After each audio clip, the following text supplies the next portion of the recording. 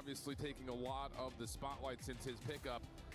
It's just not a very bright spotlight, with Cloud9 being the main focus of that. But on the other side for Movistar Koi, they got to be licking their chops right now. You get a Den hardpoint and you get a Den overload. And let's be honest, their raid search and destroy has been well rehearsed. We know what we're going to talk about when we eventually get there, their defense. It just always feels like it's a little bit softer than it should be. But the Den hardpoint to get things kicked off. Great news for Movistar Koi. For Cloud9, are you ready for the numbers, James? Oh, man. I think I already know them, too. Go ahead, give them to me. I'm just going to run you down since Major 4 quals.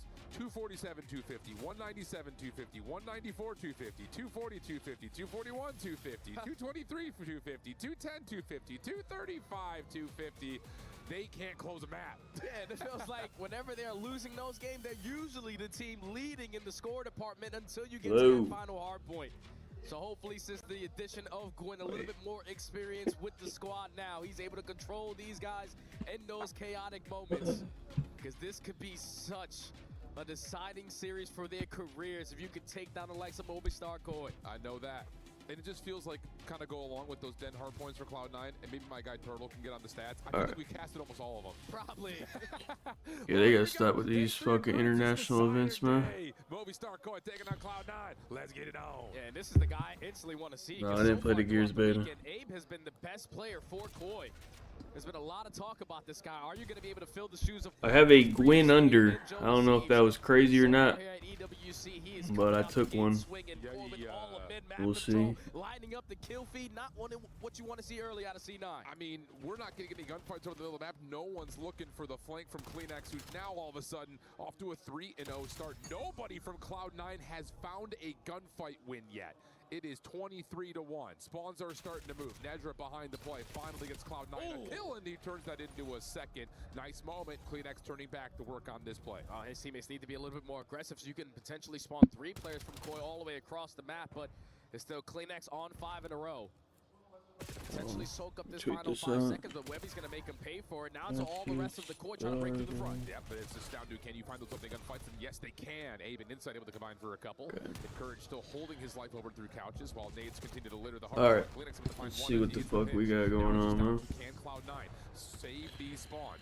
Prime Halo? Yeah, I think Halo 3 might be my most played game. Now you got multiple points of ingress coming through, but how about that for Koi? Able to shut it down, find the kills. Webby, last one left, would have to win the 1v2. Good damage, finds the elimination. Follow up from You almost got a job. Don't do that, man. We work it right now. Snoopy map 1 under. Dota C's map 1 over. That's better than any job you can get. Multi-kills all the way around the map. Already off to a 9-2 start. And I love the patient play right there out of the tissue. The final 15 seconds is going to go to Koi, and you also have players early off the roto. Abe was the last 1v1 for the scrap time as well. So yeah, now you put your focus over to Insight in Kips. Locking down the rotation. I think both have subs in hands right now after that last P2, and that seems to be the case. Nice moment there from Insight to find 2. Cloud9 still able to get a couple of players over through the threshold. I think it was 24. I don't think Snoopy's getting 24 kills. He actually has the lowest hardpoint KD at the event. I was looking. But CleanX is continuing to keep the hot hand. 12-3 start. Abe in trouble, but help is on the way. If you are seeing how this might be your window that you want, you are already in control of dojo control. You have Encourage, who opens up with the double to keeping you on this side of the map with the full force. But with only 30 seconds left, Koi are not thinking about that rotation. They can blow the game wide open, but all this risk is not going to work out because C9 are now bringing their slaying presence. Oh, and CleanX actually gets taken down by a nade at the mid-cut, so now all of a sudden this next hit for Koi is a bit limited. Could be playing a bit of a 3v3 here. Trade over through the mid. Kips still waiting for his opportunity to collapse onto the hard point, and there it is. Able to find one. Nice shots to Webby, but he's able to respond. And look at Cloud9. Very well adjusted here. You're going to let Webby play for the exit through Dojo. Everyone else on rotation as Abe falls off the map. Yeah, Abe falls off the map. That's not going to help because you potentially would have spawned Webby all the way on the opposite side. You could have been the aggressors in through Dojo, but now C9 set up off the rotation, and they're also finding kills off the rotation. This first wave already realistically should be shut down. And that's exactly right. That's something that we've seen from Cloud9 not go right before, where they get the P4 first, and then they just get broken on their first setup. Not the case here. Second attempt for Koi. Limited as Webby finds an elimination over the top. Insight on the backside of the play. Big win. Huge win. Gives an opportunity here for Koi to potentially go quick. You've got Kips on the pinch, but he tries to go right to the hard point. Abe want to get shit on today, huh? Okay. That's cool. Yeah, it was the act of surprise. I think Webby was just holding that frag to throw He wants to fucking piss on FaZe, though. As soon as he's ready to let it go, Kleenex just flies across Hate this guy, man. And the unfortunate team kill is going to allow Koi a good break for at least 20 seconds. Going to end out the first set up by 50. The battle for mid-map continues to brew. But if you're on Cloud9, we need to get some cuts. So it's going to be on Encourage to win this gunfight at mid-alley. I like that call. Cloud9 making their move, but getting shut down by Abe. Finally, a couple eliminations come through. Caps picked up on this pinch. Need to find this kill. Not able to. Not great news there. Cloud9 I think. A little bit. Hold on. To see how I don't remember if I took this or not. No, I think I didn't take it. Vines in time. Wait.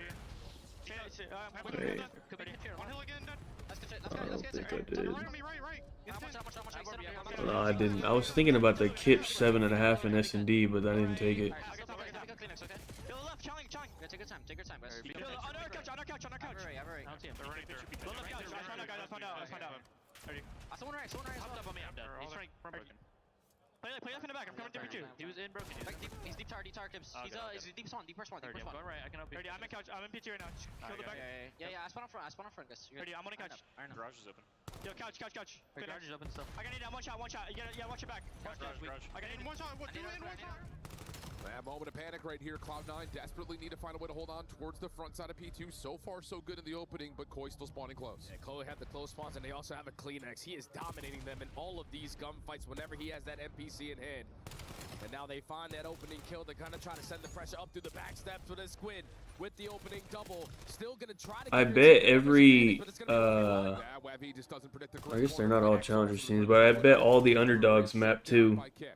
Now a zone of pressure can start to be established, especially as Insight shuts down couches.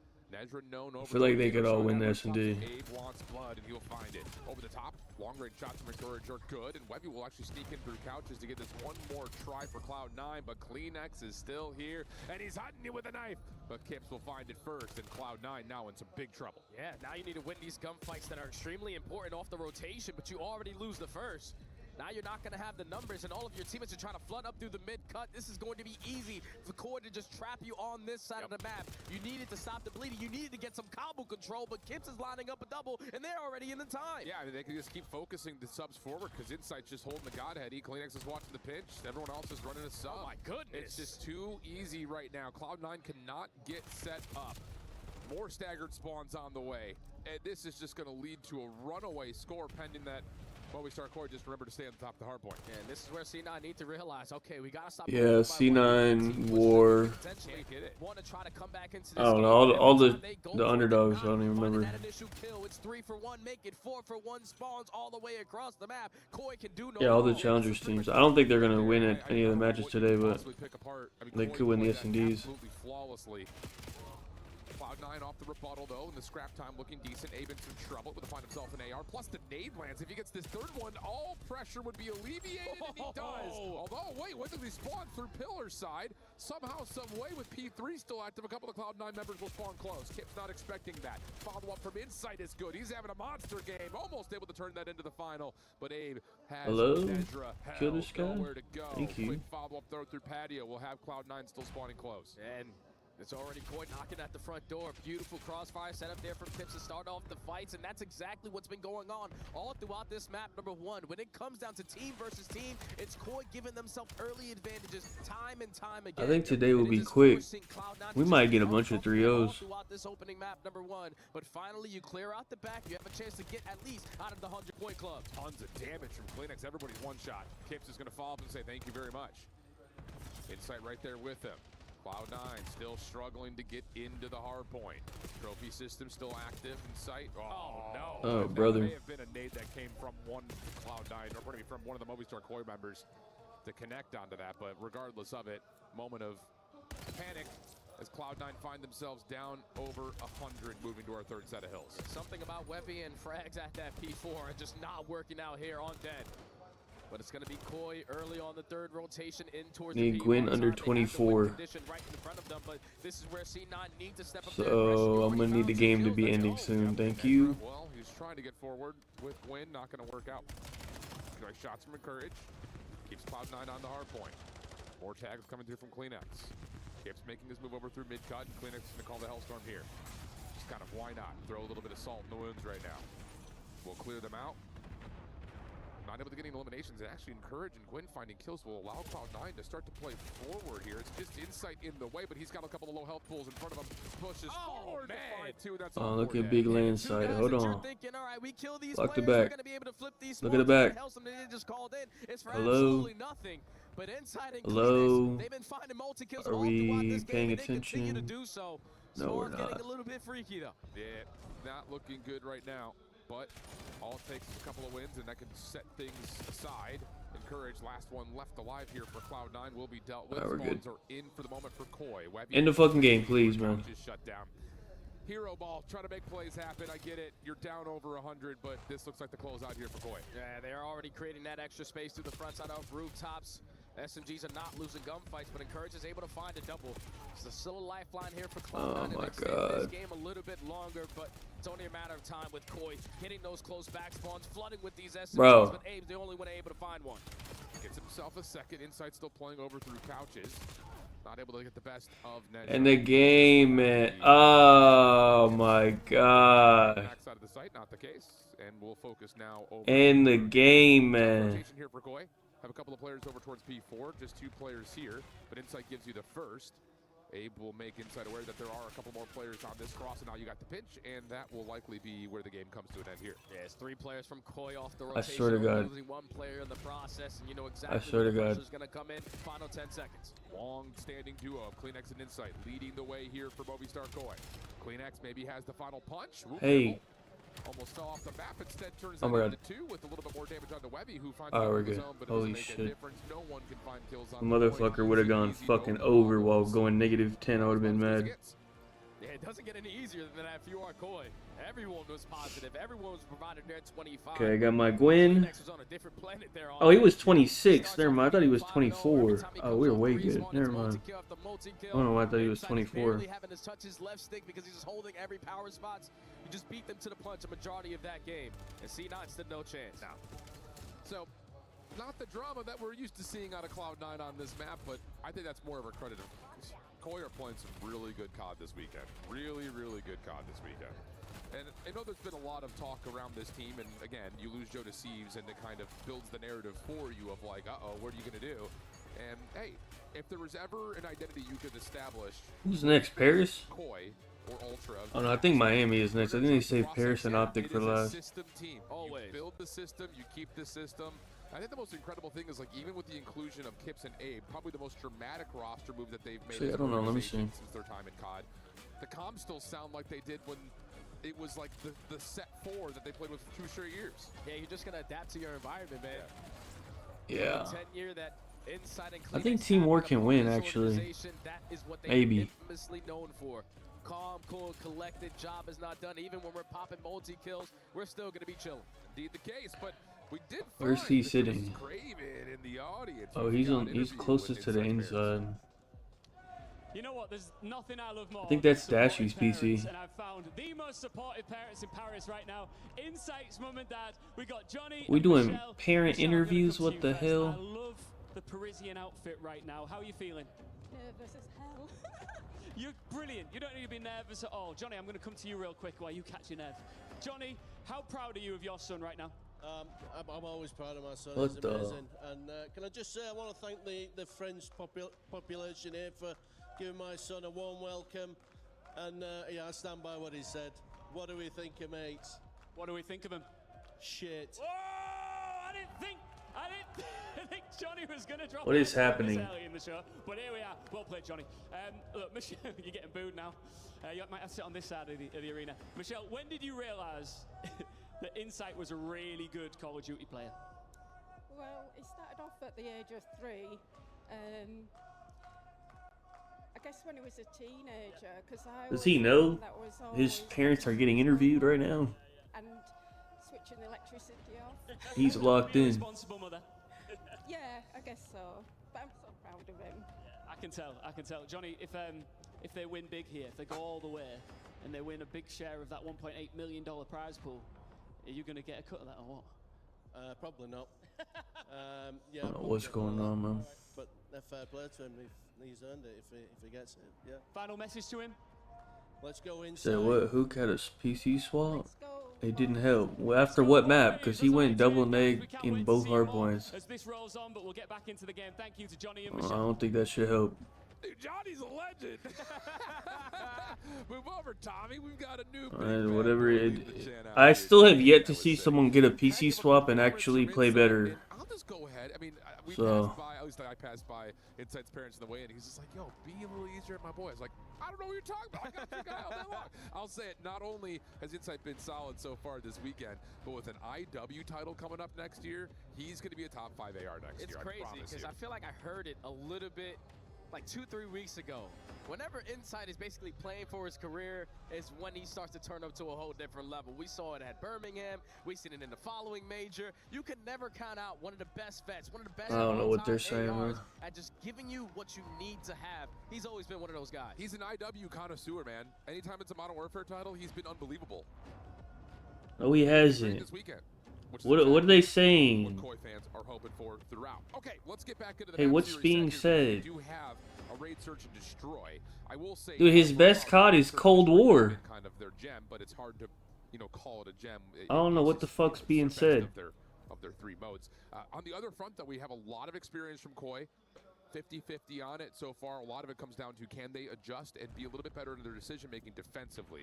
We'll wait on that point as they will be starting off on the attack, and Gwyn will kick us with first blood. All right, I love that initial play call from C9.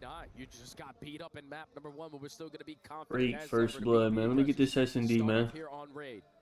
They were Team B in the veto process, so this is going to be their map pick. But an early first blood, they're willing to give up this A bomb site, and Koi are not willing to get this bomb down. Now, they're looking for another pick first. At least some information of where they can set their post plan up, and they will decide to do this over through Laundry. And Courage was the Triple one flank. tree. All right. 3-man hit through the driveway for Cloud9's retake. Okay. And Courage is just Don't trying get to pull as picked, much buddy. attention as humanly possible.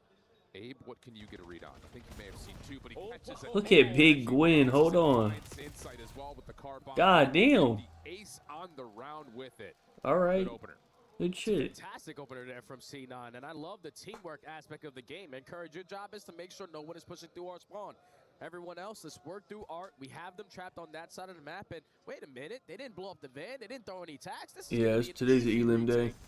But Gwyn being the most veteran presence that you have here on C9, I love the tone that he sets. You guys see the bracket? The bracket is terrible. FaZe, Optic, and Thieves are all on the same side. The ace for the opening round. Clean. Easy peasy, no problems. All right, great start there from Cloud9. Great start, obviously, from Gwyn. See what they decide to give And us it's on single, their attack. so One of the things that we terrible keep an eye on bracket. for Cloud9 is they have Yeah. Webby in a multitude of It's different roles. Falcons and Paris on the other side. Mostly talking about which weapon he wants to pull. He will be on an island here. Gwyn, though, on 4, already well past halfway to a hellstorm, is already through steps. And a couple of nades will come through. Yeah, that's why they're on the same side. Holy cow. Because unless G2 picks, it's because G2 won. So unless G2 decides to play Optic, which I don't think they would. So they're forcing all the good teams to be on one side. Looks like Kleenexer's trying to put some pressure on through pillars. Abe throwing shoulders, has Webby known over through Zig. Looks like they're going to try to teamwork him out, but Able just do it himself. Okay, good first blood there. Defense now starting to form up over through mid. Still have not seen Insight be a part of the play. He's just making sure nobody pushes out through Laundry. Now we're going to get the 2-2 hit. Nedra in some trouble. Insight will Well, basically, up, but now it's on to Gwyn. if you make it out that side, you get a free win because you're going to play fucking, probably going to play like Falcons in finals or something. Or, I don't know if Paris, I don't know the exact order, but you're either playing Paris or Falcons in finals. So you just need to make it out your side. Destroy so far throughout the weekend. Double digits yesterday versus FaZe leads to the double.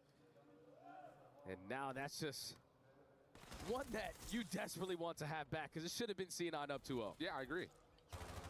But I thought there was going to be a teamwork hit through Zig. I didn't realize that was just going to be a 1-for-1 right there. And that's why it was so important. Absolutely. Based on the minimap look, they both were going to jail out. Not the case. 2-2 split off the get-go here for Koi's second offense. 3-1 for the defense, stacking over towards A. Insight taking what looked to be a little bit of damage. He will move back, and they're going to see that, yep, Kleenex has got water steps, so let's go ahead and head this over to B. No one showing face on this side of the map, so don't want to hesitate. Yeah, Falcons and Get the objective. well, But the longer you wait, the more space that C9 I have to look at it. I mean, G2 apparently owns them, so I guess not free, but Kleenex able to get away, but Abe is actually not able to get the bomb planted. Kleenex trying to play recovery, sees Encourage at range. That is a tough fight with an SMG. Gwyn will fly it out, find himself another. So the thing is, someone gets a free win because they get to play War or Miami. The weapon you want. Stuck on the pistol. Kips. That's the issue. Fell off the map? What is going on? And FaZe has to play But Optic. now Kips has an opportunity. Wait, Gwyn fell off the map This too? is a 1v4 technically, Al. What is happening? Now it's a 1v2, and goodness, that would have been embarrassing. What the fuck was that? 2 players falling off the map in 1 round. All right. Cloud9 not making it look easy. But that's just a good play call there from C9 overall. To understand, all right, we gave up full map control at this B site.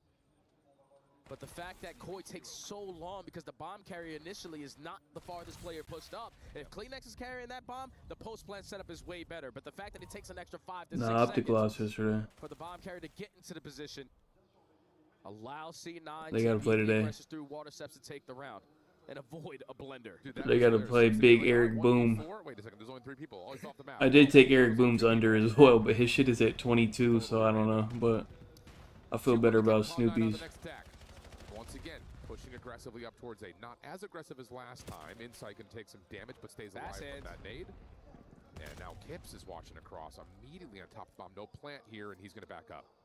Yeah, now it's going to fall into the hands of Abe. Frequency? Timing here at water steps. Dude, I don't think frequency is good for kills, though, I'm gonna be honest. HP in a dream, but he's able to I thought it would be. I don't think it is. stay alive and now have some assistance. Yeah, really nice for Kips to fly out to keep him safe, but Abe just runs forward. I think just knowing that there was some pressure through laundry, he was thinking there was nobody here. Not the case. It's just Gwyn on a solo mission, and he has done everything and almost gets all the defense that's there too. Instead, now it's Kips trying to find a reposition, and that was just, I'll tell you what, Koi completely baffled thanks to Gwyn's pressure. Yeah, Gwyn just throwing so many shows. You're thinking to play 100% has to be at the opposite bomb site. So knife out, let's try to work on his pinch. And you just get caught. So now Insight left in a 1v3. Already going to be spotted by Encourage and Cloud9 are starting. I don't know. Yeah. Oh. 04 looked like, I don't know, 04 looked like ass. I don't know what happened to that guy. Hopefully that was just like a one-day thing. I don't know, but because I thought Neum actually played really good yesterday. So these are looking good. Tough scenes, but Gwyn's being an X factor right now for Cloud9. Without a doubt, man, and I love the confidence that he's playing with. He used to have this island form previously in a couple years throughout his pro career, especially when he was the rookie of the year. He was phenomenal in this game mode. So what are these? Hold on, look at these frequency lines. A leader that this team desperately needs. You got wins on offense, you got wins on defense. Can you start to pull away here? Hopefully, next quick hit through pillars of the final one. These lines are low as fuck. Are they gonna raise them? Thinking about it, or they're just gonna leave them? Are these already better of the fight? Quick zig challenge here from Cloud9. They don't want to give that away, but we'll think the better of it, and they'll re-wrap this all the way through water steps and behind. The timing of this could be exquisite. Yeah, whatever we're gonna do, let's do it together. The commitment to work the pinch route. Koi still trying to gather some information. By the time you get it, though, they're already gonna be in your face. Shots going down. Insight gets caught. Number C9. Yeah, really well done there from Cloud9. Movistar Koi just still worried about the battle through mid. You don't anticipate the long wrap through your spawn. So now the map will flip around. It'll be Movistar Koi playing from the defensive side of the map. Cloud9 stacked up over their bedroom playing crossfire angles, and Webby's just holding still. Possibility for contact visually here, but Encourage gets melted. What the? Now we've got a 2v2, should be This a guy's safe fucking selling me, man. Someone pushes forward to challenge, and Gwyn wants blood. Moves up over towards steps, has nades ready to go. Webby finds the kill. Good read. Big Gwyn.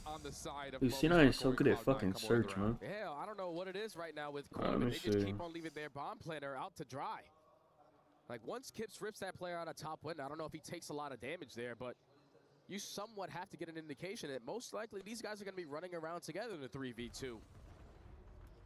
Well, he finds that kill, and then Abe just gets isolated on towards the bomb site. 1v2, all left up to Kips. And he stands no chance because time was not going to be on his side. Koi needs to stop getting picked off early, man. Yeah, I'll say. Yeah, the first blood battle has been pretty convincing. 5 in a row for Webby now. Gwyn still at 8-3. C9 get, I think they get paid like 2K or something. including that moment right there from Encourage. First blood shut down. Quick play from Abe. In a little bit of trouble here. Can he get away? Yes, he can. He's got help from Insight. Still a bit of a question of these two defenders staying healthy. And it looks like with that little pause, yep, Insight can still hold the angle, find another. Yeah, the damage dealt by the first blood has now been completely mitigated. And now if you are Koi, don't give this guy a chance. 3 guns versus 1. Let's try to stack one side of the map. If he's going to get the palm plant, the retake should be extremely easy. But the frag is able to connect onto Insight, but doesn't connect with any shots. So now time is not going to be your best friend. Nezra has to make this work quickly. Yeah, he's just going to have to hope that he's got good timing elsewhere on the map. Slinking forward. He's been seen. Okay, Koi on the board. But we need to start seeing a narrative change, especially in the first 30 seconds if Koi want to get back into this map. Yeah, but it was good to see the teamwork aspect right there from Koi, because Abe and Insight were working hand in hand over towards ringside. Insight putting down shots to allow Abe to take so much space up the ring. He finds a kill, gets out of dodge, and then Insight keeps him alive, keeps the numbers on their side. So you're able to stop the bleeding, because it was 3 rounds in a row, 4C9. But finally, you see a defense go through. Yeah, that's another necessary play from Abe. But this time, like you mentioned, it works out. This is where Koi realistically just need to watch their bomb carrier. If they're getting a lot of these site controls, let's just keep that guy alive. Trophy system down at mid. Quick aggression here from Abe. Shots out of Gwyn. You should know he's playing somewhere at ring. And just split decision moment where Abe is thinking, I can plant, but no, we get the comm that Gwyn's still playing forward. So we lose the bomb carrier again. Gwyn is out of there. Follow-up shots from Kips are good. He wants the kill, but he's not going to find it. Webby, meanwhile, mid-map is able to tally onto Insight. Battle outer, not going to work. Numbers? It just feels a little scattery right now from Koi. Yeah, kind of. It's a little too quick. Maybe not official, but... They weren't aggressive in towards ring. They try to plant it for mid-map so they can have a full mid-map control post-plant. But it just doesn't work out. So now it's Kleenex left in a 1v3. 40 seconds on the game clock. He's already going to be spotted by Webby, and you know the youngest player in the CDL is going to be roaring with confidence. Rips I'm not doing it. I don't. C9 now at game point. I don't really know about that. What you're calling for is a brilliant exhibit of it, where again it's just like the set play is Abe run through pillars and plant, but we have to have a protocol in place if we see someone defensively pushing forward, and they know Gwyn's pushing forward. Like he takes shots over through art, so we have to have something in store for that play if it comes through. But not the case, and Koi are now required to win 4 in a row. Cloud9 still looking solid in the search. Yeah, usually their issues are on the defensive side, but they can't get anything going on offense. So now at game point 4C9, you're currently thinking whatever play we make is bound to work out. And it's going to be 3 players committing over through ring, but Kip switches up the gun for this round, finds the opening. That was I don't even care, I'm just going to do it my damn self type of call. Optic? Nah, they probably, I don't think they can lose a respawn to them, to be honest. That's a really, like, weak team for respawn. Yeah, they're going to bully things out. Now Kips is on for the potential ace. Damage out to Gwyn, left to 8 HP. Kips really wants it. And he'll get what he wanted, at least in terms of the gunfight, but doesn't win it. Insight will finish it off. Koi stay alive. Yeah, Koi said, all right, screw this. We keep on giving him way too much map control. Run at you. Let the rookie pull out the NPC and get loose. That's what Gwyn has been doing all throughout this map. But finally, he found a window. Opens up with the double. Teamwork to find kill number 3. Is not able to earn the ace, but at least stays alive. Yep. He wanted it. He was looking for it. Some sly smirk right there. Yeah, I know. Okay. Not a narrative changer, though, yet. Need to find it here. Need to get the attack going. Abe once again trusted with the bomb. This time he's going to hold through art. Encourage, seen, wall bouncing off the rock. Kleenex will be responsible for mid pillars, but Encourage another big 1v1 win for first blood, and you can't go away anymore. It's just one-on-ones when you have 3 players in towards ring. If you take laundry control, we can get this bomb advantage for free, but Kleenex quickly does make up for it. We're fucking scamming, man. So it's going to be a 3v3, but C9 are already in laundry, trying to contest. And Gwyn's here. That's the big Oh, my God. They're going to lose, aren't they? Able to take care of Encourage. Fucking and now all of a sudden, morons, you man. have space to go for a plant. Webby, timing here, top part. Hold on, big Webby. Whoa, hold on. Can't quite finish the kill. Webby big Webby, hold on. Gwyn will bounce back into laundry, then continue Free to kill. make sure no one's on the plant. Even better, Oh he my finds more God. damage. They're trapped. They sure are. Here comes Webby trying to finish it all off himself, able to find one Gwyn. steps away. Kill him, Jordan Gwyn. Shoulders looking for Gwyn. regen. Able to Oh. get the majority of it All back to full teammates. HP. Absolutely. Oh, 1v1. no. Just down to can he win the Oh my shot? God. It's not the case. And Thank you. that'll be enough for Cloud9 to die up the series. All right. Good start. Win V8. They were teammates not too long ago. Yeah, wait, Now what's the they're map for? Let me challengers. see what we got. It's Hold gotta on. feel so good though if you are the young squad on Cloud9 to have a bounce back like that on your map pick. It was Gwyn popping takeover in the Sake. beginning. Okay. It was Webby Wait, doing Toronto's the pretty dirty good in at the middle half. sake, to be fair. And Hold then when you on. need the vet to close out the game for you, he does just that. Perfectly played there See from what we C9 got. and extremely soppy there from Koi. Yeah. Because they didn't win a single attacking round. That's just not what you would expect. And some of it may be just because of how Cloud9 played tempo-wise, just kind of kept Koi a little bit scattered on what their opening set play was supposed to be. But it is one of those things that you would think at this point, especially on a map that they've played a ton this year, that if we have, let's just use that round where Abe is trying to go through pillars to plant immediately at A. You have to have a protocol in place of there's a defender Hold on. Oh playing yeah, I green. can. You Hold on. can't just Wait, let me commit look to at this that, again but real quick. such is the case. Cloud9 able to catch Koi maybe a little bit unprepared, or maybe just a little bit off guard. Or maybe it's just Coach Noisy. Oh, this ain't even How set. about that guy? Oh, Over okay, to the never nets to mind. give us our thoughts for two. That shit was set.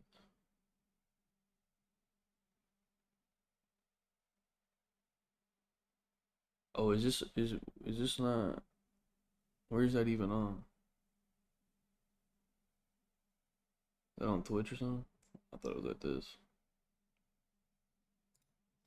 Wolfpacking it, like Yeah. clearing space, and if you're Oh, Toronto, it's a excuse me, different Blue Star channel? Koi, keep calling Toronto. If you're Koi, you have to create some misdirection. You can't just commit. Like the round that Alan's talking about, they just instantly went to go try to plan A. As soon as the pressure is showed, the round is just, it's blown up essentially. And Gwyn was finding so much success playing aggressive. So for Koi, maybe need to just switch it up a little bit. Oh, Wrap back that's to the other side, spread the map, and when a team plays 2-round game. And the spam from Rawls is right on the money. He is proving to be such a nuisance from this position, whether it's in defense of the B-bomb side Let me see. or this time just on early map. Webby's at, yeah, why is Webby at 26? Hold on, what the fuck? That's absurd. Been so damn consistent as well. I'll try and block him off for now. We'll force him back away. They're happy to let Heroic have middle when 9 have that 5v4. I'll say as well, just at the moment, you know, I wouldn't have thought this coming into the half, but 9 are playing with some proper confidence. Just some of the swings that players are going for, they're just setting up with one flash, deep peek. They want to take those types of fights, catch them on timings. And this is a very well put together, complete clear of middle. That extra information will allow the rotation over to that B-bomb site. They'll leave Bailani alone on A, but they catch them in transition over at lane. 45 seconds, and the jig is kind of up here with that re-aggression. 9 have a clear picture as to what should come next. Play will miss that opener though, and we'll give a bit of space. Just kind of completely just ignores him, or tries to ignore him, and gets taken down to 16 HP for his trouble. Tries to hold the line, gets himself a bit of damage, but only damage. Rals will find his, Stomach will find Brolin. 2v4, double peek is brilliant though, and actually it's Martinezza who gets both of them. A bit of teamwork there from Heroic will wrestle them back into a 2v2. 15 seconds to get that bomb planted. It will be allowed, but in comes Kragan very close, and once again, Flay is flicky with it. And Kragan will get the last as well. 11 for 9. And bear in mind, this is the map they lost earlier today against that Portuguese team in this very tournament. Yeah. Guess what? They're playing Heroic and they're looking 10 times better. They just needed to shake off the bad rounds, actually. Get themselves properly prepared for the task ahead. I mean, really nicely timed retake of middle. You can see just the hesitation from Heroic. I still do stand by the fact I think Heroic are making clearer decisions about what they're doing in the round, but that doesn't necessarily result in complete successes, especially when you're losing out on a lot of these opening fights as you break into bomb sites, or even just as you're setting up on the map. So yeah, 9 are finding an edge early on, and Heroic are kind of left a little stumped. You know, even in that situation where that bomb is dropped just by the stairs, 20 seconds left, Martinezza, low HP, it's far from confident. They know they have to worry about Cave. They know they could get timinged over at long. Nothing feels great. And the thing as well for Heroic, like this is a map they play and play pretty well. You just have to look at their recent results to see that. but at the same time, it's not one that they're trying out as a main pick. They're trying Mirage, they're trying Inferno, Nuke, Dust 2. They always tend to pick that middle ground of the map pool. And that is obviously going to be something they're trying to figure out with this new lineup. Consistency on them, not just the individual form with this 5, but also their map pool. And maybe, if they take a loss on Ancient here, that's also one that they'll have to consider for the future. I've seen a couple of opening misses from Flay in a few rounds back-to-back now, and this will be another swing and a miss, but he goes out for a second swing, and he will not go punish. They had hoped he'd just simply back away. Can't quite convert the damage on Sus, but Incendiary also misses the mark, so he gets that plant in. Prison kissing the smoke. Kraken is completely blindsided. A free upgrade, a man advantage, and great after plant positions for Heroic. Yeah, they started with damage from Flay, but now it's looking a bit difficult. And the money isn't amazing for 9. They got Kraken and Flay with a little bit. I don't know what to put it with. That flank kill from Brolin coming all the way back round from the B lane to fight middle. It's impossible now, and they're going to have to fall back and keep what they have. As this game gets closer and closer, it's going to be more important for them to keep hold of what they've got. Flay will just about survive, and I think he'll be fine for the bomb explosion, even with those changes that have come through. What happened to Flay? he was hitting everything in that first half. Best player on the team by far, and now every chance he gets, I mean, he needs like a second shot on every player, it seems like right now. I do think that's one of the things that has kind of been Flay's signature over the course of his career. I think he's very, very good, don't get me wrong, but he's also streaky. Incredibly It's icons, but his shit's kind of high. Streaky. When he's on, I think he could 26. A lot better team. When he moved over from, I think would have been the Venom team that obviously was called Kalesi for a while, I think, as well. He played that Thunderpick World Championship last year with Venom. Had a pretty cool underdog run to qualify for that event. But again, this is one of the bigger events of the careers of Flay and Bylani as an example. But this time, Kraken, he's been there, done that before in a couple of big tournaments, notably some majors. And guess what? Another 2 kills. He's now level with Flay's KD, and he's got his team of 4v3. Yeah, really. Flames is the AR, yeah. Actually just breaks down what essentially looked like a dry run from Heroic, just to have the Molotov in that cubby. There was a smoke that was put down and dissipated immediately, but with all the flashes, they don't recognize that there's that gap, and Kraken's just... I'd rather probably do medals at 26 than icons. Good shooting as well. Good timing here for Prison. So at least medals, he gonna get 50 engagements at least, minimum. He gonna be in there. I'm surprised that Bylani rather doesn't try and track down that trade. Yeah, I think that setup is meant to be Stomach move forward and then Bylani move forward with him, but Stomach got caught a little bit earlier than he was expecting. Sure. Bylani couldn't swing with him together. This shit started, and that forces him away to play a bit safer instead and play feels as a more likely position to get a kill. That hard point. This duo is a duo for a reason. Abe already playing forward could lead to an opening offensive look and maybe an attacking score. A little bit of team damage comes through though. Cloud9 able to take advantage of that for a pretty stable defensive setup. Yeah, last guy's the pistol. Let's run it down, guys. That's going to be all 4 dead. Nezra still finding kills around the middle of the map, so all the map control currently in favor of C9. You are pushing Movie Star Koi all the way back through Dojo, and you also have one guy in Gwyn trying to work on this pinch, but he loses his one. Everybody else loses their one-on-ones, and now it's all on the way to continue to find kills. Yeah, just trying to look for an exit elimination or two. Not quite able to do too much damage. And now you're scrambling to get back. I think he might be alright. I don't know. I'm pretty sure he probably played BO4 as well. He's been around for a while. Optic. They just have one match. They just have to win a match versus a challengers team, so they should win. Meanwhile, Claynex is throwing shoulders, trying to see if he can catch Cloud9 sleeping defensively at B. No one wants to make the first move. But someone's going to have to, and it may be inside right here. Slides out right into the wrong direction, and now Koi are just stuck over to the front. Yeah, it's got to be Koi as the aggressors with the EMP in hand to try to get something done, but first player that tries to make the move inside gets caught. So they're going to turn it into a 2v2 around Locker's side, but over the top goes Nezra. Still trying to finesse, can only find one, and now Abe is going to wait for his teammate because it's not clear. Yeah, that's nicely done right there. Abe now on the 4, careful.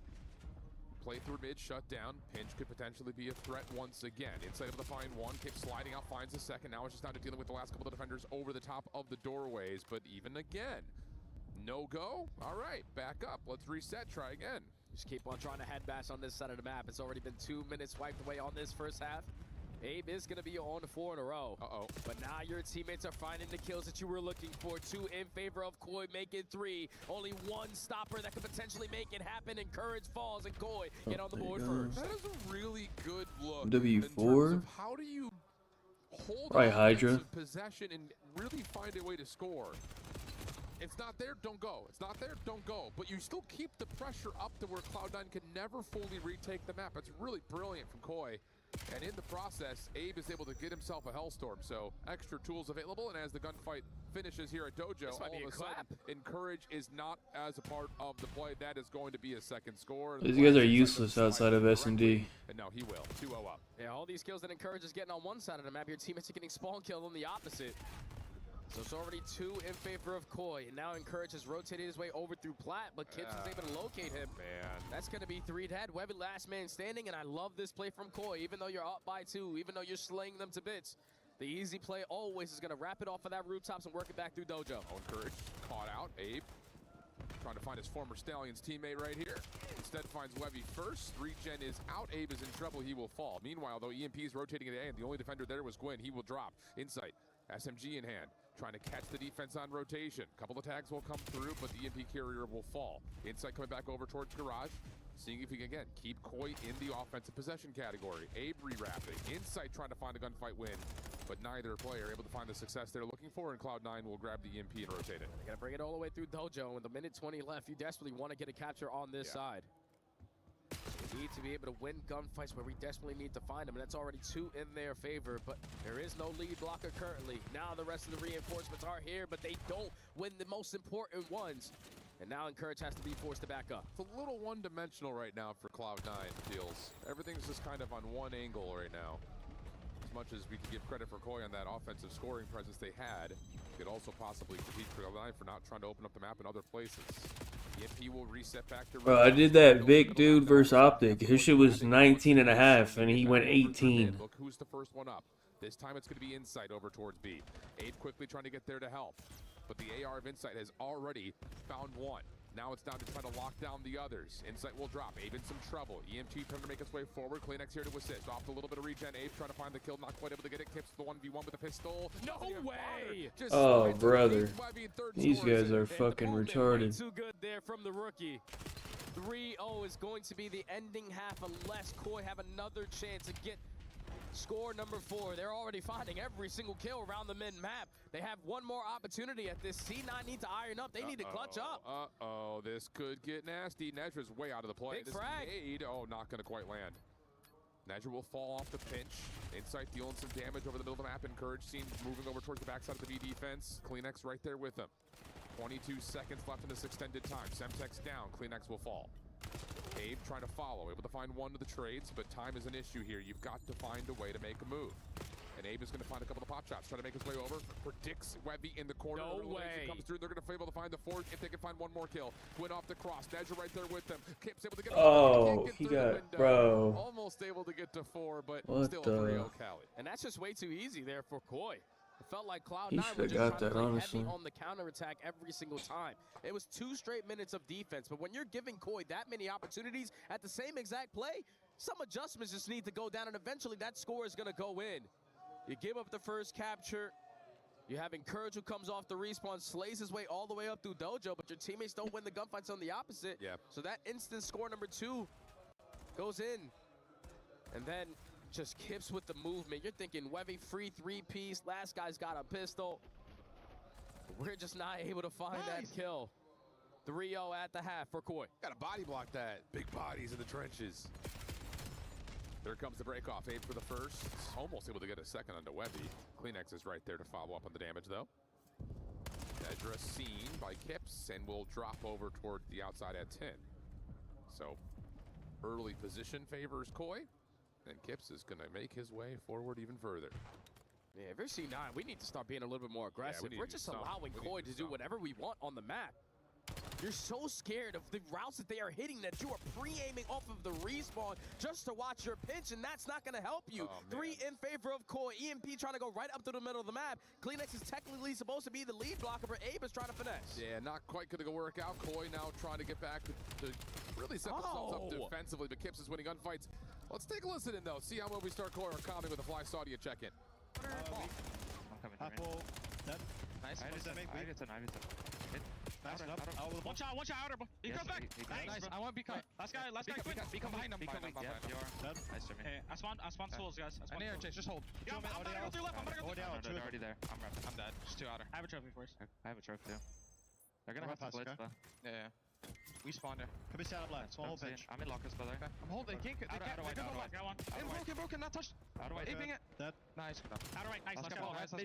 Pick up. Hit once. He's stuck. Pick up. Can't go up. He's out mid now. Okay. Up front lobby.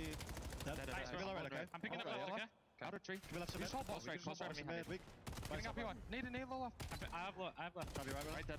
Hard stun. Low red dead. One right, by the way. Low red. Not touched. You behind him. I'm pinching him low red. Yeah. Low right. Be cut, Jeremy. I'm still left mid. Peek up, Nice. by the way. Peek up now. Check goes. I spawned P2. He could hit through. Low right again. One's be cut. Okay. One's hitting through right. Wow, one shot be cut. Go in front, like, white. Literally close left white. Fast. Just hold the ball.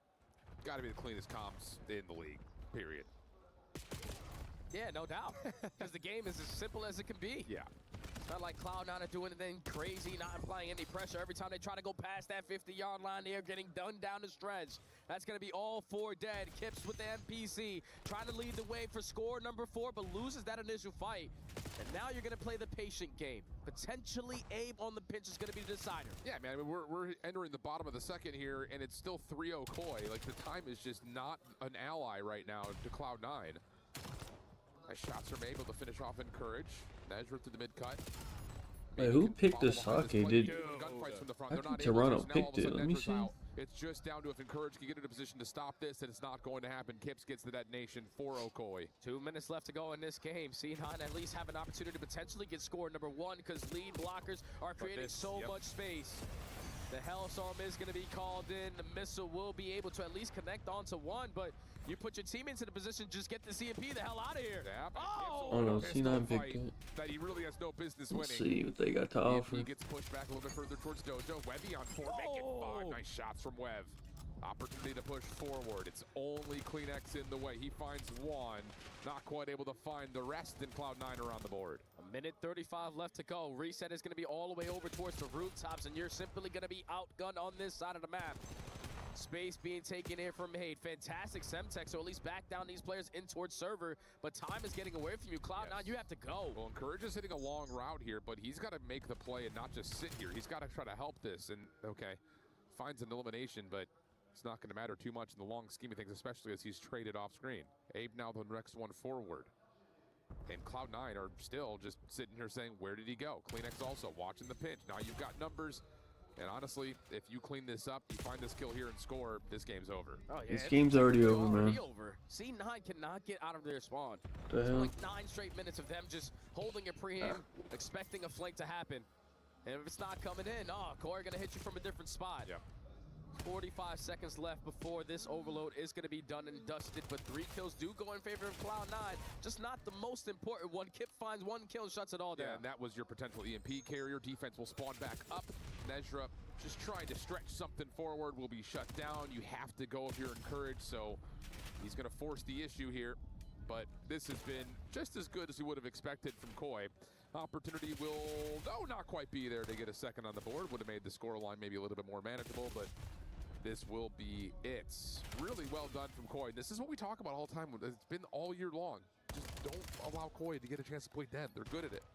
This has always been their bread and butter. With Joe DeC's on the lineup, now with Abe in the lineup, it's still looking very polished in either hardpoint or the overload.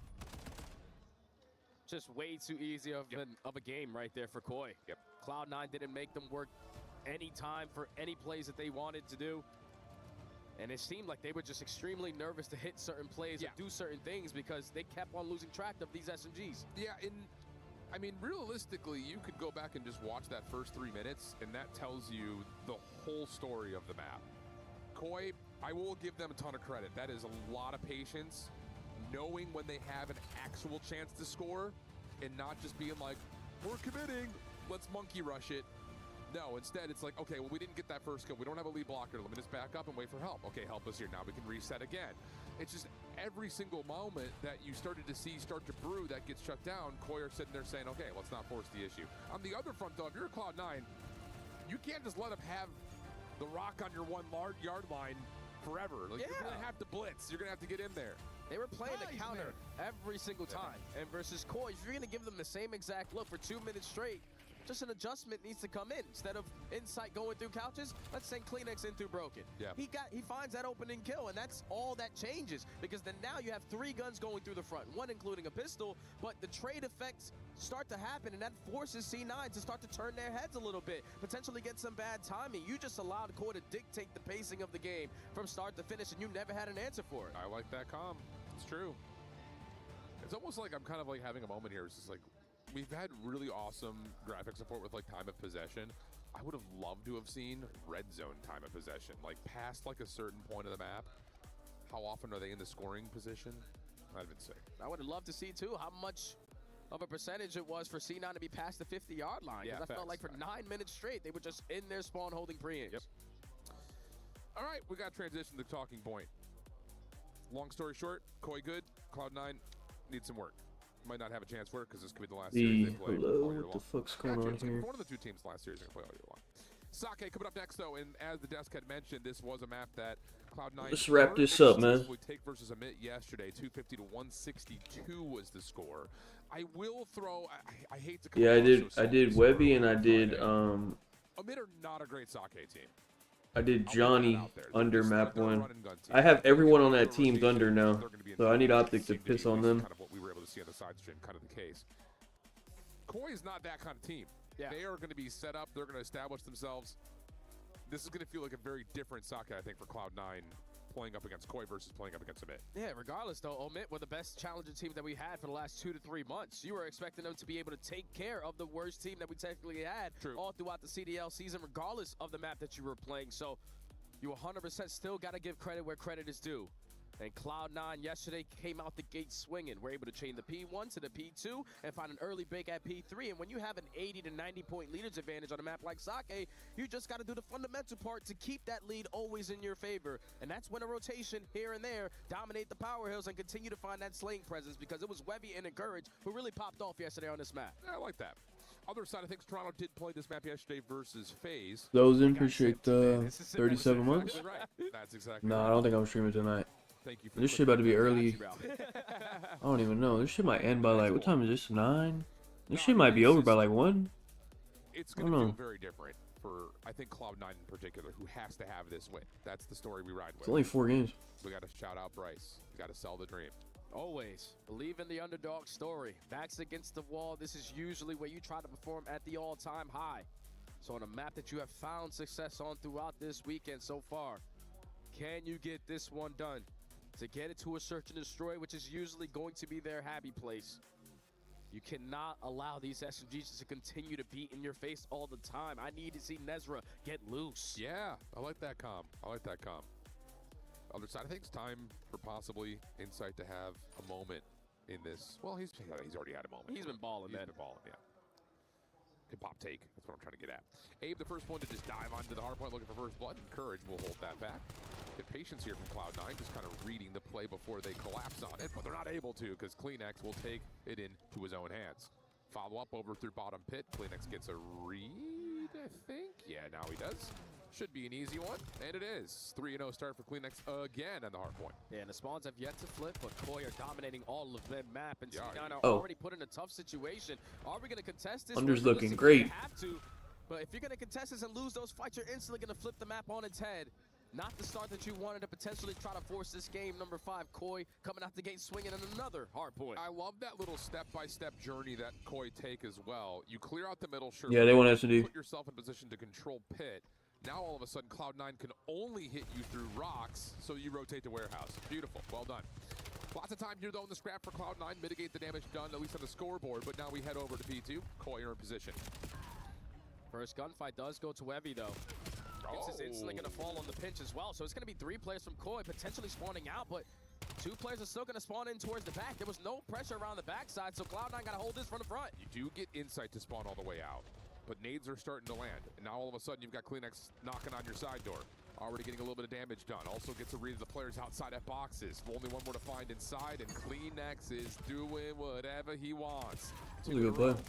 Tips following up will find his trade. And Koi will reestablish control of the hill. Man, this final 20 seconds is going to go their way. C9, when you get 3 kills off the rotation, maybe send someone towards the edge. bracket is tomorrow. Those close spawns.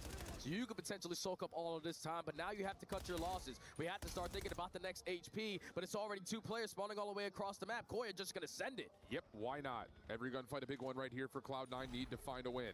Kips on 4, gets number 5, now playing over the back, able to see 1, almost able to find Encourage, but CleanX once again has his back, has his trade. Nezra does get through. Abe is trying to quickly find that pick. He's got eyes on him. Help is on the way.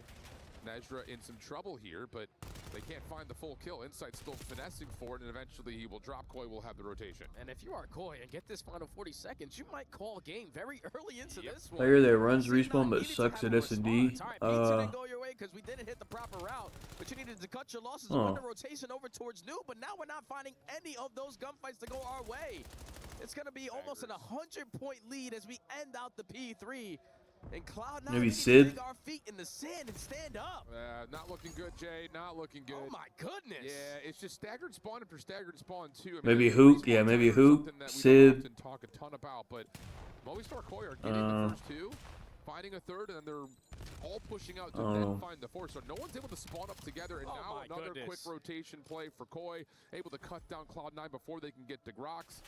And yeah, Jay, this one is an absolute BTA beatdown. Yeah, it's just getting farther and farther away from Cloud9's dreams. About to be at 100-point difference, and we're only on hill number 4. They are surrounding the Koi, though, in towards Dojo. But it's still CleanX, Mr. Moldsy kill, Mr. Light up the kill feed. He's so hard to take care of. And all that was a distraction. Teammates are here. Yep, Abe able to find one through bar window. Cloud9 is able to get into the hard point for some much needed time. We'll keep it inside a triple-digit deficit. CleanX, nice route. Perfect timing, perfect kills. Last one to find inside the hard point. Easy, no problems. Quick re-break for the scrap time. Koi already running over to 5. Yeah, even if Koi are losing rotations on their first break attempt, it's 4 up, 4 down. It can't get any better than this.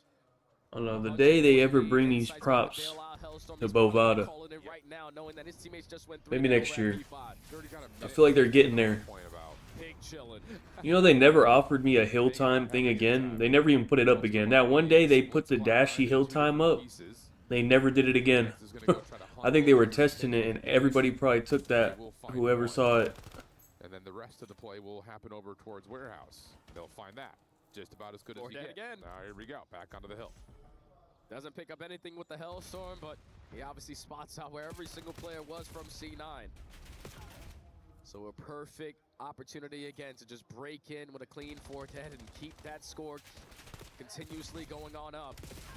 Still in a 100-point lead, but all right. Yeah, I think you can request. You can. I think you can. They usually let you request stuff for like big events, like for the Super Bowl and shit like that.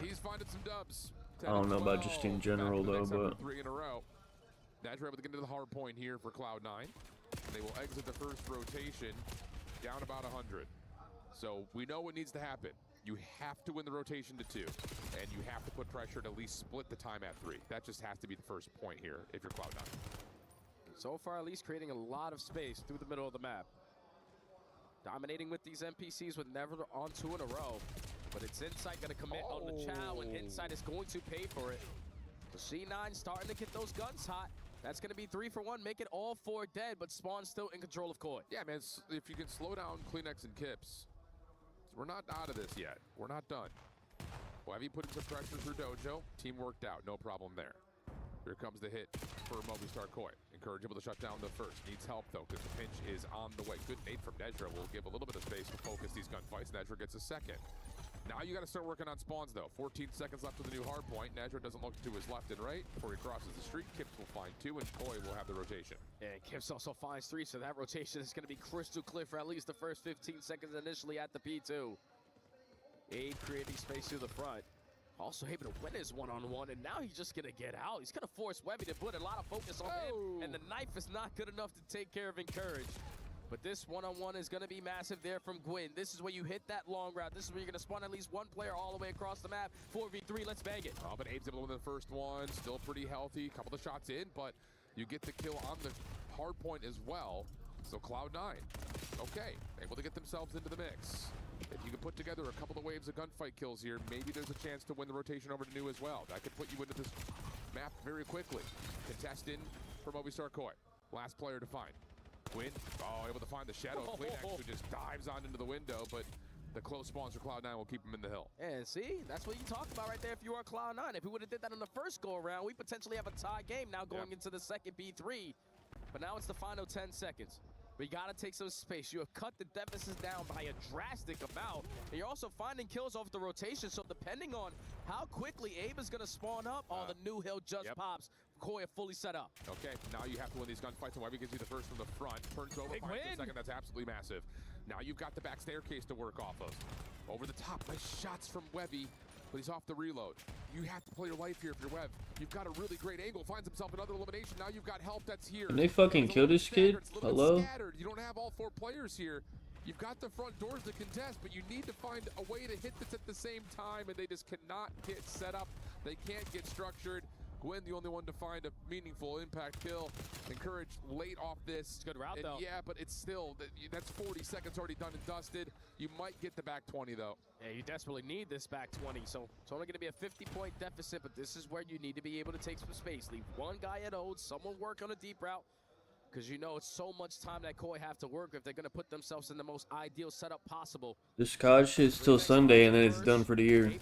Until the new COD. Don't worry, you got the other rookie into the building. Kips finds a double. Koi in the time. Yep. Here we go.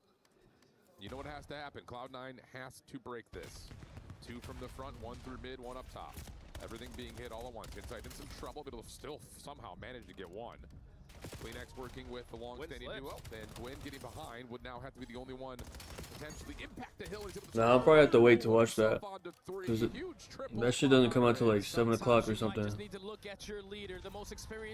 I'm pretty sure the matches will be done by like fucking 11 a.m. or something. I don't even know. There's only, I think it's just, is it just grand finals on Sunday? I think. I don't even know. Going to happen, and boy, would they love to have had a trophy system during that potential hold, just no one had one earned yet. Courage trying to hang on and keep this contest alive while you've got Gwyn working on rotation to new. Still doable, especially if encouraged. Wait, there's 4 matches? A little bit longer on top of the time, but now we take our attention to the 5th hill, and it's going to be Gwyn there first. And they're fully set up too, so Koi are just going to send all 4 guns right through. Nah, there can't be 4 matches. Set it up from Webby. Yeah. He's going to be able to find the first, but your teammates don't find effective trades. Numbers in favor of Koi, but they're playing impatient for the next wave. As you're able to work out with Encourage to at least neutralize some of the time here as the hit from Koi starts to develop. Long route from Kleenex. Not the gun you want, but he's still finding a lot of damage. And he's, of course, putting pressure on the potential spawn situation as well. Insight wins 1. Turns this over to find Webby for the second. Can we end the fucking game? Spawn flip, hill flip. Everything turning up in what favor the of fuck? to close the game out here. And Gwyn is going to lose that initial fight. You need that guy to open up with 1. Final 10 seconds, potentially, of C9 season. 244 to 176. Last hit. Abe able to shut down the first. Damage over the top for another. Kleenex going to follow behind us, looking for the last couple of seconds. Not quite able to find the final punch. Insight just watching the exit. Meanwhile, rotation for Cloud9 will get them over to the bar first, but they're playing for kills before they play for the time. Yeah, maybe play for the time, because they only need 3 more seconds to call game, but they're thinking about bottom pit control. So far, you go 1 for 1, but it's Abe with a double, and this might be it. Very well might be. Last 1v1 for Kips will likely determine it, unless Encourage can find the kill. Not going to happen. Koi will put Cloud9's key to the crusher. Yeah, how is there so many there's only, how many teams are left? Well executed there from Movistar Koi in every single one of those respawns. It seemed like Cloud9 were just playing a little bit nervous here on Friday instead of Thursday. You outclassed them. You were dictating the pacing of the game. The Search and Destroy's got some conversations to have, but other than that, extremely clean series from Koi. I agree. Absolutely agree. Nice stuff. Why is there so many matches? To ride that same kind of wave that we saw from the first 2 days, if you're a Koi fan. What's on Sunday? Oh, there's a 3rd place match. Oh. Some of the doubt after taking care of a mid. Okay. Decent news. I guess I'm Search and Destroy was the only thing that really carried this group of rookies through, but they will find their keys. Crushed Koi. Guessing it's these 4. Bracket, and we've got Insight Yeah. on the main stage for the post-game reaction. Oh, there's a fucking third play. Who the fuck cares? Actually, there's probably hella money in that, I think. Quarterfinal spot. I'm standing by with Insight. I think it's safe to say you're not that loved here in Paris. No, I mean, what happened in Birmingham, I guess, you know, turned them against me, so. You don't mind though, do you? Nah, it's all right. It makes it fun, you know, coming out and people booing you and stuff gives you that extra, you know, push. Yeah, I mean, look, I was speaking to your parents a little bit earlier on. Johnny said, what do we think of gentlemates? And then he actually finished the sentence. So is it nice to know that your dad backs you as much as that he does? Absolutely. My dad's been with me since day one. You know, he'll go to battle for me. He's that guy. You're a seasoned veteran. This roster, you've had some ups and downs, that's for sure, this season. Feels like things are clicking a little bit more now here on the main stage. You feeling good about your chances here? Yeah, it's definitely been a topsy-turvy season. You know, something we've been able to figure out over and over again. But, you know, I feel like right now we're playing some good COD. And if we can keep it going into the top teams, you know, who knows what could happen. Absolutely. I'll tell you what's about to happen. We're about to crush our first key up here on the STC Arena main stage. Should we go and do it? Oh, we're starting the key shit. Come on, Insight. Let's go and crush the first key here on the main stage. We saw some fall yesterday over on the B stream, but go and join our key master. He'll show you exactly what you need to do. This will be the first of several here today on this Friday in Paris as Insight holds the lever. They were counted out long before they ever arrived in Paris. C9 fought to give their season one last chapter. But that right there is where it ends. Insight, come and join me. Just a couple last questions here. How was that? That's actually my first one in 3 years, so it actually feels good. I'll tell you what must feel good as well. Despite the fact that you've got some hate coming up here, there are some Brits abroad. I'm sure you can hear them. There's some guys down here, some over here as well. Have you got a shout for your fans here that have travelled to Paris? I love it, guys. I can hear you through the game. It's amazing.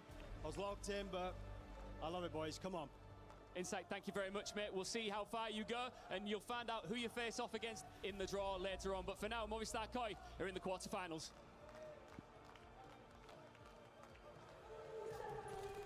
It took him 3 years, but he gets to crush his first key. Congratulations to Insight and, of course, COI, who is now into your top 8. They are guaranteed club championship points. They are guaranteed a bigger paycheck, but that is not the end of the road for this team. If they're going to go further, where were you most impressed with their game today? What do they need to replicate, Ali? Well, I think you would say the overload just because of the way that it went, but honestly, I'm going to go with the hard points. I think they're structured, they're playing to their pace right now, and this Sake felt like the Sake versus FaZe. Just they were able to close it out this time. On the flip side, Cloud9, they did try to battle back in the end there. It did get a little bit sketchy, but I feel like that one more shit match and then feeling their backs against the wall and putting two good ones. Like, well, I don't know about good ones, but gotta give some love to Jamie Insight. You talk about a guy who just changed his play style. He said, you know, screw it. It's the final event. I'm gonna whip the NPC out see way what we more. got today. In that overload, he had 4,100 damage, leading the way on What his the squad. fuck That is NPC this? out, just making impact plays up close and personal. He could truly use whatever gun. I'd never have said that about Insight Atlanta before, FaZe but now to he's Rocker. proven to us that he can do it. Did Is this Major Maniac? In his arsenal? I mean, he's picked up subs in the past, But he didn't look good. But he, yeah, But he didn't look good. Okay, that's crazy. But he was up in guilds, What like is- slamming people. So Oh, shout out to Team Insight. Space. Maybe that's What the the C9 fuck is that? factor of this matchup, but And we'll I see was- it in the future. You know, I was talking backstage with someone and they mentioned SND you gotta KD give BO6. credit to Ryan. I was like, who's Ryan? He's like, oh, Flux, the coach. It's like, the one thing that's been consistent with this squad has been Kleenex, Insight, and Flux, right? Since they've found success this entire time.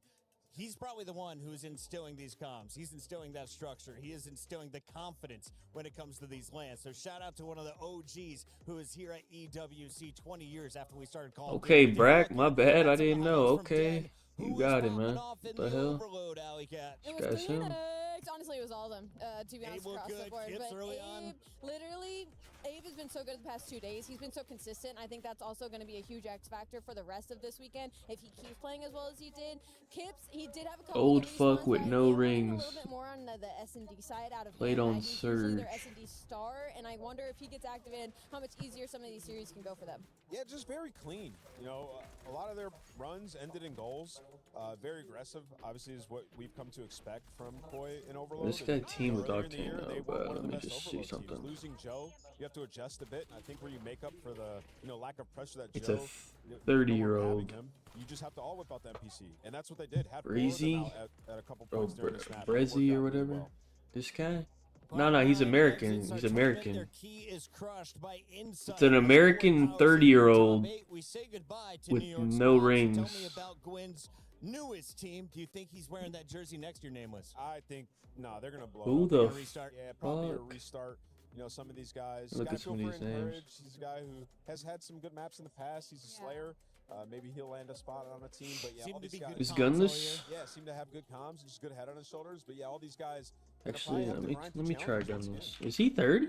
Challengers for He might be, Cloud9. shit. When it comes to stars that could be in our MVP race, tell me. Oh, he's about Canadian though, anyways. Oh, he teamed with Really Gunless. confident right now. I mean, 11k damage with a 1.5. Who the fuck is this? Respawns. He looks like a different beast, almost like Toby of old when he used to be that really aggressive SMG in that front line. Seems like he's Rocker in Seattle. This is a big tournament for Koi because, like, especially for a guy like Kleenex, because they're probably gonna have some roster changes. Bro, who the in this fuck is this, offseason. man? Let me You're look gonna through the need list. somebody to draw players in. So if Kleenex continues to perform at this level throughout this tournament, maybe he's a draw for some big names out there. How old is Kleenex at this point? He's 26, 27. So he's like challenging up there with the Dashy tier of legends in the 27. game. Yeah, we're getting old. Like 26, probably. Kind of crazy, Al. 26. They're vets. Woo. So elderly. We've got a final minute to break down what we just saw and, of course, talk about what is coming up next. Team War is going to be looking to cause some chaos on the main stage.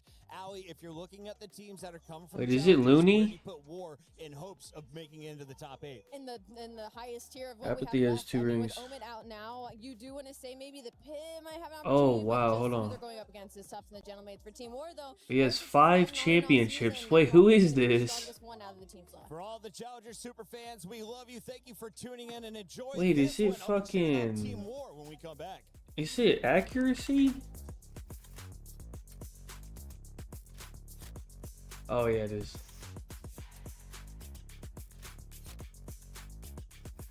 That makes sense.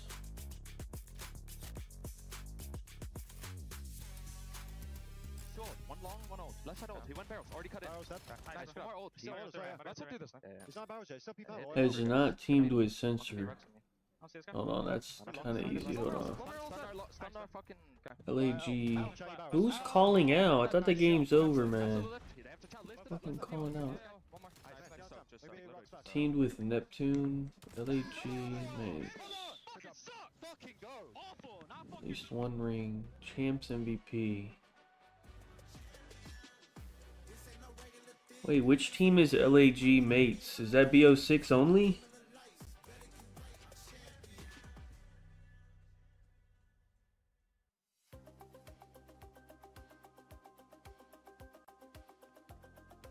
This is Kiz. The fans are wrapping all the way around in this building, and you might be wondering what's going on. Now, the fact I don't even remember this team. Who the fuck was on that team? Kiz, Lunars, Falcons reclaim the throne. Can they be club championship eligible? Sid. Can they get enough points to be able to do so? And the answer to that question was yes. Last week they won their first No, title, Sid was on making them C9. championship eligible. They're currently sitting Oh, at the I don't top even know. spot. But right under them, after today's matches in the semifinals at HOK, Lins. AGAL. They have Who the fuck was on this team, bro? It was Kiz, Lins. 50 points in total. This makes them a real threat. Not only because they are most likely Oh, Skies. finals tomorrow, bumping themselves up on that leaderboard. Wait, even further when but- it comes to the total amount of points, but also because they still have 7 games to be competing in. They've had pretty varying results, most How- of them very positive for the club championship. So Okay, but who the fuck? Skies might have 8 wins, but then who has the ring?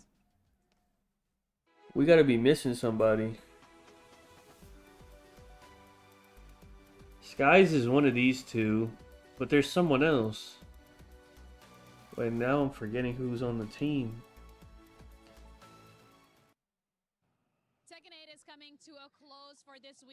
lot of action happening today, specifically teams knocked Oh, out, we teams come going into back. that lower I'm bracket. actually not What's sure. the update so far, Trav, CC related? I mean, to be fair, we've just rounded out a really solid game as Farzine versus Priest.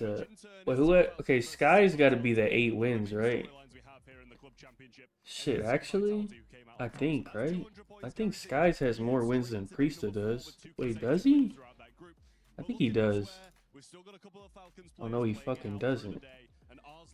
Didn't he win a bunch of shit in fucking MW?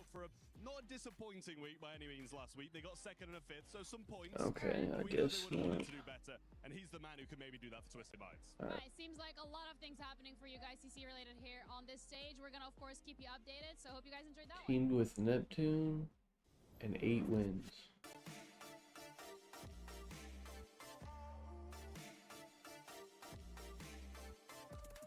Who the fuck has 8 wins? Envoy? Wait, should I use Envoy though? Wait, Neptune teamed with the Champs MVP though. Who?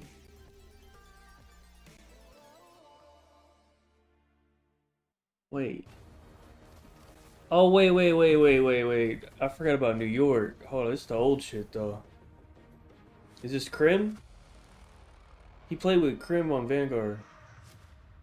Oh, I forgot about all his old teams. I was just thinking about his new shit. Hold on, this is Krim, I think. This could be Clay. Wait, before I do that. Who's in their way? Well, it's one of NA's top 8 wins. He played with Krim, Clay, and Hydra. Played with Hydra, didn't he? Yeah, he did. Okay, let's put Clay here. Let's put Hydra here. Okay, that makes more sense. Has not teamed with Censor. This could be like many people. Censor didn't even really play in the studio. Okay, whatever. Can you tell me about the teams we're about to see? Absolutely, I can tell you plenty about Team War. We've got the opportunity to see this roster come together in the latter stages of the season. Wait, they actually did play with Censor. Alongside this core three of Flames, Vikram, and Dimensions, they bring in Icons, and he's balanced them out incredibly well. On the slaying side of things, you've got 3 players there that are very well balanced. You've got a lot of aggression, but also the temperament, Nice. the objective play. What's the answers on this? That was the only answer. Superstar, and that's where I think that they'll do real damage to Heretics today. And I love that you focus specifically on him, because when you think about the other 3, they were all pulling their weight yesterday in their own way, which was big. Oh, Assault. Well-rounded team, and in this matchup I think it was in Cold War. in that search and destroy, when we get there, Dimensions was really kind of your damage dealer. He also got 5 first bloods that set up Icons to go like 10 and 2. So S&D definitely going to be a really scary situation when you talk about this team specifically. No, 100%, because then it also plays against one of Heretics' weaknesses in their opening duels, which are diabolical. We have, hold on, we have maps on mates. Strong team here. Really think that they can pull off the upset. And again, it's that balance, because they No, we don't. and flip one of those. Well, it don't matter. I already took Joe, so I don't care what the map is, to be fair. On the commentary desk, are we calling him just Alright, let's see. What is the official name for our Team War player? Vic also works, Vikram fully, but Vic, yeah, he'll definitely answer to Vic that. put it on the jersey. He's just Vic these days. Big Vic. All right, Big Vic is going to be Gar? on stage with his That's buddy great against news. Flames with Guy Blaze. What's up, everybody? I'm here with my twin flame, JA, as him and Team War are still in a tournament, and they're about to enter the stage on the STC arena and go up against some big dogs. But Okay, they already bumped it up. so you had a tournament so Nice. far, you know, and day number 1, you guys' Perfect. series was Oh, 3-0. And you guys brought the defending EWC champions. You gave them a run for their money, all right? Did that give you and the squad some confidence going into the rest of your matches? Did you guys start just playing better from that, understanding what that championship pace is? Yeah, I feel like it honestly prepares us really well, just like playing really good against debatably the best team in the game, second best team, however you want to look at it. But I feel like for us, it did help our confidence a lot, knowing that we can compete with the best and that we are built for the big moments. So I feel like today's just one of those big moments again, and I think we're going to come through this time. And, you know, you're no stranger to big moments, all right, guys? He has been frying and competing for a very long time. You know, you took a little bit of time off. You came back to the game. Have you seen it in a new perspective? Honestly, that's still something I don't know. I don't know if I view it in a new perspective, but I do think my time off did help me individually. I feel like I'm way better at the game now. I think maybe I was a bit burnt out just from my pro season going into the next game, and I kind of like lost my love for COD. But I feel like now like my motivation's at an all-time high. I've like never been happier playing COD. My dopamine's like high all the time. So I feel like now I'm just like in a good headspace, and I just like enjoy getting on every day. Oh my God, it sounds like your nervous system got a reset from all the years of COD. Bro, honestly. And you're in a good spot now to just really run with this tournament, you know? I never get a chance to really talk to you, but you've had a lot of supporters out there for many years, and it is Team War fans out there. I know the organization, I know the owners, and they're real passionate to cheer for you guys on this stage. Yeah, I mean, to speak on the org's perspective, like Kev, the owner, is an amazing person. He came through last minute to get us for Major 4. We literally didn't have flights 2 days before, like we were supposed to fly out. So he came through, spent a bag to get us there. We placed well. We qualified for champs. We did him a big one, qualified for this. So, I mean, I'm super grateful for the org. I'm super grateful for all the support that not only I get, but like the org receives and all of my teammates. So, I mean, we're all grateful, and we're just going to keep putting on a show for everyone. Hey, shout out to Kev and shout out to the entire Team War organization. You guys got a dog in the race, and they ready to fight. I love opportunities like that here at EWC. You will play juggernauts like Optic Gaming, which Team War did on the very first day of action. Allie, that didn't go in their favor, but they had a pretty strong opening showing. So Search and Destroy is going to be the danger area when it comes to Team War, that they get to take some maps off of our pro teams. And we saw first Optic out there. S&D hasn't looked that great recently, but from what we saw in their previous series as well, like I just said, you're getting participation out of everybody on this squad, and we've seen it throughout the entire weekend. But there's no way Snoopy cucks me, right? Because like Joe's getting 30 on Scar. So I just need this Snoopy under 24.5. So a lot of stuff working in their favor there. That's my main thing of the day. On our screen, because I feel like Icons is having a pretty decent tournament. He's having a stunning tournament. If Snoopy fucking pisses on Optic, I'm gonna freak out. And by God, he really has. We talked about him through the start of the season when he was placing towards the top end of challenges on the Cabal roster as a glue guy, an objective guy. He's evolved his game considerably since then, so the ceiling feels very much so sky high, finding out where he could go. And we're going to take a look here at the fact that he is positive. And again, you've played a series against the world champions in Optic, so they're an incredible team that he's able to stand up tall against. I feel like Paris doesn't really blow people out. They kind of kill horror. Dude, the only team that blows anyone out is fucking Optic.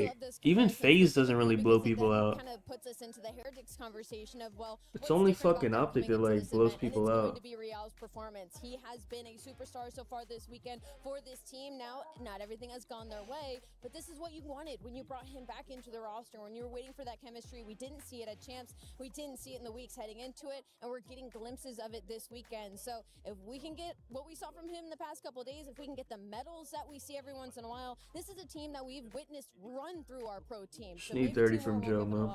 Andy, what I love about this I got a lot relying on Joe. Have their mics. They're standing behind the players, and we have two European legends. Over on the War side, you've got Marky B from Scotland.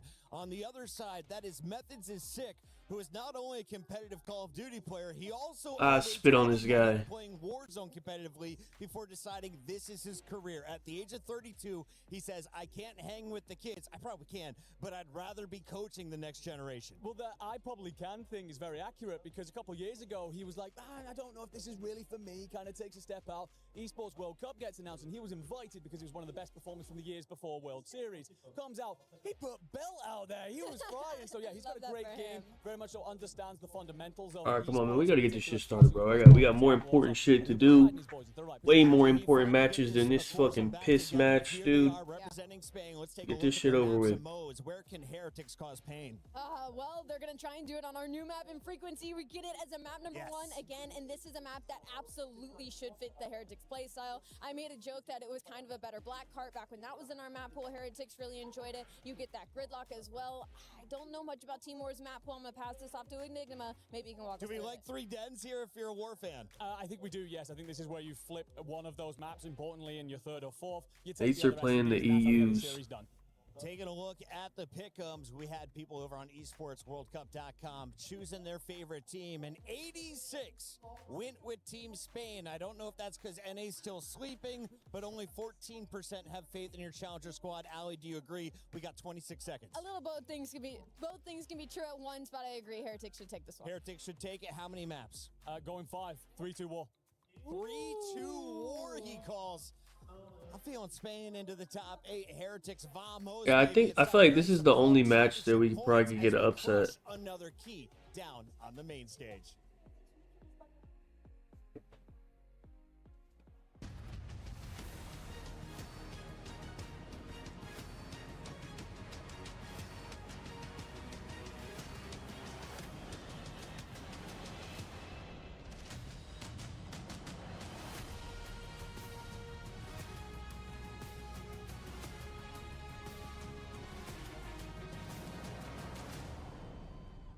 Bonjour Paris, how we doing? Comment ça va tout le monde?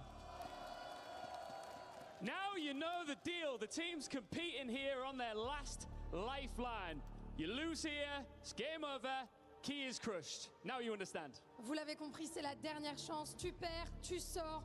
Aujourd'hui, taxi pour l'aéroport et tu rentres directement à la maison. Taxi straight to the airport. Tease, keys being crushed. I want more. We just saw Insight crushing his first key and he absolutely loved it. And now we're about to go through the exact same process once again. The exact same, but with a little twist. Because on this matchup, there is one team that has way more to lose than the other. Aura, credibility, the CDL team has to win this one, Ian. All right, let's welcome our next two teams onto the stage here in the beautiful city of Paris, starting with Team Heretics!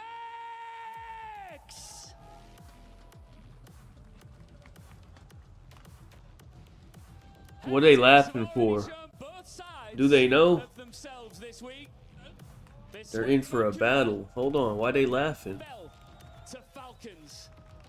Now as they step out once again under the bright lights, there's nowhere left to hide. It's one of the biggest names in COD. But if you lose here, it's adios amigos. Standing against them, the underdogs, Team War. They earned their spot the hard way, and they have no fear of getting their hands dirty and getting the job done. Proud third place at the Challengers Finals. No CDL big contract, no safety net, just pure grind and passion for Call of Duty. Ce sont des challengers de nom, mais des tueurs de géants par nature. Ce sont les outsiders face aux favoris. Experience versus momentum. A CDL name against a team that doesn't care about reputations. Who's gonna snatch the next spot? You were a kid on BO2, and now BO2's back. Well, I seen a clip on Twitter. Now they fully resetting people to level 1. When you join a lobby, they just set you to level 1. That game is fucked, man. I might have to just not even load it up. I want to keep what I got.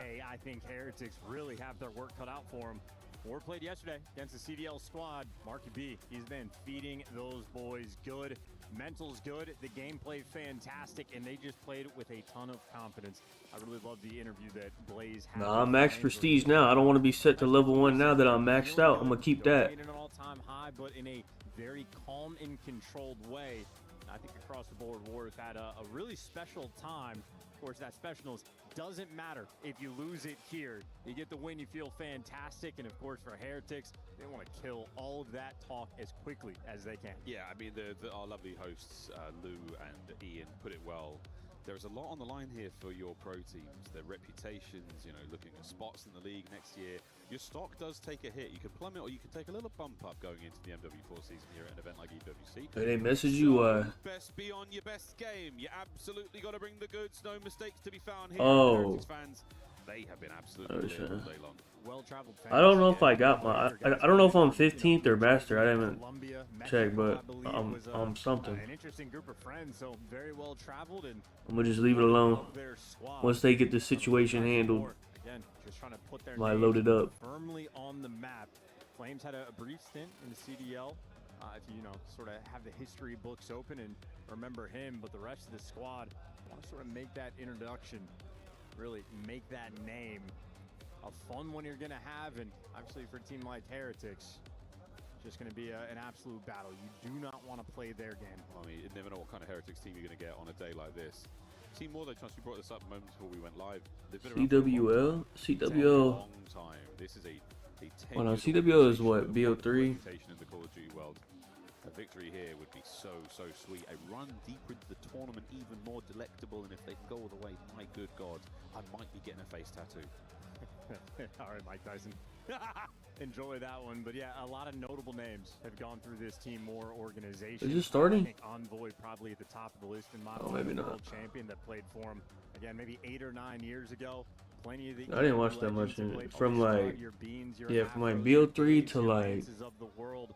War certainly a good place to be. We'll see if I think like BO3 to like I started watching it in Cold War. So like BO3 to Cold War, like I didn't watch that much.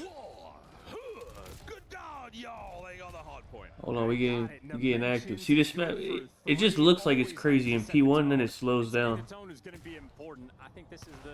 We'll see if Miami can make it crazy. I don't know. That just kills the confidence. A strong start can absolutely go a long way. I watched a little bit, but I wasn't watching like everything. I gotta watch like the finals and shit, but I wasn't watching like every match. One on the right hand side mentions the man behind enemy lines, and he's playing it quite cool so far. We'll see if that cool head can remain. As the Heretics are the way back here, there's P1 not over yet, and they've got most of that scrap time so far. Last ditch attempt here for War. Now we're thinking about P2. Yeah, that'd be your first mistake. Dimensions let a guy through. Metal sort of slips that net, and every other Heretics players gets the execution. So Team War win the opening break, and after that, 32.5. Why the hell did you wait so long on Joe? How far back the spawn isn't actually blocked. That is some new frequency tech. I am shocked to see it. War, though, taking full advantage. They're inside the time. Yeah, you take that, mate. Absolutely. Not a huge amount of time to get prepared for this map here in the league. Super on the fadeaway. Keeps that play well alive. Metals is 0-2. Buying the space they can. What the hell is he doing? Here in the window side, but it's to the front door we go. Dimensions holding them at bay. Wonderful damage, no kills. What do you mean? You could have put Joe in yesterday. You don't need to wait. What do you? There's no reason to wait. This could be your map don't matter. This is a very painful hill. You end up getting stuffed in the back spawn. It is a long rotation towards new. So Heretics keeping things under control. Real containing that outer lane. No trophies though on time. So Team War uses the Semtex. They're going to get breaking through. But if you lose these first gunfights, you will be spawning out. And that is Team War, the first 2 guys across the map for this rotation. Heretics, this is a big opportunity to get a huge chunk of time. How is he 0-3? What's he doing? Wait, what number is he, bro? Oh, he's just blocking. They got him on perma block. Come P1. I went blue. I'm going blue. Wait, bottom blue. One here. Yo, child it out. Outer. Bottom blue. One more poly. Go. Blue. Window. Yeah, bottom blue late. Window. One blue. I need it. I'm needing it. Pitch this right. Weak. Nice. Not on time. They're gonna give you. Play your P1. Yo, on the bottom, I think. They're gonna He's on the bottom. Yeah, on the bottom. One could hit elbow on me. Yo, child me two times. Nice. One more. What the? The last 2 guys. Jumping top. Stay down. Make him chest. I spawn deep. Go in challenge. I'm trying to get your mid. I have your top mid. Yeah, I'm with you, man. I hear you. Top mid. Maybe one new. I'm wrapping up. I hear you. I'm going low pace. One could hit P1 on me. I hear you. I don't see anything. Outer near weak. Super. He's deep. Inner. Outer now. Inner. Absolute. Real. Super. Inner anchor. Super and anchor. Wait for the meds. I'm waiting for you. Middle. He's jumped out. Underground. Get middle. Inner. Blew me. Close. Two inner. One more inner. He's inner. He bumped out back. He bumped out. Play the line. Yeah, they play the line. Go middle. I hear you. Yeah, come in. You need to load up and wait for each other. Nice. Yo, I can hold the side. That was Marky B. Hold on. He said wait for each other. On team our side. Child our side. Yeah, outer and inner. Lay down outer. One shot super. I'm gonna try to get pipes quick. This motherfucker is 2-10. Yeah, it's the GG's. There with Team War. Charles, what do you make of the comms? It sounded good. It sounded good, but the kills are not falling off the back of it. Both Vikrams and Icons really struggling on this map. On the flip side, Super and Real popping off. Yeah, popping indeed. 14 and 5, 15 and 9 respectively for Super and Real so far. Going back to our first point, first set complete, second set now we get into it, and Metals popping off indeed over to Super. No shot punts to be found here in 2026. That was the name of the game back in BO4. For now though, it's Metals through mid-map. Lovely work taking care of these reinforcements. A very safe P1 so far for the Heretics. They're everywhere. Both sides of the map pushed out. Window control, mid-map control. Real good for the 2-piece. And this is a map that is clearly punishing. This guy's got 3 kills, bro. This shit's over. Straightforward. Mistakes mistakes will punish you forever in Heretics. This is just clean gameplay. They are making it look easy. Yeah, right now, slow work from Team War. A couple of kills here going Okay, hold on. Muster up the courage to hold on. We're heating up. Real playing it safe. That's 17 to 10. He's not thinking about the hard point time. That's Rencor and Super right now. Real, what a dance. This is a big moment. As the kills keep going his way, the contest is still on for a second longer. And there we go. Teamwork prevails. Heretics, what a P1. Yeah, they are playing extremely efficiently. Yeah, yesterday. Not today. Finally, he is good to fall, but of course the trades, instantaneous. Team Heretics not letting anything slip through, and maybe if the back spawns open up again, I mean, number 4 Real is tucked, maybe just a little bit further back to be extra safe. That was the one mistake. For some reason, it's always optic. I don't know. They got. I don't know, man. Looking to that far right-hand side. So far, so good. Spawns here for Team War under control by the Heretics. And they're finding the kills yet again. These close range engagements, my word, 20th now found by Real. On the other side, 17 here for Super. The boys are absolutely cooking, and his scoreline not going the way of Team War so far. No, they are just taking the oxygen straight out of their lungs. I don't even think. I'm not sure if FaZe is even. Has FaZe even got a PC swap the whole year? I don't even know if they have, to be honest. A well-orchestrated, well-oiled machine right now is Miami. Eventually, though, they are going to get killed. So they try to make that high-impact play, but Team War keep it default. They're going to win the rotation. They're down by 140. They need a full 60. We're not seeing a whole lot here, mate. 203 to 65 and climbing. Team War, here we go, boys. Comeback time is now. Looking at the stats again, Icons, that 8 and 18, burning a hole in their pockets is certainly hurting. We'll see if they can't keep this alive. Icons on the back line.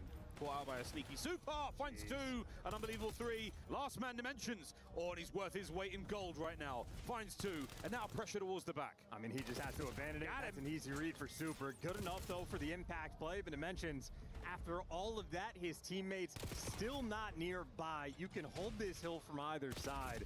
And Heretics right now, I mean, they're just holding Team War back and beating them down. Again, another break code late here. Icons, big 3, gets himself in time. A very worthy bit of scrap to be had here. And still got the close spawns now from the Heretics. They're going to find another way forward. Nades are in.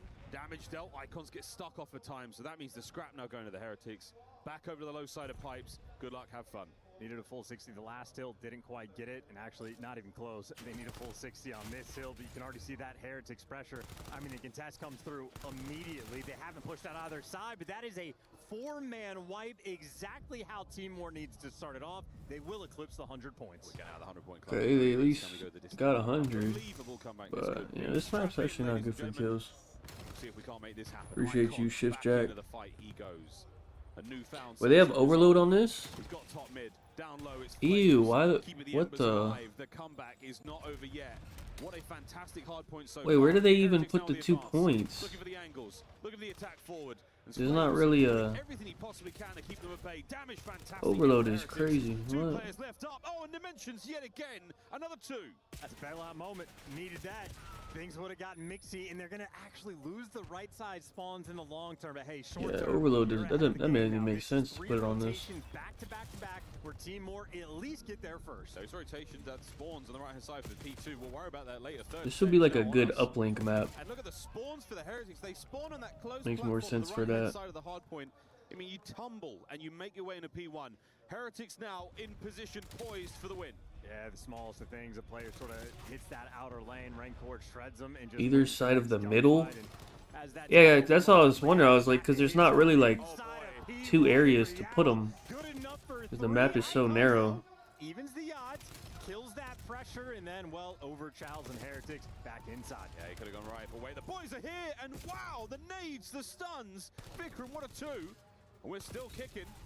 Vikram and Flames holding down P1. Looking for the P2 break now as well. Can we pierce through the setup? The Heretics have flipped out. What an opportunity this could be. Super will be out of the play for quite some time. This could turn in favor for War. Well, yeah, just imagine though, that 239 margin. We're going to sell that comeback story, but oh, you believe? Heretics are going to give it to them, but this is now 4 hills in a row where Team War have won the rotation. Yeah, absolutely.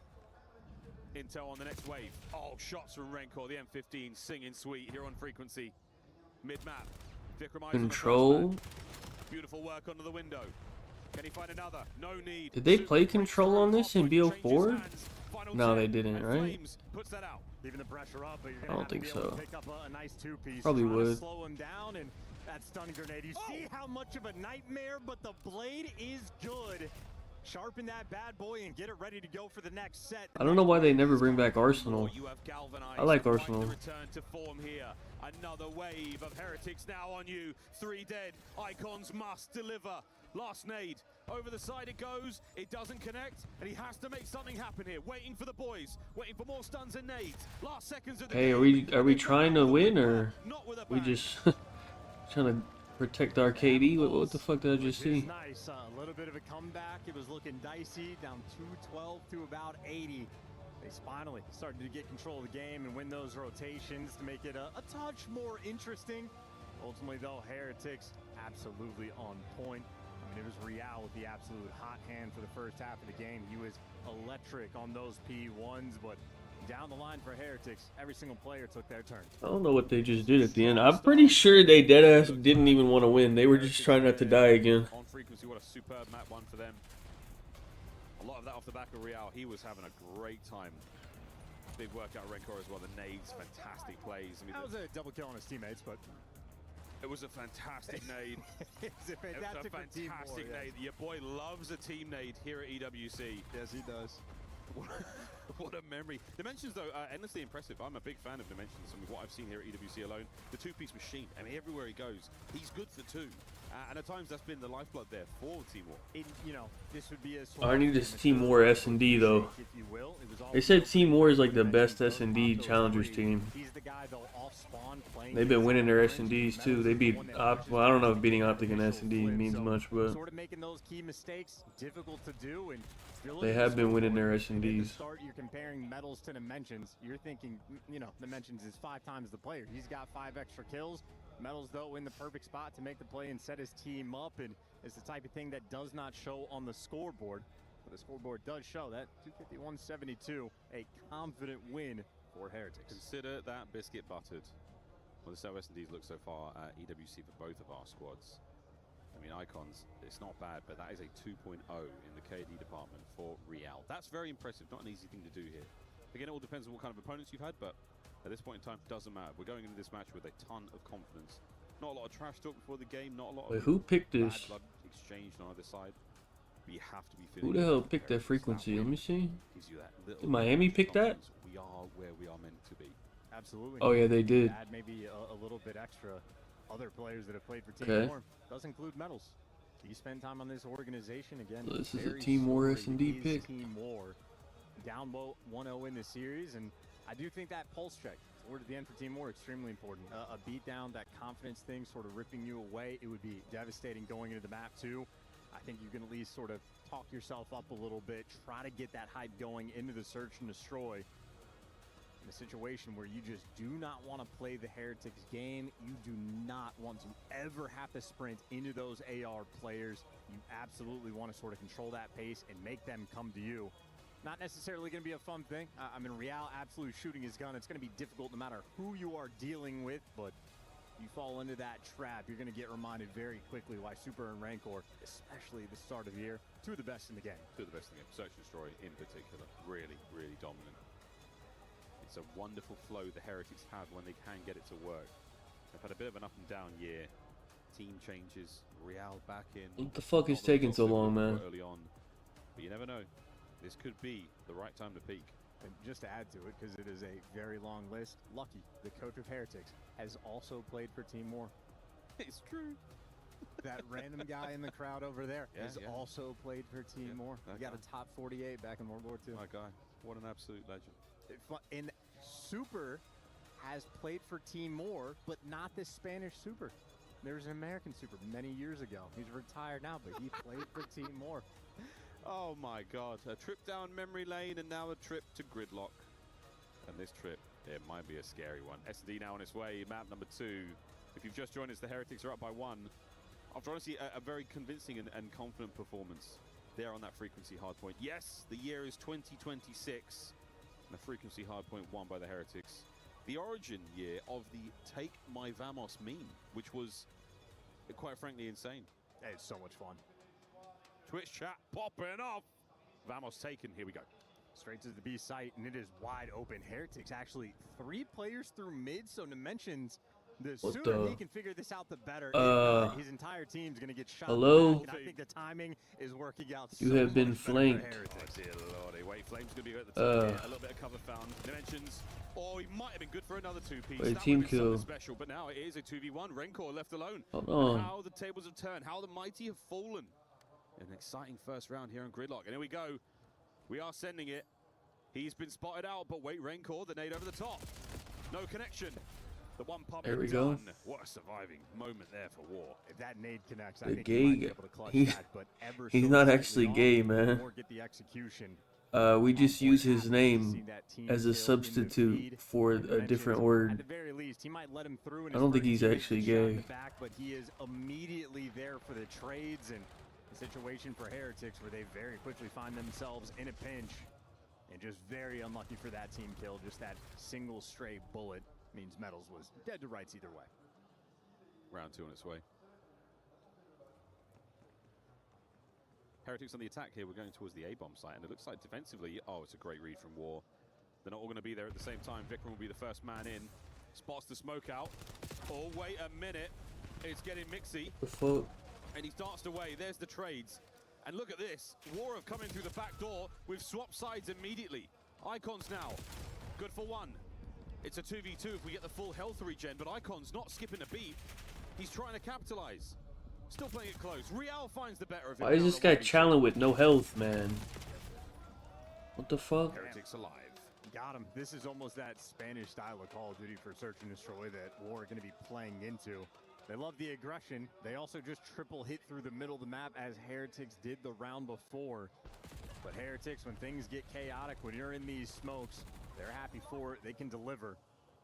Cool, calm, and composed, and yeah, Super just doing what he does best. Solid stuff there for the responsive round. And something you don't see the pro teams do too often. If you're the lone player in the site, typically you want to play very passive. Play back towards pillars, back out if you need to. Team War says, no, thank you. We will square up. They're trying to meet you in that sort of Spanish style of... Oh, my... Okay. I told you he's good for 2. There we go, big dimensions. Hold on, man. That's a That's great what I like to see, brother. Rubio, Good shit. there it is. I was trying to think of the one Spanish basketball player I know. Ricky, there you go, finally. There ain't no way I just got a fucking Ricky Rubio fucking reference, man. What the hell? Yeah, the game is over now, Super. They know where you are. And here come the boys. We're going to plant the bomb at B because, frankly, why not? That's points. Super will only have an even taller task ahead of him. What a great round from Team War. Hey, if these bums could just steal a control or a overload, I might have them in a game 5, bro. Their S&D might be crazy. Round 1 straight from the jump.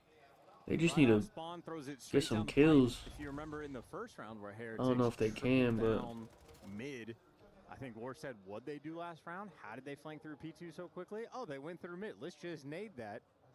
How easy can it get? Like that. Super with snipe. Oh, he's back. Hell yeah, finally. Hell yeah. Hell yeah. Dudes will see Super with a sniper and just go, hell yeah. I missed that. It was legit a 2-month stretch where you're like, this is the best sniper of all time, and then he did nothing for the next 2 months. Yeah, what's the Spanish for hell yeah? Like that as well. Real forward alongside Metals. Dimensions the intel passed over. Here come Team War. Look at those arrows flying across. Quick reaction force now. And Super's watching the flank. He's still very much a threat and a danger as the battle now raging on the front lines. The bomb has been dropped. And this has not been a perfect hold here so far. Heretics have gambled. They're not losing space on the site. They are still holding. One upstairs, Vikram. Oh, the in and out. Ay, ay, ay. Rencor with a kill. What the fuck? Vikram. Damn, son, he's dancing. And that is that. Heretics. Vamos. Fuego sí. I'll Google it. You cover me for a sec. Fire C, yes, hell yeah. I mean, you know. No, you cover. It's okay. You cover me for a minute. I'm just doing a quick Google. Yeah, all that talk for Super Snipes and did not need to make that impact. His teammates absolutely deliver, and that is just pure, unadulterated aggression. Never a fun situation for a guy like Rencor. You have the M15. You do not want to have to jump into the windows, but you also need the confidence to do so to get the trade. So a clutch gunfight win, the difference maker in the round. Heretics tied up 2-2. Can I ask, is Super running a sniper yet again? Can anyone confirm? Infierno sí. Hell yeah, he is. Hey, what the fuck's in my ear, man? Here for the Heretics. What? To A to B, and it's about to pop off for the A bomb site. Metals, though, that corner is diabolical. Here we go, son. You should be good for one here. Uh-oh, shoot. Happens sometimes a little earlier than anticipated. Rencor, though, makes a meal of it, and that is an awkward fight. First blood, 3v3. Aye, that's Super when you need him the most. You thought it was Dante's Inferno. Turns out it's Super's. Can he get another? This 3v2. Well, no reason for the Spaniards to move.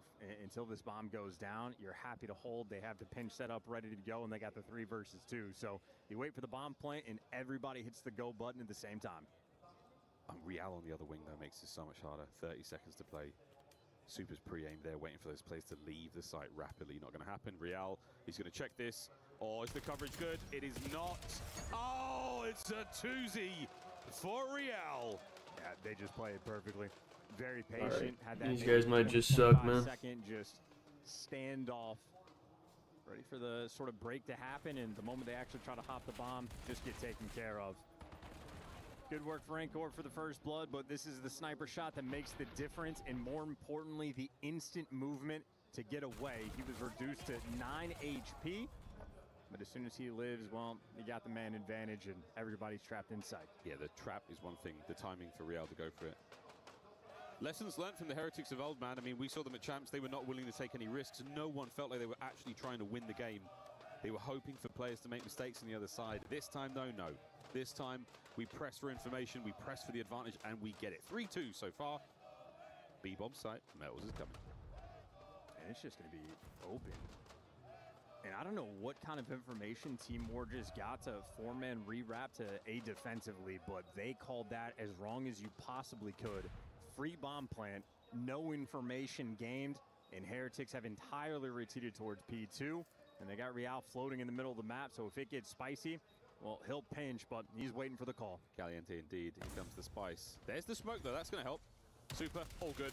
Awkward, but it works. There's the connection with the nade, and Real setting him up for the absolute success, as good as it gets. Heretics starting to walk away with it. Yeah, lambs to slaughter. That is a butcher shop set up on the B site. Everything just went wrong. I mean, I guess that's sort of a default retake attempt from Team More, but every single player just got isolated instantly. Smoked blocked off the single player trying to push through, so he gets taken care of, and we got babies crying. Oh no, they're cheering. They're cheering. What's the difference? There's a lot. Oh well, yeah. I guess you have kids. Yeah, big difference. Very big difference. It's a big difference. But no, those kids are lit. They're not singing the same songs we've heard the Gentlemakes fans sing, and with good reason. Oh, what do you know? Super with a snipe. What do you know? Infierno C. Oh, Infierno? Yeah. Infierno? Oh, yeah, okay, you know what I'm saying? My bad. Real no good on the next. Dimension's good for at least one, and we'll say that until he gets a 2-piece. And I'll say I told you so. Man advantage Team War. Icon still has the bomb as well to play with. And here come the Heretics. No bomb plant. Not yet. Super's down low with the pistol in hand. He's leading the charge for the clearance, but it is clear. There's no pressure just yet. You can reposition. Oh my god. Wait. Infierno C! Bruh. Son. 2v2. These guys are pissed, man. Absolutely sort of trying to juke them out. What a nade. Great nade just to make sure they're not on site. In Team More, they do not know what to do. Man, I think that hit both. That was unbelievable. We're coming back round. Rencor. Oh, these guys suck, Clock man. not ticking in favor of Team War here. This has What been the devastating. hell? Flames. There's a chance.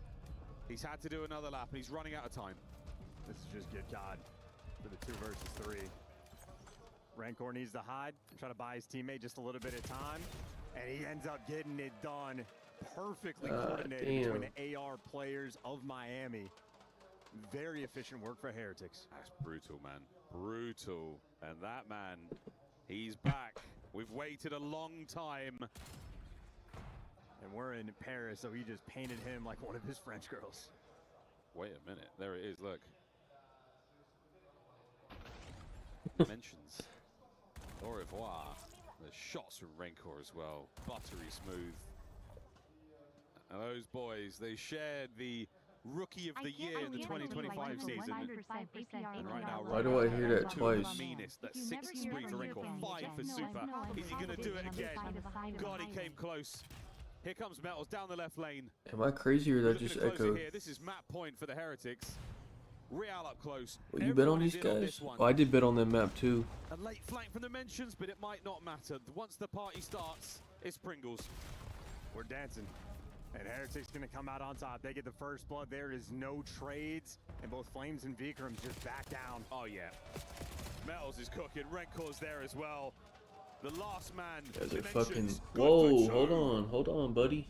And he will live to fight a moment longer. Okay. You got something? Super now armed to the teeth. Here we go. Oh, he lost. First tap. They're fighting this together. And Dimensions is really hoping for something here, and he's trying his darndest. Dimensions Snake him. With the pistol. Oh! Oh my god, he almost did it. It was a good try. A worthy attempt, and he has earned a place in Valhalla. Alright, not bad try. Showing. But it will not matter. It's 2-0 to Team Heretics. Any stress or anxiety that the Heretics players felt coming into this series, it has firmly washed away. Easy peasy, light work. Dopamine now going to be kicked up to the next notch. Any threat that they face, well, they have nearly vanquished it. 2-0 lead, extremely confident gameplay. I mean, Rancor just earned a hellstorm that was not needed. The 2v3 clutch, absolutely spectacular. The near one. Yeah, this Dimensions guy, he played good both maps. He's getting costed. Doesn't give him the time to heal. Absolutely all over him. Team Moore back against the wall. Unreal stuff. Well, that's that for our first 2 maps. It's over to the stage.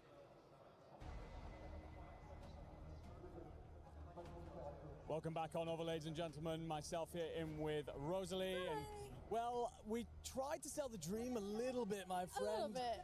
But 2-0 down off the back of those first couple of maps. Heretics looking great early. I'm going to be honest, you had me convinced there, you know, coming into this with the pre-show, but unfortunately Heretics, I mean, when they play like that, it's hard for some of our pros to take them down. I mean, just going all the way back to that map number 1, it felt a little bit like a ranked play game. Unfortunately, Team War did not come in with those guns hot. No, they most certainly didn't. It was quite ugly out there. And of course, we knew that the Heretic could bring a hell of a lot of firepower, but for everything that Team War have done correctly through this tournament to put them in a potential qualification position, fella, they just couldn't deal with that pressure.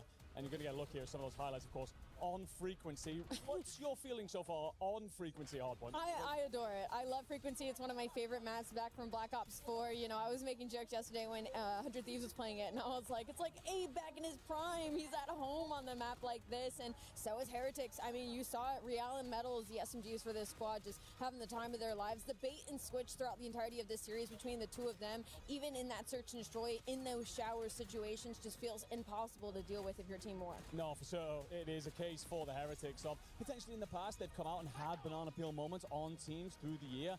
No such thing here, giving plenty of respect to War. And you talked about that bait and switch, the way they're playing around one another. Beautiful stuff. And moments like that, you know you're in your bag here on Elimination Day. It's just this is just Heretic highlights. I feel like we're gonna go from map 1 right into map 2, and it's just dominance. Do you know how bad it has to be in hindsight to have Super pull out the sniper and be hitting shots once again when we have been challenging that meta in the later half of our season, and basically snipers haven't been being pulled out because everybody's been able to counter them. No, well, you talk about the sniper there. So the map 2, obviously that's Joe Dirt haircut. Who? We talked a lot about the Allie?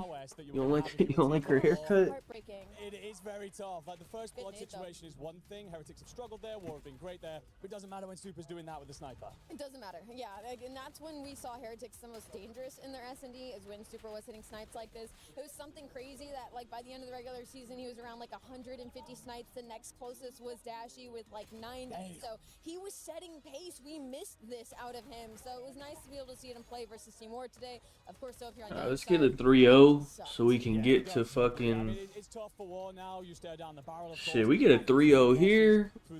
Probably get 2 more 3-0s. Might be out of here by like 1. 12:30.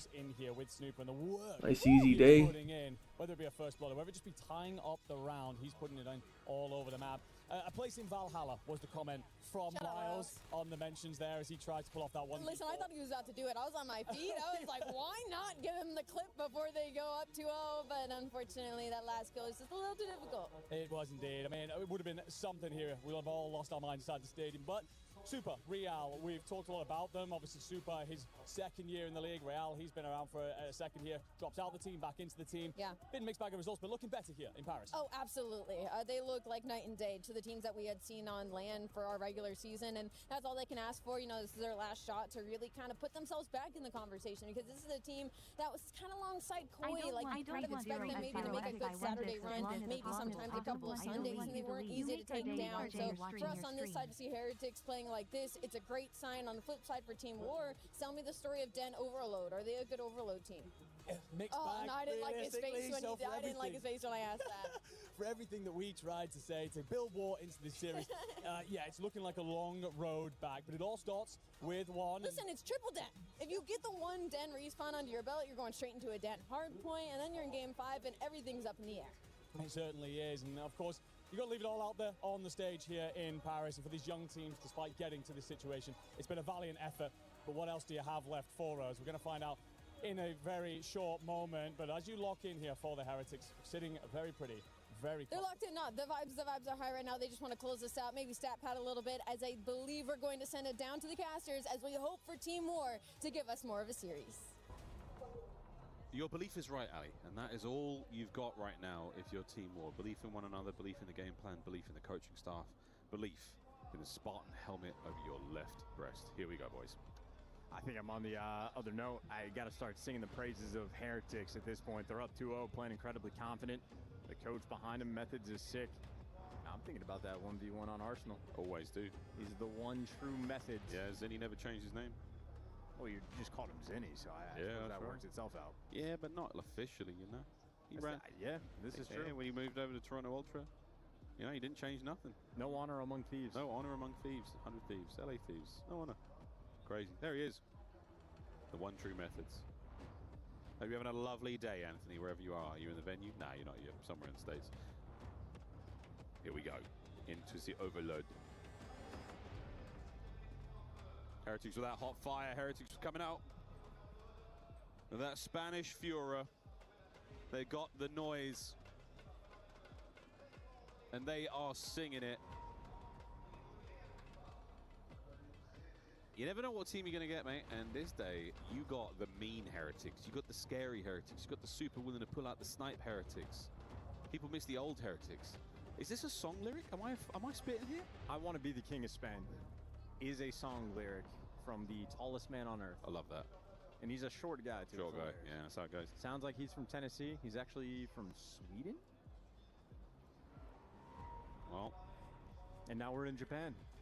International here at UWC. There's a den in Sweden, but not this kind of den. We're off the rails, and quite frankly, so are the Heretics. That's the bit on the map. Bang, wide open. Super's got himself the EMP, and we're trying to make a play, ladies and gentlemen. Here we go. A little bit up towards both of the sides of the map so far. Heretics spreading wide as Rencor, good lordy, looking for a couple more here towards the A goal. That might be it. There you go. Send it home for the first. Jeez, you know, Heretics, this is a team that they've got their 1,000 hours of practice in against all the pro teams, and they're looking good here. Maybe they got 1,000 hours on this map alone. The longest Overload game we have ever seen. And so far, Rencor absolutely shahooting. Flames trying to slow it down. Lower side of the map, that's where our EMP is up for now. A minute gone and a goal already for the Heretics. Good shots, though, from Super. Seemingly untradeable. Kill him. He's in 10. There's 2 of you. Thank you, gentlemen. Now turn and get the next man in line. Rancor already overseeing that device. Vikrams does have the pressure, but you can see Heretics confident enough that Super off spawn is taking the deepest route possible of all time. Yep. We'll see if that deep one pays off in a moment longer, but right now, tremendous pressure from the Heretics. And where are they going? Well, we're about to find out. Now boarding a check-in with Fly Saudia. ya, dale. Está muy tocado Locker, ¿muerto? Buena. Son dos. Vente ahí, Está en top P4, no P4 que vales. Están en Una bala de China, muerto. Una bala. P4, salita conmigo. Salita, muerto, una bala. Salita, una bala. Mirar salita, tengo yo el dip, ¿vale? Tengo yo el dip. Va lento. Salita está muerto. Tengo yo el dip. No hay nada más salita. Da dip, dos dip. Están 3. Vamos a hacer por la nieve, Salita no hago nada. Salita, buena, super. Otro muerto. Corte. Salita, muerto. Buena, mental. Quédate pushando. Sale China. Miraros con. Que roto ya. Dale izquierda. Pilla la bola. Para kill. Sale por ahí, super, ahí. No puedo. Aunque me tengas informado. Una bala a fondo. ¿Estás tú conmigo, coach? Yeah, might have to come out that quick because this round might be over soon, Chance. You mentioned the longest map of all time they had. That was against the world champions of FaZe. So if Heretics are able to go toe-to-toe with the very best, well, they got 3 scores in a matter of 2 minutes and some change. Now they're going to see that defensive hold. Rancor is wildly out of the picture. He's trusting his teammates in a 3v4. Love this off angle here from Real. The trophy's going to save him from anything thrown, and the pre-aim is going to be on the box to his left. He should be good to stop maybe the carrier. The defensive player, though. Oh, Rancor, you are something. Vikram sadly takes care of dimensions. That's unfortunate, and there's an opportunity here to go nuts. This could be the last goal of the half. Nice work from Flames. Slows that right down and puts Super under pressure. Yeah, just how far ahead of the game is Heretics. Instead of Team War fighting a 3v4, or 4v3 rather, and getting the score on A, they just out-wrap themselves into the fight. They get a team kill. I'm back. What the fuck? This shit already 3-0. Hold on. God damn. They're doing whatever they want. Yeah, this is a very comfortable spot to be in. But comfortable is not always a good thing. That zone is a dangerous place to be. If you stay there for too long, complacency might start to hurt Heretics. We'll see, though, if they do relinquish that. For now, it's, happy days, though. Look at this, mate. Running, roaming, frying thus far. Minute 20 to play. And you can see the positioning from the Heretics here. You know, they're struggling to get these players out their spawn. Get them out their base, rather. But now that Death on Dimensions, that is the opening. Vikram tries to plug the gap immediately. Nice damage. Nope, there's the trade. Oh, good for the second. And Real finds a 2. Not too shabby, keeping the pressure up. This is maybe similar shapes to the gridlock in terms of Heretics just front running initially and maybe some pulse checks, signs of life for Team War, but unfortunately, they're just being welcomed back to their spawn.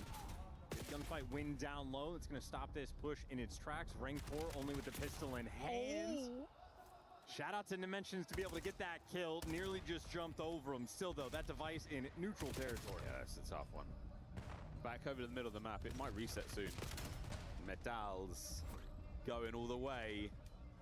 And here's the opportunity. Super will lead the charge. The flank is covered. In we go. Can Metals get it done? Oh, a single bullet. The Icons denies the 4th. And now an opportunity, at the very least, a chance to get 1. Team War. This is it. Well, okay. We'll see what is he doing? Playing here is going to be coach. His 2 front blockers are going to be on the low side of the map. What the fuck? Yo, I swear to God, this guy actually be playing for his KD, bro. Maybe Jugabat left and all of his teammates dying. The only open lanes is the front, no longer open. One of the weirder routes you're going to see. Yeah, it's perfect map presence here from Heretics. Absolutely perfect. Going to be a cut the mid-map play out. Oh boy, Metals might be eating good here. Icons. Yeah, saw the dart. The damage on the front line not working out. Super holds firm. Super holds firm yet again. And Icons. Fantastic possession. Hey, that's twice now, bro. At the end of map 1, when it was like 248, he didn't want to get on the hill because he didn't want to die. You have Super. And now he did some weird shit again. I think he deadass trying to like make sure he don't go too negative. Going on the wide pinches. Maybe 2 or 3 different situations where Heretics are just leaving themselves in a 3 versus 4, and I mean, you end up having the style from Team More be about a few months behind the sort of meta pace that we have adjusted to, and they end up just falling into the traps. Trap after trap after trap. Set and delivered. 5 more minutes for Team War to show us their might here at EWC 26. We are crushing keys here in Group B. Lovely nade there from Real. Good damage, but the COD, the flak jacket of Dimensions there, holding on for dear life. Pressure still through the middle of the map. Heretics are losing the battle there, though. Options, an opportunity here. Rencor, a smooth aim, and Super joins him. Here we go. Or not. Device gets stopped. You'll take that. Small sign of life. Super can't let him get past, but Dimension's going to close that door. This Device is, well, now going to be the front man guy. He just goes for it. Yeah, that's not going to work. It's not going to work. Rencor, though, down. Here we go. Okay. 3-1. Make me my words. Attaboy. 3 spree written there for Dimensions, and he's going through the doja. Yo, this guy needs some help, man. He actually played pretty good. No one else on his team showed up at all. Kills on the front line, that's not going to happen.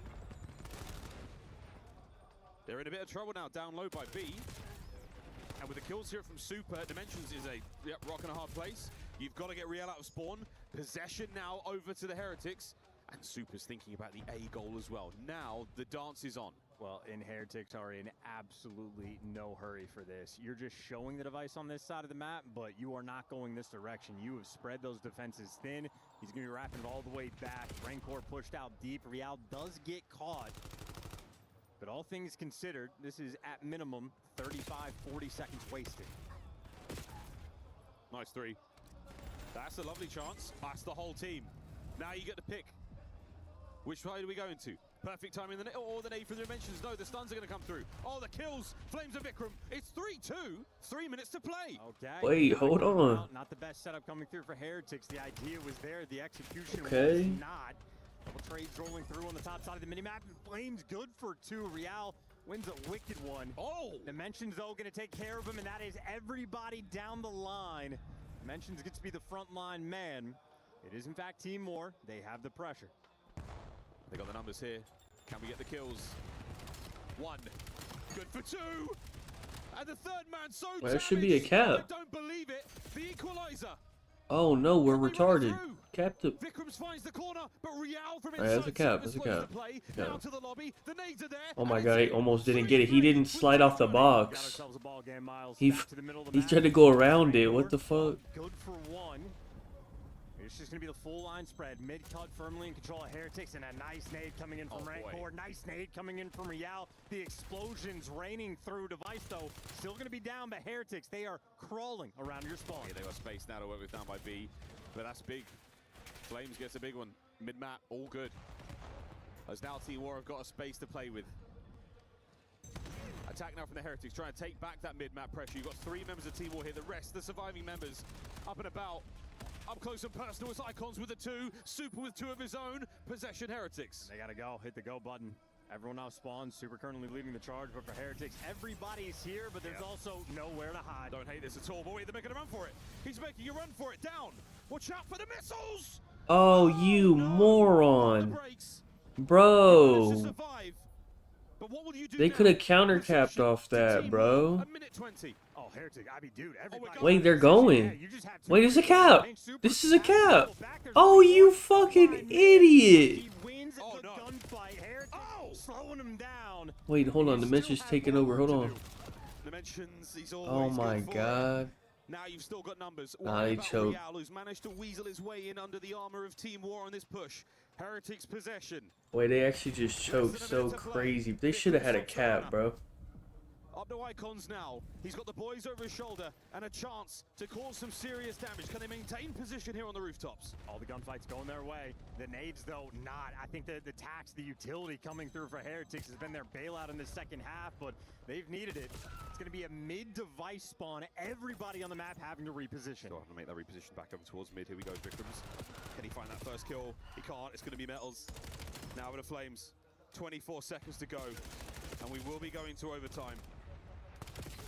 Big run now from the Heretics. This might be it. Team War, this is your Esports World Cup. The save, and Super's going to run it home.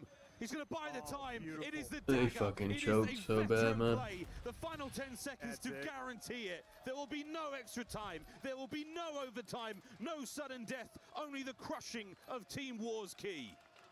So smart for the Heretics to secure that 3-0. The instant recognition, and they snap when they need to. It got dicey on the overload. Signs of life were there. but the grave still dug. That was terrible. The final fist bumps on stage for the Heretics there, taking down Team War. An admirable run, an exciting showing, and if anything, a wonderful showcase of skill and camaraderie this day has been for Team War. Yeah, this is an indication of two different teams. One that has played against pro teams every single day, 2 sets of scrims per day against the very best in the world. I mean, it just sharpens you and sharpens you. Team War looked good, but they've just not been afforded the same possibility on the year. Wait, look. Heretics taking care of Rancor just took his little. This is what they plug in. He just took it. It's just. It looks like a little USB. Look, he just took it out. Team War looked good, but It's just a little USB. Yeah, look, he got it. same possibility. Yeah, it's just a USB. That's what all the fuss is about. On the year, Heretics taking care of business. Or was that for his controller? That might have been. Is that for his controller? Hold on, that might be for his controller. It sharpens you and sharpens you. Team War looked good, but they've just not Is there a been wire afforded on the that? same possibility on Oh no, I think that was for his controller. Where's the fucking hard drive that they plug in? Another day in the office for the Heretics. They will move on, and I think it's time to get crushing. Mr. Bro has his Chambers wallet. is on What the stage hell with has he Real. got that? Thanks, Miles. Yes, I'm here Oh, with I didn't see the Real little of Team SSD. Heretics. Hola, que gusto verde. It is great to have you here. I don't know if that was any good, but what was good, that was that performance. Incredible. 3-0. Did it almost feel a little bit too easy? Yeah, it felt easy. I mean, it's just a challenger team. We knew like we were gonna win, so we just did our job. On a personal level for you, you left this team and then you came back earlier this year. How driven are you to win a trophy? And you're closer than ever. Look, you got that quarterfinal. You can see it right there. What would it mean to get your hands on that and represent this team? I mean, it will mean everything. You know, last year I feel like we were so close to do it at EWC too, and I don't know, it will just feel amazing. It's obvious that you guys are such good friends, and I think you actually said when you came back to Team Heretics that it's like being home and it's like a family experience. What is it like when you're with your brothers in the server? I mean, I don't know. We just like get on. We just have Trax fun, is on we have Carolina. fun. I mean, it doesn't feel like a job, you know. So that's what makes us like great. I'm going to give you a job right now to crush a key at the Esports World Cup. Should we do it? Okay, yes, sir. All right, Real. Let's head over here to the key crusher for the second time today. It's one of the brutal realities of this tournament. You can join our key master. I don't think anyone wants Team War's fucking key, man. Not gonna lie. I call it the beautiful brutality of the Esports World There's Cup. a little toss to that shit, Makes it man. so special. We celebrate the winners, but we also punish the losers. And they came in through challenges. They sent a CDL team packing. They made sure no one could ignore them. But Team War's fight ends right there in the hands of Real. God damn. One more question for you before I let you go and start to, I guess, look forward to the draw later on to see who you face. Have you got a message to your fans here in the building and those watching at home in Spanish? Bueno, ya sabéis todos los fan de Heretics que os queremos, que os apreciamos muchísimo, que muchas gracias a todos por venir y vamos a hacerlo. Thank you so much, Real. We will see you in the quarterfinals. Well played.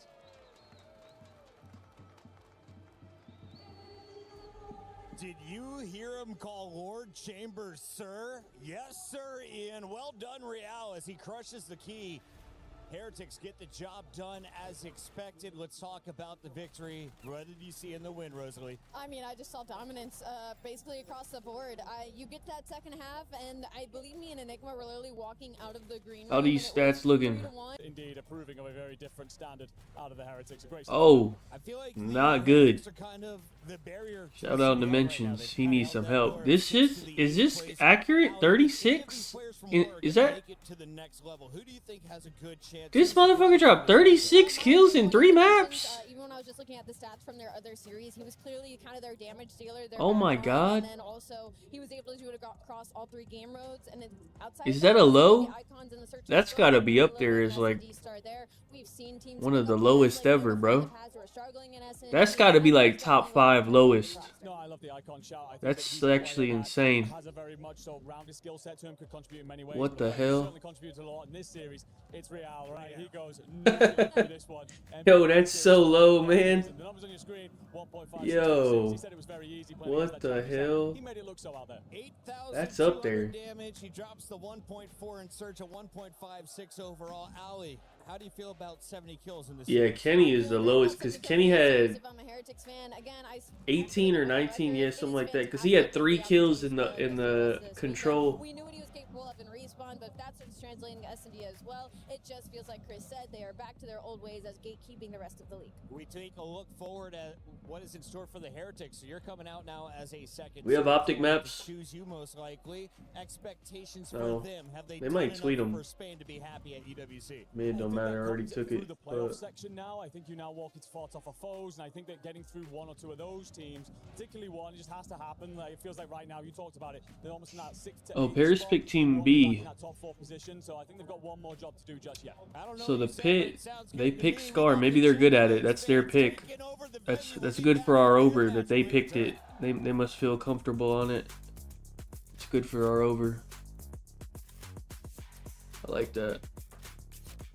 Saints has the highest. I have no idea who has the highest or lowest or whatever. Actually, Ken probably has the lowest, honestly. I don't know who has the highest.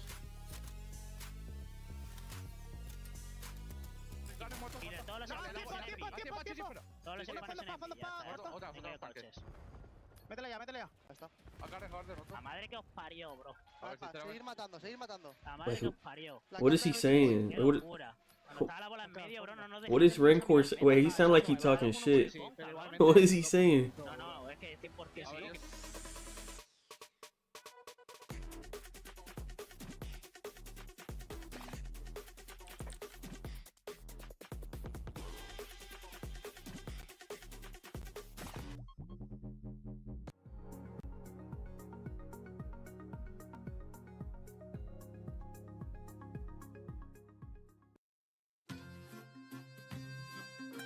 What is this, man? Yo, what's up, guys? It's Mythix here, and I'm here with the year. What the fuck is this? And we're gonna try to figure out where they are. We'll start with this. What even is that? I don't even know. What's it called? Arch de Triomphe, I think it's called. Arch de Triomphe. I probably butchered that, but something like that. It's a good try. Alright, first things first. Yep. Right, is everyone okay if I put it right here, yeah? Yeah. Roundabout makes sense. Roundabout. I'll try. Right. See all the streets around it. Roundabout now. Roundabout, gotta be. Yeah. Top left. That one. Top left? Yeah, that one's yes. Just that one. Guaranteed. Alright, fuck it, we'll just put that there. Wait, you know that's submitted now? Alright, listen, we went to the Eiffel Tower. It's next to some water. I'm trying to think when we actually went there, there was a curve to the right. That's School's Hill, no? Wait, no, you can't put it down yet. You can put it down, you lock it in. It's locked if you put it in. I swear that's there, bro. You know what I think? Well, I don't know. This is you know when you see picture of the Eiffel Tower, it goes straight, right? Yeah. Yeah, and thank you, Slave. I'm thinking it's you because it's next to river and there's like grass near it, no? There was grass near it. Yeah, see? For me, that's either here or here. Yeah, but we need to pick. No, but you're French, so you should know that. This is where we walked, and then this is. But listen, there's no way it's here because there's no bridge. This can't be the Eiffel Tower because the water was on this side of it. So it has to either be here or so here. it's this one then because there's no walkover. We would walk over this, no? You need a lot of space for the Eiffel. I trust you, Slave. No, bro. I trust you. I don't think it was here, you know. I trust you, But you know what? That's fine. Right, we trust each other. That's good. That's good. That's why we win. Where does the? Just pretty here. I feel like it's that one. Yeah. I think it's that one. Next What the fuck was that? Yeah, I think it's this one. For the fact is, if you remember, if you looked over the bridge, yeah, there was like a massive like. Oh, the green. Yeah, the green's like. Yeah, but there was like a house like. Yeah, exactly. That's what I'm saying. That's what this is. I feel so. Lock it in. Lock it in. Lock it in, bro. Lock it in. I have a feeling the Louvre's this one here, and I feel like that one there. When I was at the Louvre, we're trying to go to the Eiffel Tower. That was like 15 minutes. What is that? That's the Louvre. Yeah. Louvre. Where do you think, Björn? Surely that's more like. I reckon that's that one, and then that's that one. How do you pronounce that? I don't even know what that is. I don't even know what that is. I don't even know what that is. This is like underground, I think. What? It's in the museum, bro. I swear it's underground. Dude, that was the video, you fucking retard. What? That's a crazy yacht. Oh, I don't know. Take a guess, I think. Oh. What, we just winging it? Are we winging it? What would be more on the wall? Wait, yeah. And what would be more on the wall? How fast? That can't be this. No, that has to be this. The Louvre. I don't even know what that is. That's 15 minutes for you. So that's this. That's probably about right. That can't be this, bro. Paris. So this is this. That's this, yeah. That's that one. Why are they taking so long, man? Bro, if we get this wrong, like, it's on you. Finished. Nah, that's not. Got the French player on our team, gotta get it right. How do you... Yeah, we should... Nah. No, we're good. That's very good. Alright, just put it. Lock it in, bro. 1 for 4. Oh, bro. We're 1 for 4. Not feeling confident with it. We'll see how we did. I think that's On the water. That'll do. That's perfect. Spot on, I think. Okay, well, at least the EU team got it correct.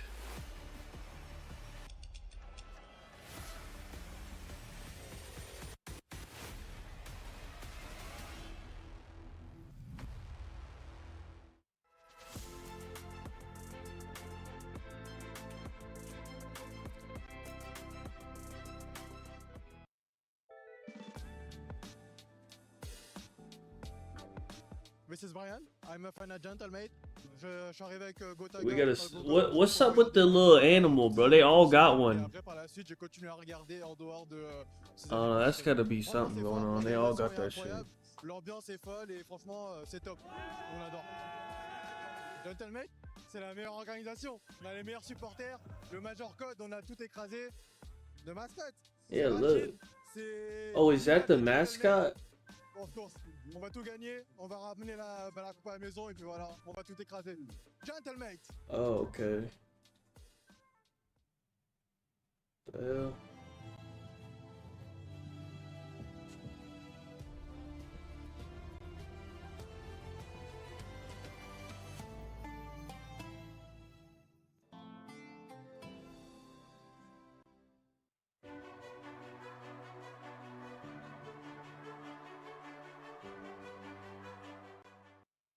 Fellas, I'm going to need you to name 3 Paris landmarks. Eiffel Tower. Yep. The Louvre. Sure. And Major 4. Major 4 is not a landmark, boys. Are you sure? Were you even there? You could not have been there.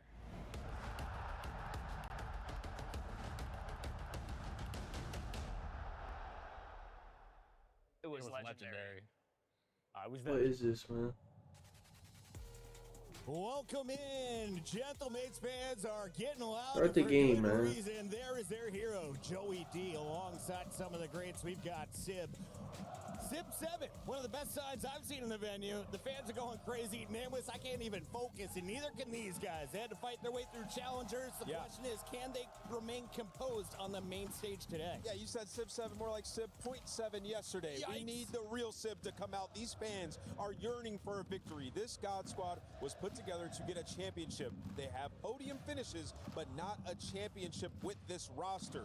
So they have to win this and qualify for the bracket. Enigma, walk me through our challenger squad that will be taking on the local heroes from the Gentlemates. Yeah, so this is the pit, represented by the owner, who is a community figurehead. Essentially, he's created a wonderful thing there that will basically give everybody information in the scene. To see him bring a team is incredible, but you've got yourself Lucifer. You will know him previously as Harry. He's having a great tournament. Mythix, he's the superstar, the player who it feels like is overdue a chance in the league. Linz, you all know him. He's been in the league recently. It's been a tough year for him on land, but looking much better now. He's out of the French side. For F-Dot, a solid player, but it's been a rough showing here at EWC. Yeah, I think the thing for the pit is we saw them on day 1 up against FaZe. And there were close maps. There were a lot of opportunities, but just playing a bit slower than we've come to see from the challenger teams. And then they get over to Bravo, you know, the side stage, and they play incredibly well. The pace is there. So I think a bit of nerves set in for these guys. And now that they have that win over a pro team in the Royal Ravens, they should feel more comfortable here in this matchup. I fully agree. I think it's on. F-Dot is the X factor for me. If you can come out and just at least rock even, I think with the way the rest of the boys are playing, you really will put a threat to this Gentlemates side, particularly in those AR duels, because as you mentioned, it's a very slow showing so far from the AR presence of Gentlemates. F-Dot got Kentucky fried yesterday. Yikes! Bro, he is lucky. But he looked good on day 1, though, right?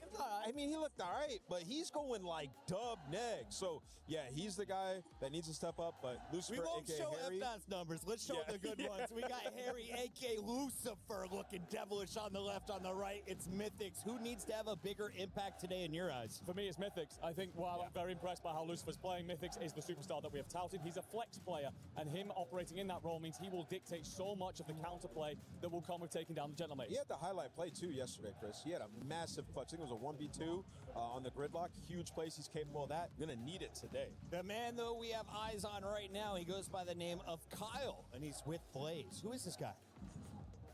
What's up, everybody? I'm here with some amazing soldiers from the Pit EU, as I got Kyle with me and Phoenix, as we are about to kind of just hop into this whole experience, man, because What is going on now, man? how awesome it is for you to have a team in Who the fuck is this? Well, you can tell by the smile on my face just how good it feels. when I created the pit a few years Oh, ago. the I owner. had a team here in the EWC and going through the LCQ in that fashion, and then coming here and winning the match, crushing Ravenski, a pro team. Yep. I mean, it's incredible. But I know these boys had it. You know, I've been working with especially Dot now for 2 years, so you know they've got it. You believe in them, and it's just really good to see them. You know, their dreams come true. I mean, I know it's, like you said, it's great to see these guys' dreams come true. You know, they've been planning for this moment, planning for this big stage, and you've been around the EU scene for many years. You've seen it in the trenches, and you've seen it back on the rise. Man, how awesome just to see like events like Major 2 and Major 4 and the EU crowd show up. You know, they were bigger than some of these American crowds. No, the largest crowds that we've had all season. Yeah, well, I think anyone that's been around for a while knew what EU events could do. I think back to Birmingham, even World War II. That type of atmosphere, you go until, 1 a.m. on a bracket resetting ground. The crowd's electric. EU proves that the event should be here. The players prove that they should have the respect. They should have the funding, the same opportunity as the other regions. So they're making a statement. We don't need to say too much. They're doing it all on the battlefield. You heard it here, y'all. They're doing it all on the battlefield. Now I got to talk to a player who's out there earning that respect on the battlefield. F. Dot himself, man, Felix. We've watched you guys play 2 matches so far. As you guys go into today, a big matchup coming up. How have you guys prepared for that? Yeah, same preparation as the other games. Obviously, we know what we can do as a team. Obviously, we've got good players. Everyone in our team should be in the league, I'll be honest. We know how to play the game. We're all shooters, so yeah, our whole preparation just honing on, just locking on just our gunfights, just making sure we play the game well. Yeah, we know we can get a result. There you go. Bro. And now, do you feel a little bit pressure on your shoulders, just kind of representing the European region, being out here in France, or are you getting a lot of love out there from the fans when you guys hit the stage? Honestly, the support we've been showing this weekend has been fantastic. Obviously, we've got Linz on our team. Used to be on Gentlemate, so a lot of the French fans have been obviously supporting us, but I mean, I assume today will be a bit different, but yeah, I don't feel any pressure today. I feel like the pressure's on them. Obviously, we're a challengers team at the end of the day, so they're expected to win, but obviously, we know we can get results, so that's what we're going for. Hey, man, you guys sound so confident, and I wish you the best of luck on the rest of your tournament. Folks, this is the Pit. This is an organization that has got it out the mud, and they want even more.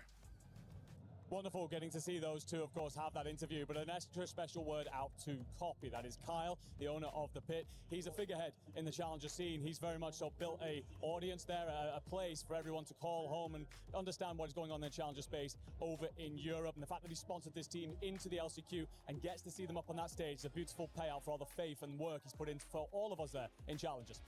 Love that shout out, and much love to all the Challengers players that got bullied by Joey D. Once he got dropped by LA Things, he went down to the Pit, and Joe Deceives rose amongst all of them with a 1.37, I believe. So nameless expectations for the Gentlemates and their great players today. Yeah, expectations are for this match to not be competitive. You are a star-studded roster. They paid money for this team. You acquired Joe Deceives, who was arguably the top SMG in the game at that point. So you bring him in, this team should 3-0 them swiftly and quick. Need a bounce back from the ARs, though. Did not play well yesterday. They have to, play well alongside this guy and Joe. Look here at some of the best plays from this squad. Taking a look at the team as a whole, how do you describe their play style? I'd say risky at times. I actually feel a little bit like they're a hard teamwork group, but it feels like at times they're almost over-challing thing. It feels like they're overcomplicating situations. Sometimes, yeah. I think Estriel is playing incredibly well in this tournament. I think he's been better than I expected in this side. Everyone expected it to be Joe Deceives really lighting everything up, and while he's been great, Estriel's risen to a new level. But I go back to what Ant has been saying. The ARs must find purchase in this series. That was not Snapchat filters. That is real French emotion. Yeah, I mean, they got a lot of fan support in this building, right? Just got to channel that energy. I think, for these guys, like yesterday, Beans just gapped Sid with the sniper in the search. Like, just no answer there. And then also, I have questions in terms of vetoes for them. A couple months ago when they made this roster, I'm looking at the map vetoes. I'm like, why are we playing Scar in so many series? 3 and 5 on the map in Hardpoint. I don't think it plays well for a team whose strength is their SMG players. They continuously keep getting rid of gridlock. I think you can get loose on the map, particularly around showers, and make huge plays. So, yeah, looking at it once again, Scar is map number 1, a golden opportunity for the Pit to go up 1-0. The thing is, there's a saying almost in the Gentlemates fans, and that is that we never make it simple, and it is very much I feel like you don't play to your strengths a little bit sometimes. Ant's called it absolutely perfect there. It's a difficult one to watch this Scar come back into the rotation. You're going to have it twice as well, so maybe an opportunity, a crack in the armor. Only 93% of the fans chose Gentlemates against our challenger coming from the Pit, and I feel like it could be 99-1 here in the venue. It is roaring for the Gentle Suits. Let's talk a little bit about their star players, though. If you are looking to put up the most numbers, some fantasy points today, who do you sign into your roster first? Yeah, I'm going to go with Joe DeCeves. I think, you know, in this spot, time to qualify for the bracket. There's a reason you go out and get somebody like him, and it's to dominate these types of matches. I think he goes berserk in this year. Andrew, which one of your gentlemates is going to shine the brightest? I want it to be safe. I feel like he's got a player who's got a lot to say in this tournament. Again, slow start coming out the gates. Much better here today. Ladies and gentlemen, turn down your volume and hear the gentlemates roar. It's wild.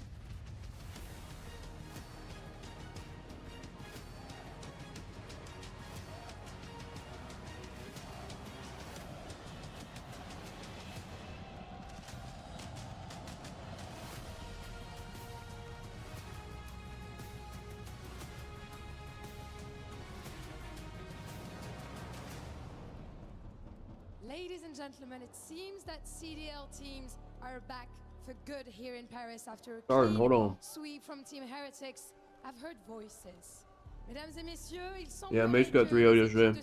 Being shit on him. Ici à Paris après cette belle victoire, mais j'ai entendu des voix. On m'a dit qu'il allait se passer exactement la même chose sur cette scène. Ian, I've heard voices. Paris, make some noise!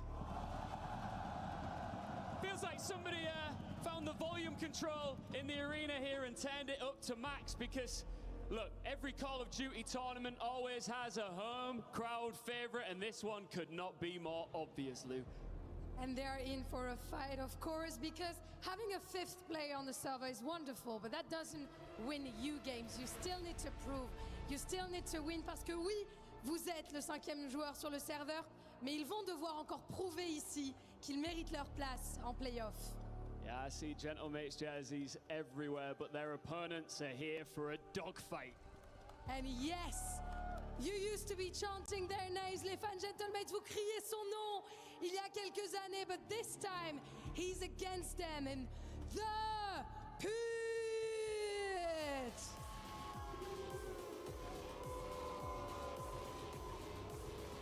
No CDL contract, no big name sponsor, just a roster that fought through the last chance qualifier last week and got their chance to make it here to playoffs in Paris.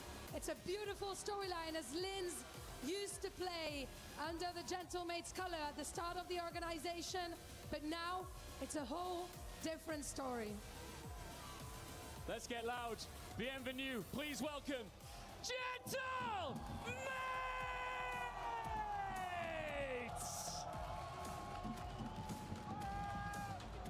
They took a beating yesterday. No excuses, no hiding from it. But tournaments aren't defined by the punch you take. They're defined by the response. And with elimination staring them in the face, Paris and this roaring crowd is waiting for one. A team that has everything to lose versus a team that is lucky to be here. Who's gonna take it? Paris, faites du bruit! Yeah, heavy favorites here as the Gentlemates crowd has come out and supported the squad, trying to get into the playoff bracket. But the Pit, who has been through a bit of a tough, I mean, they're 16th seed. They're going to go through a tough bracket. Oh, yeah. They fought pretty nicely versus their, versus the big dogs at day number 1. But yesterday, coming out with the win, avoiding the reverse sweep is huge. Oh, yeah, without a doubt, especially versus a roster in the Ravens. You're expecting the Bro team to probably be a little bit more polished than the squad that walked in as the last chance qualifying team. But when you get that many reps, when you get that comfortable within each other, you're eventually able to see some results. So you get through that game number 5 yesterday, but like you said, Gentlemates are a completely different roster. Absolutely the case, and just the extra energy that's going to be immediately injected What's into up? the server. I'm waiting for this shit to start. I need Joseph Deceives to get me 30 fucking kills. Let's be honest, you know, especially looking at I've been waiting 2 hours and 38 minutes for this one map. moments of whoa, what's going on here. I mean, we had Estro really showing up. He's been playing awesome, especially throughout the respawn so far, but the team was caught off guard. Jay, you had a lot of points kind of about that across all three modes. Yeah, they got caught off guard in every single one of those matches. If you're talking about the performance yesterday out of Sib and Ghosty, realistically, it's unacceptable, but it was difficult for them to even do anything because you're loading into Scar HP. You're expecting to have a duel off with the other two ARs on the opposite side, but Crep and Envoy were running M15s to start off the game, so there was just too much AR pressure yesterday on map number 1. Then you get to map number 2, the unexpected with Beans running that sniper, playing those super cruddy angles. Why is the ref talking to Joe? Is his PC good? Why is he talking to him? Hey, who messing with Joe's shit, man? What's up? Are we good? But today's a different day. Absolutely the case. I mean, the names on the other side of the stage are less formidable to be put. What's he look? There's something wrong. What's going on? Nah. Hold on. What's wrong with his shit, man? What's he looking for? Specifically talking about Harry and Linz. But on the other front, F.Dot and Mythics at different points throughout the last 2-3 years have been noted as possibly being the next guys up out of Europe. So there's a lot of what the fuck? Yo, what the fuck was that? They could beat a team like Carolina who's coming off recent changes. Yeah, but Carolina, like I said, is not Yo, am I seeing things or like? Yo, wait, am I fucking seeing things? I'm not. What the hell? What is that? With all due respect. What the fuck? Alright, bro. Hey, start the game, bro. Hey, start the game, bro. Yo, just start the game, man. What the hell? That the Pit has played in both of their series. Rotation, though, man. Something that you're going to keep in mind. This is what we're talking about. I ain't never seen some shit like that, man. What the? Playing up against Carolina in the bottom 4. So that's the breakdown. That's the setup. We have a decider match on the we're starting. All right. We're here. Jesus Christ. All right, man. Come on, Joseph. What do we got? I need a nice close game. Choosing Team B in the vetoes, and this is exactly who you want to be on board with, but Sib just puts down. Oh, Joe got the sub out today. Good, thank you. I don't know why. Yesterday he ran an AR the whole game, and they lost. He got the sub out. We're good. Oh yeah, we're warmed up. We're warmed up. We might be too warm. We might be a 100-point club. Hold on. Need Pit to do something. Sometimes the lights can be extremely bright, bro. You understand here at the P1, the game is just getting started. First hard point doesn't go your way, but at least they're doing the little things to think about the next hard point. F.Dot and Lynch try to work their way around White Wall, but they instantly fall. But regardless, they still have the spawns on that side. Yeah, we're just not winning gunfights. That's the big problem right now. If you're the Pit, 4 in a row for Ghosty hasn't fall. Same can be said for Joe Deceives. Joe 4-0. That's great. Okay, there you go. Get some kills. There we go. Thank you.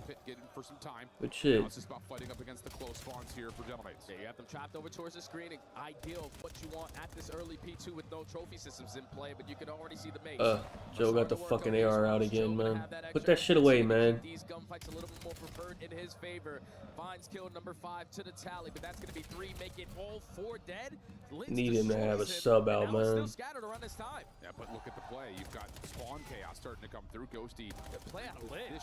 Eventually will fall. Sib will drop to, like you mentioned, Lynn's making the play around the back. 13 seconds left in the hard point. The Pit have done a really nice job here throughout. A lot of chaos being this is good. Tied up. Back and put this to about an even game as we rotate to do it. Look who's here first. Yeah, we have an opportunity to increase our rotation win percentage from 26 to maybe a little bit more because you desperately need it here at this P3, but we're just not winning the fights off the rotation. Nope. That's a clean. This is good. This is easy kills. No trophy systems are going to be in place. Just farm them. Coming off the respawn, everyone's got a stun and they throw it over the top. Yeah, but look at this setup right now from the Gentlemates. Lots of trouble starting to brew with this setup. Let's see how the Pit handle it as we go to a fly saw to get check-in with the Pit. I'm playing. One shot AC. They're playing together. They're playing.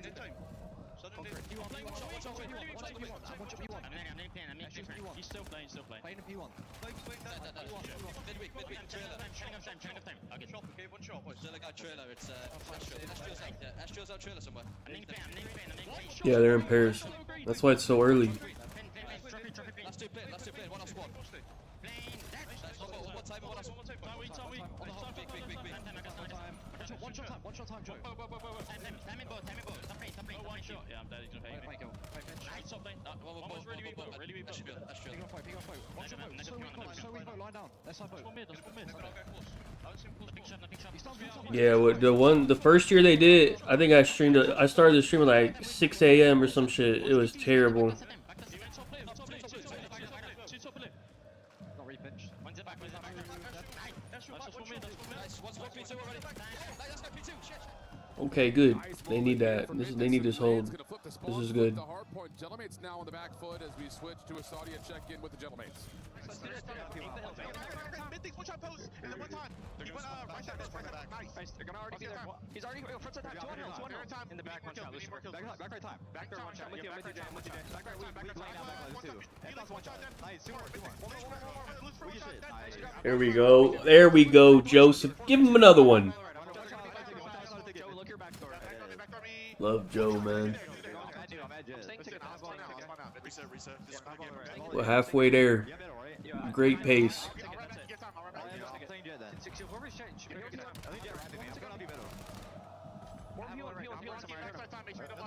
I think he's SWAT. Yo, top SWAT. What? Really big SWAT.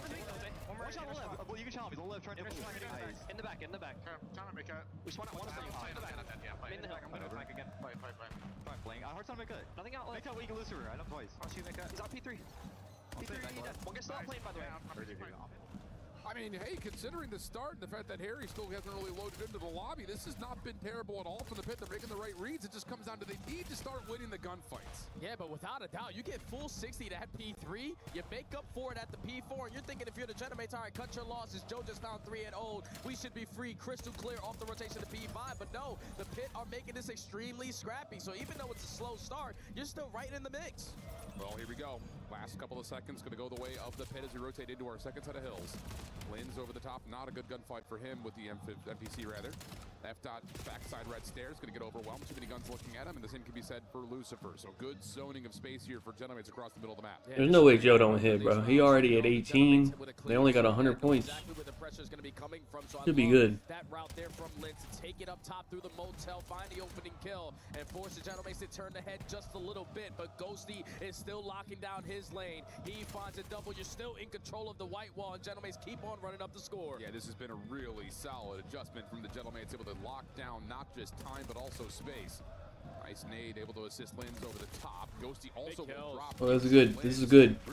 This is good. For the pit, trying to make their way around the move and also play through the hard point. Things working on both fronts right now. Perfect. Get the read on the Joe to seize. That's going to lead to over 100 points to the pit, and they've got a rotation cut off by Lucifer. And you have the Gentlemates trapped over towards green. So Lucifer, how much can you at least stall them to allow your teammates to put themselves in a position off the rotation? He gets absolutely nothing out of that. F-Dot is able to strike for 2. Lynn's can't get the kill onto Ghosty. So it's still a battle for this rotation, but it seems that the Gentlemates are going to have the early numbers. Oh, trophy system will deny a lot of this incoming utility. That's combining over the top. Here comes that route from Joe to Steve. Throw it back. No one's going to get here to read this in time. Lynn's is kind of caught up creek without a paddle, and Joe turns to find one more off spawn. So huge break there for the Gentlemates, but the pit's still spawning blue. Yeah, now the mates with trophies can potentially lock this down for at least a good chunk of time. 35 seconds. You're now going to put a lot into the hands of Mythics, who's working on this pinch route, but he's able to find a double. So now you have the numbers advantage. He is going to fall, but he puts a lot of damage onto Sim. That's good. Let them get some time. Fly in and get the break. Really, really nicely done. Follow-up going to be here from F-Dot below. Lucifer up top. Still having a tough time getting things going. Just has not found a good gunfight in a while, but F-Dot still holding down the hard point here for the pit. Keeping nice the shots. Close. Lucifer now able to get things locked in. 2 for him. Maybe a little bit of a spark there for Harry.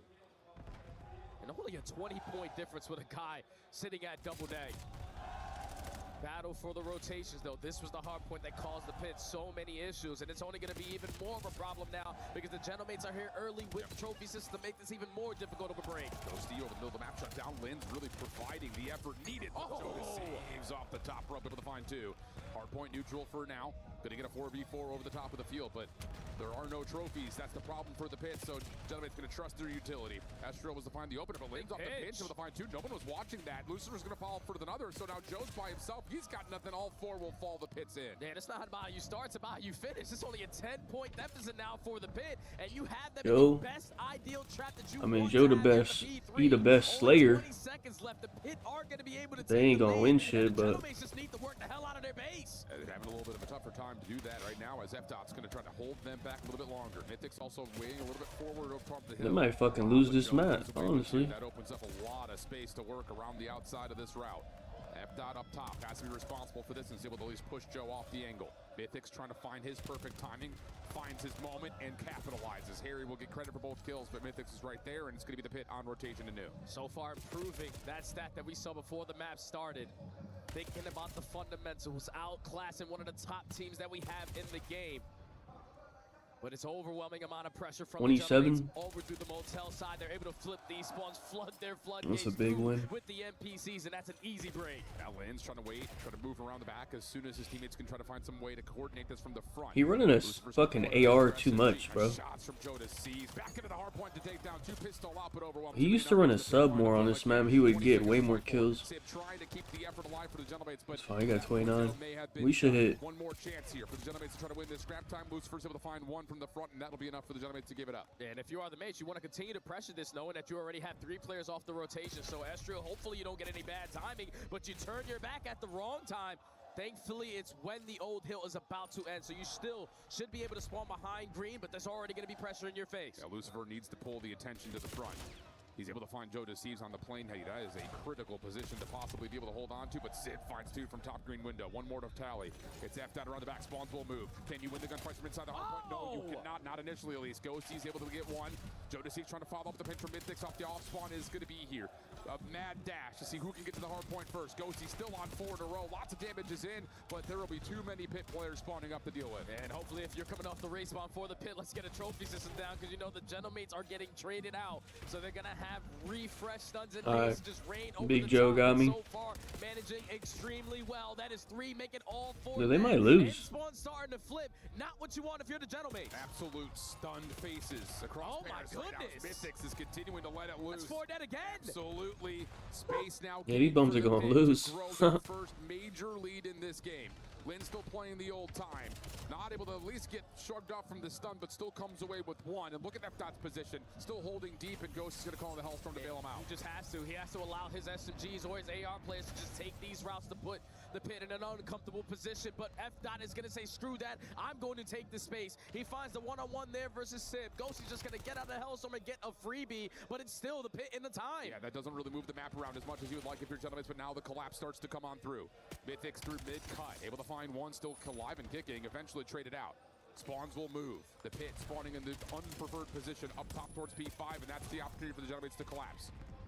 You can no longer win it here if you are the Pit, to start thinking about the big time play. Double pressure around the backside of White Wall. Sib has to try to lock this one down, but Mythic's the flex player is able to line up a double. Now there's pressure at White Wall. Ghosty knows he's going to be surrounded, and spawns are already flipping. Okay, opportunity here for the Pit to close things out. Gentlemates have a couple of players on rotation, but they need to win these gunfights. Joe kicks it off with the first on to FDOT. Mythic still keeping the hot hand, not quite able to find both.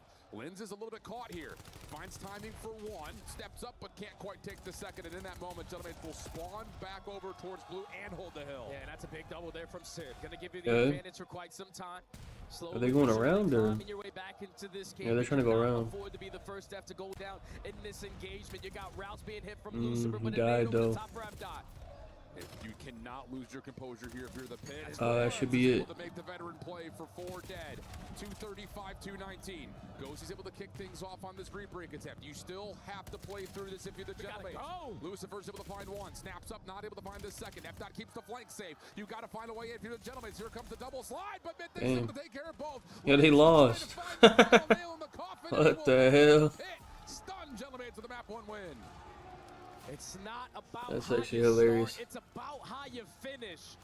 F-Dot, the guy who's been struggling in the respawns all weekend long for this pit lineup, answered the call extremely early into that one. It was Lucifer, who's been their most consistent AR throughout the weekend, who was having an issue on the map. But then you get towards the second half, you start to put your team in the power spots, you start to win a couple rotations, and those gunfights just become a whole lot easier. The pit, no one is counting you guys to take down the likes of the Gentlemates. But that was way too clean, especially on the second half of the game. They get it done. Really, really well done. How about Mythics and a couple of unbelievable clutch moments to win key gunfights, to stop spawns from flipping, or more importantly, you go back to that P5, it Well, locked down a lot of time that you really weren't sure who was going to walk away with it. Unbelievable stuff, and that's the veterancy presence that we're talking about in this pit roster. I know it's like you look at it, and if you're not familiar with the challenger space, you're looking at last chance qualifier team, 16 seed should be a cakewalk, but these guys have been in the grinder for a while. And a couple of special plays allow a special moment here in map number 1 to take the win. It just feels like the Gentlemates seem to be a little bit out of sync. A little bit. Because they're not playing to their advantages, but they're quickly gonna have to figure it out. They're going home. Well, I know at least one guy who's gonna be excited about this result. We've got Lou with Kyle somewhere in enemy territory. Yes, thank you, boys. I am super excited to be joined by Kyle, the Pit's owner, man, especially after that. Devil, are you retarded? You realize that was the video, right? Initiative. What is it? Talk me through it, and when did you start it? Why is this guy getting an interview after one map win? I felt at the time European Call of Duty was neglected, so I made an account, started creating content, media coverage, following all the European lads around the world, and now one thing's led to another, and I've got one of the best team in Europe representing my brand. So we can't call it an organization, can we? Sorry? Can we call it an organization? What is it? Is it a bit of a mix in between? I mean, it's a media account, but right now they're making me make it an organization, so I mean, incredible. I mean, after that first game, who knows? Donc ouais, première question par rapport à cette initiative de Pit, qu'est-ce que c'est? J'ai commencé en 2023. Je trouvais que la scène européenne de Call of Duty était un peu négligée, donc j'avais envie de ramener un petit peu de lumière là-dessus, et c'est ce que j'ai fait avec ce projet-là, et j'ai les meilleurs joueurs européens avec moi ici. And second question, you knew this was going to be a tough matchup, you know, both for the crowd and both for the team level, but you took the first game, so where are the expectations at? Are you proud to see the boys on stage, basically? Oh, I mean, I'm beyond proud of this group of lads. I mean, we've worked with them for a while. I know what they're capable of. And yeah, we expected it, they expected it, and yeah, we're going to go and win this series. We're going to go and win this series et battre Gentlemates. Well, let's see if that happens. And last but not least, if it's not you, who's taking the entire trophy? Who wins the whole thing? If I was putting my money on it, I'd say FaZe, but I would love nothing more than to see Ben Beans win it. Oh, how lovely. J'aurais bien aimé que Beans ou alors FaZe gagne le tournoi si ce n'est pas nous. Thank you so much for joining me, Kyle. And let's see if the boys can do an upset on game 2. Back to you guys. Definitely doable. I mean, that is a heck of an opening statement from the pit. Now looking at the search and destroy, where, I mean, it's just one of those things. You don't really know what to expect out of a challengers team when you're a pro squad squaring up against them. But this is where their happy place is. This is their comfort zone. This game mode. Yeah, they're good at S&D. Hey, they could win this shit now that they took the hard point, honestly. You have an opportunity to Hold potentially on. go up 2-0 versus the Gentlemates, but this one is not going to be easy. This is the map that Joe DeCease was able to break the S&D kill record on. He's just way too much with the NPC in hand. You have to be able to shut him down. Absolutely the case. Hacienda, our venue for the search and destroy. Could the impossible happen? The last chance qualifier make it into playoffs? This would be crazy, man. It would be crazy. But that's exactly what you need. You need to be able to come out and take a respawn. To do it map 1, you never know. Definitely heightens the stakes up, especially for somebody who's thinking this is going to be a walkaway, like I'm sure most Gentlemates fans were. Let's see what we get. Opening offense will belong to the pit. Are they going to be able to find a way to set themselves up with that very standard look of let's go top hallway, play a post plant from secret? Oh yeah, they're instantly going to be the aggressors. They're trying to set the tone early into this map, but it's none other than Joe to start off the fights. But you leave out secret thinking that it's going to be a 2v2, but a great nade out of Sib leaves it all up to F-Dot. Yeah, just you cannot wait for those gunfights to develop in the first 3 rounds with nade still waiting. F-Dot trying to make his move up through office. Maybe able to catch one. No, not quite.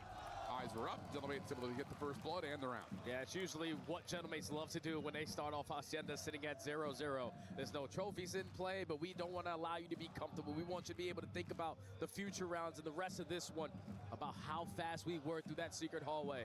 You set the tone if you are Joe. You find effective trades, great teamwork down at the Gentlemates to get the opening round. Yeah, you have to be ready for that with stuns and nades if you're on the offensive side. And most importantly, that little AR tandem duo, able to put the window pressure up, and Sid from bottom barrel tosses that nade, able to convert over towards the top side. Clean. Gentlemates on their next attack, or first attack, I should say, not next. Something similar, but it's all through Fountain here. Nade stuns coming through. Mythic's going to have Linz right there for support. You don't anticipate it being there, but you still snap to find the kill. Sibilla turned into another one, and that's going to be an opportunity for the bomb to flip to B. And Joe's not going to waste any time. Clears out the backside of the staircase, going to get this bomb planted. But Ghosty is going to get caught. So now it's a 2v2. You can potentially isolate onto Joe, but everyone's scattered around the map. That's the issue right now, and Sib is going to find incredible timing to tally up on the Mythics. So Lucifer for the 1v2. Sees the first shots were not locked, and now he's got nowhere to go. You take shots versus Joe, you better not miss, because you know he's not going to walk away from a chow. Beautifully played there again from the Gentlemates, just keeping up that aggression. You know Civ loves to have that M15 gunfight from window to window. And with the SMG pressure that they had through bottom fountain, it was easy for him to just switch it up, keep his teammates alive, and then even in the 2v2, play the late flank and catch the timing. Gentlemates up 2. Clean. 2 very clean rounds to this point. Next offense now for the pit. What do we want to call? I would imagine we're still going to be looking towards something over at Secret. But this time it's going to be more focused towards the outside at A. FDOT will be the one responsible for playing through the middle of the map. And the Gentlemates are not here. They are playing a 2-2 stack and will quickly rotate to likely have to play retake. Yeah, this is just one of their go-to strats. Shut down the B bomb plant. Why are we planning there? And just try to get it down at A because no one showed face, but Gentlemates sent 2 players back on the rotation, so early numbers. But we had no pressure at office at all. I just don't know why Linz is trying to plant that on the outside towards fences. That's just way too simple. I mean, if you get the quick plant, do it safe. Bro, these guys stole a hard point for no reason. Now they're just being retarded. That was a mistake. I don't really understand what the fuck was supposed to be. Yeah, he just was expecting when you turn that corner out of fence for potentially an A&R be sitting at top plat, or at least on the staircase, or someone contesting at 10, but no one showed face. Yeah. By the time you commit on the bomb, that's when the Gentlemates just got themselves back into the play. So quick adjustment there from the Gentlemates to get such a quick read. And to make the adjustments to stop that bomb from going down, and then everything else is falling like dominoes. I mean, we got to get an AR out our fences right there to cover that plant position. Exactly. Well, mistake was made, and it was punished. 3-0 mates. Quick on the bounce back here. Only Mythics have found a lot of success here on the other side. Sibs on 4 in a row. AR up, going top window. FDOT sniping. He's going to connect on to Ghosty for first blood. Early numbers for the pit. This is where you force the Gentlemates to make the play. You don't have to do anything extra, but Lucifer is going to get hit by a stun. He's in quicksand. He's trying to get out of dodge, but Espru is able to catch him. 3v3. FDOT's got to connect again. Not risk giving away his life, though, either. Mythics is behind the play. This is perfect. Able to tally another. Shot goes wide, though. FDOT will be punished. Snap will flip. 2v2. 50 seconds left to go. And the Gentlemates have killed the noise. Pit have yet to also budge on their setup. They're allowing time to be their best friend. I'm now making its wrap up towards office. Both players sticking together here for Joe and Estriel. And now they may meet over towards the B site. Who gets the heady first? Oh, the Pit give up on the bomb site just as they about to lose this shit now. So now you got to come back over to it. This becomes. They're not retaking this bomb from Big Joe, man. First and then wrap behind it. Yeah, the thing that'll make this easy if you have a stunner or nade to potentially clear out or gain some information around this rock. But it's already been 15 seconds gone and the mates are on the move. Yeah, they're wrapping the wrap. No one's seen each other yet, though, which is possibly an issue, but Linz will fall. Now Joe has the intel, trying to win it all himself. He'll just wait for help. No worries there. Yeah. flawless still for the Gentlemates. Yeah, it's just beautiful teamwork in the Gentlemates, even in the man down. Like, Lucifer cannot afford to get caught over towards fences. If he's sitting at top plat, all right, I spot 2 guys on this side, everyone start to work the rotation. But he gets isolated, and then F-Dot gets isolated in towards top office, and then it's just some bad Call of Duty timing when you're going back and forth between the sites. Told you, this is a good search and destroy map for the Gentlemates. So far, staying flawless. Yep. It's been very, very good. Very, very, very good. They've only lost this map once, have the Gentlemates. And it was to Optic. It was to Optic. Yeah. We're also very, very good at this map. Lynn's bomb carrier now here for the pit. Going over for a hallway hit. Sib says, you guys want to play with snipers? Go play with snipers. And that's why able to hit F-Dot. So 4v3 early. Astro, the only defender actually responsible for being in a little bit of trouble here with an SMG. Just going to try to hit the deck and wait for help, which he's got plenty of it. Yeah. Mythics will fall. And then Astro pops back up off the regen. It's perfect. Yeah, it doesn't get any easier than this. Now Lucifer left in a 1v4. He's just going to get chowed to smithereens. This is an ish search and destroy right here. Straight BTA. Yep. Everywhere you go is being absolutely dominated by the Gentlemates. Nice secondary attempt here for Sib. And just really good help. Obviously, Estriel's in some big trouble right there, bottom steps, but he's got ARs watching over him. He feels confident in that ability and absolutely should. 5-0. Yeah, and I feel like if you are the pit, you're just trying to match the pacing of the Gentlemates, and that's not working. Maybe if we slow the game down, allow these gunfights to start coming to us, then we can stand a better chance here. But now, you're in a deep hole. Yep. So at least try to do something together to start this comeback. Well, Sib sniping again. Oh, puts the scope down at the wrong moment. And F-Dot's able to continue to wallbang to find the first blood. Lots of space at A, but the bomb is not here as of yet. So Estriel on 5. We'll try to take more space through Wine. Ooh. And he very well may catch perfect timing here. Finds the first cleanly. Has help on the outer fences. Comes back, little snap spinner. I don't know what they vetoed. They vetoed. Through Ghosty left for the 1v3. Tags over towards the steps and through the fence. Able to find one. He'll get some separation here, although Linz will give him a workout. He's able to reset the play. They vetoed Fringe. Down in that position is only going to make this even I don't know. more difficult. Hold on, they might win a round. Left to go. Nice. Lucifer and Linz aren't going to be separated on the map, so you have to win 2 gunfights. Yep. Time also ticking against him. And he's going to opt to play away from the bomb, and he runs right into the waiting arms of the pit, who are on the board. Okay, they get the first blood, but this time they don't immediately throw away their number situation. You're right back as a collective 4. No one gets isolated, and if one still kill starts to go down, Estriel's thinking, all right, 3v3, we stand a chance. But his teammates are giving him so many comms that you are going to be surrounded. Ghosty with the unfortunate wallbang. Estriel was dead regardless. But at a 1v3, time was not on his side, and that allows the pit to get there first. Yep. Better. A long route to go to get back into this one. What do we call for this next attack here? 5-1 the count. Pit back onto the offense. 3-1 split. Look at that. They're going to go up top. Sib sniping this time?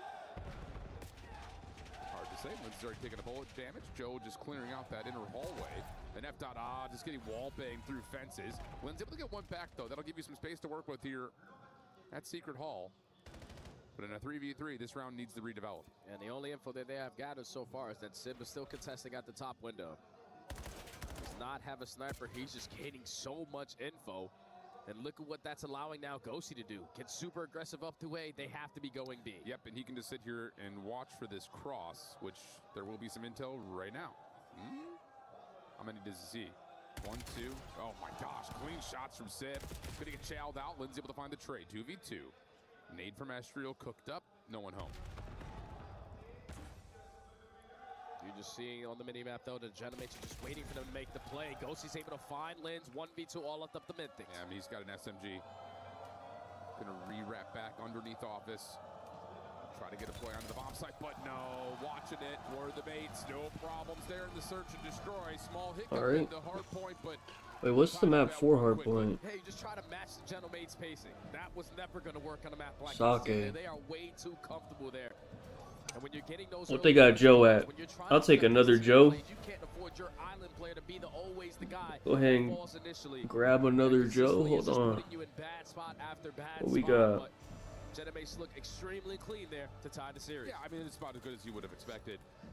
Obviously, first blood conversion percentage very, very high. On top of that, with, I mean, it's 6-1, that's going to happen. But 29.5. for the pit, I think you're absolutely right. Trying to just I'm interested. run through it, not going to work. Gentlemate's very prepared for it, and we're tied at 1. Puckett, how are things with the Gentlemates?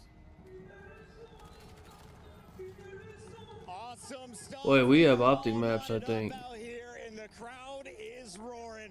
Hossy, oh, we're good. That was a dominant search and destroy, but let's Oh, start that's their here shit. with the youngsters coming in to Oh, we're good. taking map number 1. What did we see in that hard point? We Nice. asked F-Dot to step up. He well and truly did. But huge plays out of both Mythics and Lins in important moments. Mythics himself, we've talked a lot about him. He's the flex player, but he does a lot of work. And we talk about little players stepping up in important moments. But Wait. he's a superstar for selfless reasons, very much so holding things down for the team and letting them get active. So S&D. Oh, Sake S&D. Was, right? That Scar. It's a map that's given the Gentlemates so many problems. And this crowd, they were on their feet. They were getting hype. And, you know, when it came down to the very end there, they got put in the back green trap. It was Lins with a huge kill at the end of the P5 to set them up for it, but still had to close it out on a P2. Mythics playing his life, waiting on his teammate in Lins, something we didn't see day 1, Chris, we saw today. So question, is this more of a sign that Gentlemates are struggling or that there is a new wave of talent rising? It's both. Yeah, I agree. I think that there is a wave of talent. There's a whole pipeline coming through. Oh, this shit is Scar overload. Hold on. We talked about it. Scar hardpoint, not. Hold on. I didn't know it was Scar overload too. Oh my god, Joe's at 29. Wait, 29? As I watch Joe Deceives with an AR in his hand, it's probably not a map you want to play if you're the Gentlemates. So I think they won't be playing it any longer, but that search and destroy all class, that's Joe. Crazy stuff, impressive performances so far from everybody on the stage. But a bigger shout out to the crowd. This is just the midway point. Nameless, we're still in group stages and it's only going to get louder here in the SEC arena. Yeah, you know, I am unbiased. I don't root for any team. As I'm walking out here, all the fans are so nice. They're so excited. I'm like, I kind of want a Gentlemates flag. But yeah, they're on their feet. They're excited. And they give them something to be excited about in that search and destroy. I mean, like, you are listening to this as well in here. They've said they're bringing triple, if not quadruple the amount. He averages 26.5. When we get to that point, what is it going to be like in here? Nameless, final thoughts here as we're 29 wrapping up is this kind of first crazy. half of the matchup. What have you seen from both teams? What do you want to see in the second half? Yeah, well, you got to find a way to steal another respawn if you're the pit. And if they do get to that game 5, which is their goal in this series, it has to be way different in the search and destroy. Much more confident. The round 1, F-Dot went bottom rugs. His whole team died. He was still in there. So more confidence, a little more aggression. We talked about this, Scar, in the way it's been difficult for them. We've got that next to the overload. If you are going to steal away one of those respawns, you talked about it. This has been a struggle for them. That feels like the moment right there. Sorry, I couldn't hear you. This Look at the forearms on this man. And a woman. By the way, it's the same duo that was crushing it all major. Awesome to see him out here at EWC. Awesome to see you all in the chat. Thank you guys for joining us. Andrew, final thoughts here before we throw it to the casters. I'm very nervous, to be completely honest with you. Got to make sure you get through this overload. Thanks for rocking out with us. Back to you guys. Careful, careful, careful for the inevitable tinnitus. I can say from experience as a drumline guy, you just got to be careful in there. Let's get back into the mix here. 1-1 the count. We've got the guaranteed Scar overload, but also the Sake hardpoint. Definitely in just terms of, again, the So, 5-0, quite quickly. Trevor, can't lie. I'm getting worried. This is rapidly going downhill. We might have earlier dinner than we maybe expected. Yeah, I thought, maybe, back to the hotel for, what time are we at now? Yeah. 6:10. I was like, ooh, maybe like 9 p.m. we get back, something like that. Might be 6:35. Yeah, indeed. We'll have to see. I've not cast a 13-0. I've never heard of any of these people. Goodness. Actually, I think I've heard of Device. The pistol was one, so and maybe Rain. Yeah, ruins it. I haven't had one in a while afterwards. Ruining it. You're ruining it. Gives me on the close angle outside. He's ready for Pepsi Boss and push, and they're not ready, I'm afraid. Morale will take him down with ease. And Rain is here to help out as well. Need to break this smoke. Device will get that kill from range with ease as they break that smoke really nicely. And Hanuman is stuck in that Africa position, I believe it's called, and maybe he'll wish he was there right now. There is a golfing class here. I'll put it lightly. Hanneman, yeah, you're dead to rights now. And an age softening him up. He's already pretty low. And a flash, just a really rough. Oh, In the wound, no. you are so mean, Rain. Rain. Naughty boy. Come on. They're just kids. You can't be stabbing them like that. That's not on. Oh, okay. Yeah, this Well, is that's on their 37. CV. On a big broadcast, they've been knifed by I feel like CS got like old people though, don't they? That's like normal in CS. It's better if you are the one doing the knife, but you know, you take what you can get at this point. You're 6-0 down. The team kills already. Like, and it's these sort of games as well for 100 Thieves where genuinely they know they're going to win. They know they're going to win this one.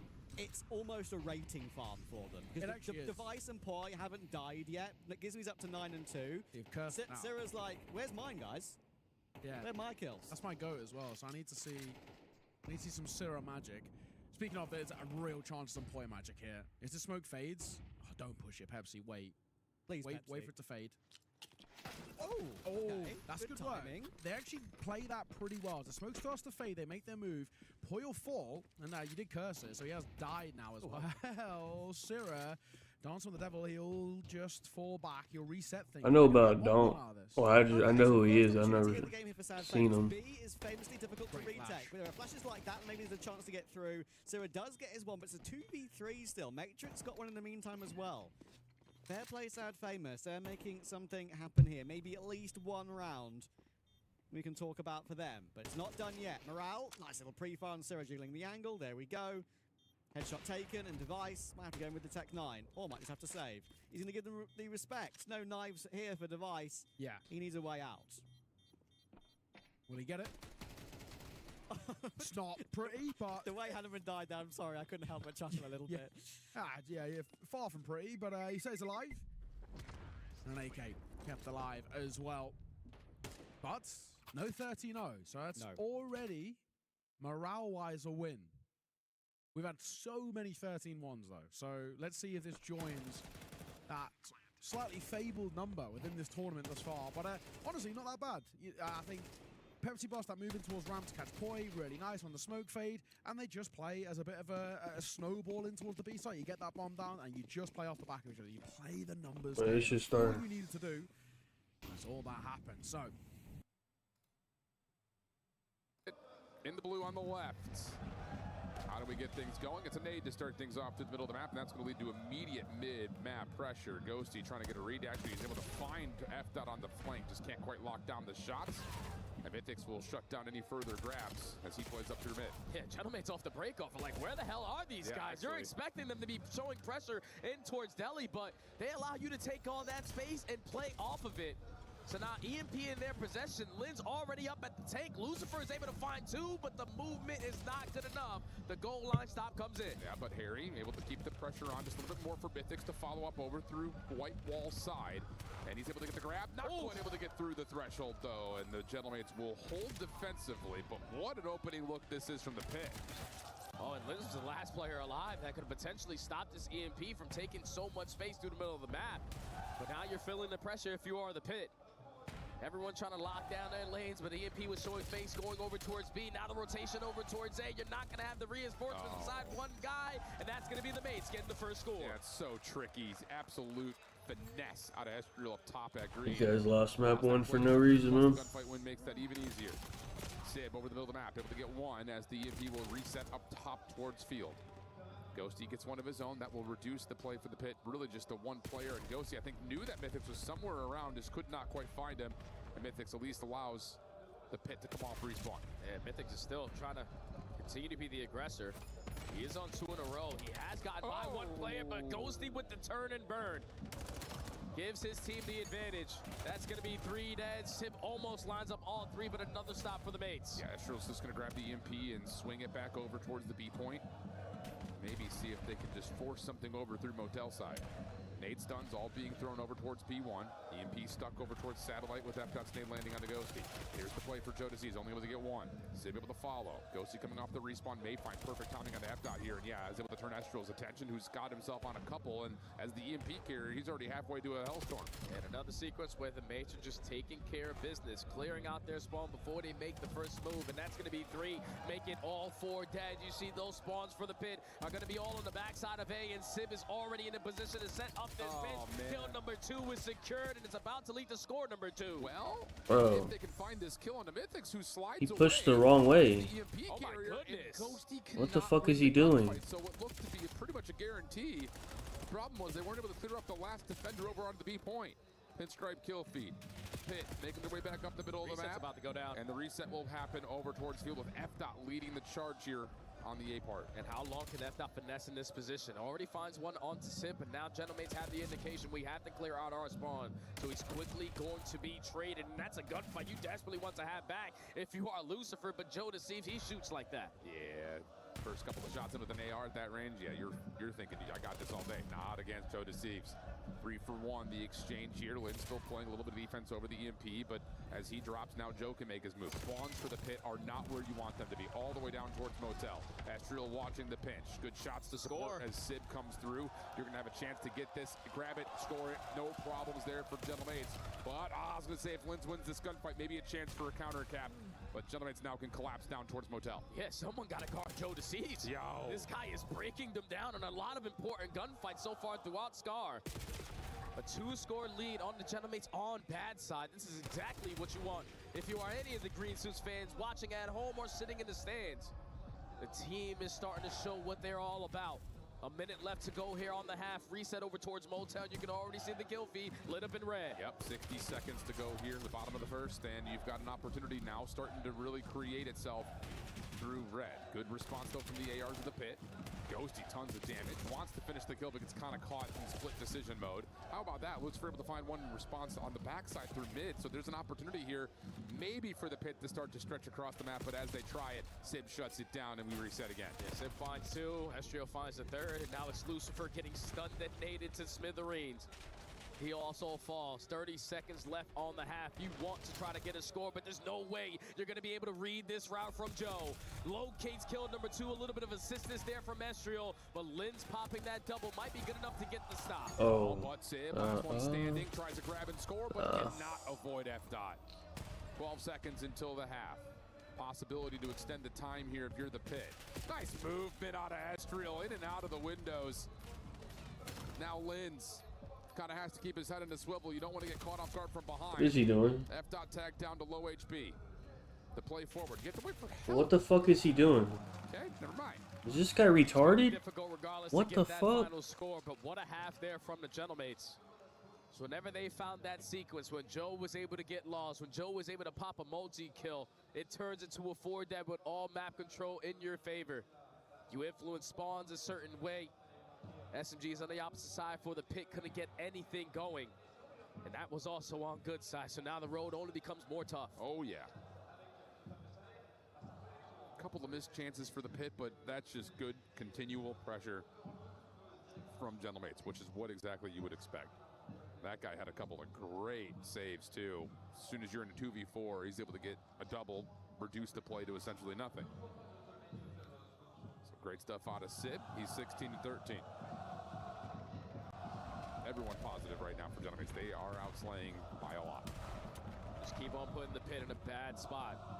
And now on the pad side, they know that they don't want to go off the break off 3 to 4 deck because it's going to lead to an instant score when you trap into your spawn. So the slow and steady setup has worked out for now. You've won a majority of the fights, but we're still not finding these trades on the Joe. Yeah, maybe a chance here for Lucifer on this route through red. He does take away 2. Joe, though, pops up, finds another. EMP still not really in a spot for either team to grab. Good read from Esther. Lots of damage. Not quite able to take the pistol out to finish off Linz, but Ghosty says if he's one shot, I'll follow, but no. Lynn's able to find the double. Joe eventually secures the trade, and we're still neutral to the middle of that. Look at the pit players coming off the respawn. They're thinking that these SMGs are going to be in my spawn, so they're taking their sweet time, working their way out of blue. That's giving Now the Gentlemate's time to work off the respawn and take that map away, but that's going to be 3 dead. You got to keep this EMP safe, yeah, you sure do. You sure do. And Joe Deceives will do just that. 18 and 13 clean shots as always. Astral mid-map. Shut down. Lynn's able to keep the MPC into position, but now an opportunity starts to develop here for Gentlemates. They've got all 4 players up. They're finding kills, including Joe gotta stop using the AR, bro. They actually lose when he uses an AR. Plus 1 more, and that'll be enough for him to slide across and get the 3rd score. Score number 3 on the cards here for the Gentlemates. Reset now back over towards Plane. Phenomenal shots there from F-Dot. Double wall bounce rips Estro off of the heady, but we need to continue to find that next wave of kills because all the map control is still in favor of the mates. Well, until Linz gets that double, that changes things just a touch. F-Dot happy to find some vacancy through field, but that gets matched easily by Estriel.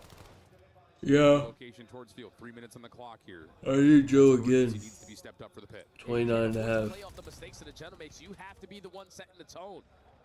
So hit some routes, win some gunfights you're probably not supposed to, and Mythic just trying to do just that, but Sib with a perfect read. Now turns into 3 dead. Lucifer has to hold the line on the defensive end. Well, he's able to get the first off the reset, looks for the MP carrier, and we'll find Joe Deceives kind of caught in a moment of indecision. What did I do? Past the 2:30 mark here in a moment, so bottom of the 2nd half. And Lynn's trying to get cheeky around the back, will be shut down. Not looking good here for the pit. They need something, they need it quick. Need to start going, man. I did it with Merc map 2. They dropped the lines for Optic map 1. They're playing Hossie, so they lowered everyone's shit. You're allowing the Gentlemates off the respawn when you're getting this sequence of kills to still have enough time to put themselves back into the play. And now with only 1 player around that EMP, there's no need to sweat if you're the Gentlemates. Okay, well, you get 2 from F-Dot. You got to go quickly here if you're the pit. They get a 3rd from Mythics. It's time to go. We need to take the space here and now. Astral playing through P5, able to find Lucifer on the cut. Should be weak. Mythics trying to follow behind that, able to get to 5 in a row. Does he get to 6? Yes, he does. Close to a Hellstorm now. But you need to have someone pick up the EMP and start to make a move behind this play for Mythics. Eventually, you get the grab, but he's got to watch 2 things at once. Astral off his next life, trying to take care of it. Joe Deceives on the cross, shut down by Linz. A 2nd opportunity comes through for Linz, but you still cannot get the EMP. And Mythics, who's still looking for kill number 7, eventually also gets shut down. Yeah, this is just head bash after head bash. Hope to God that my SMG route is going to work out.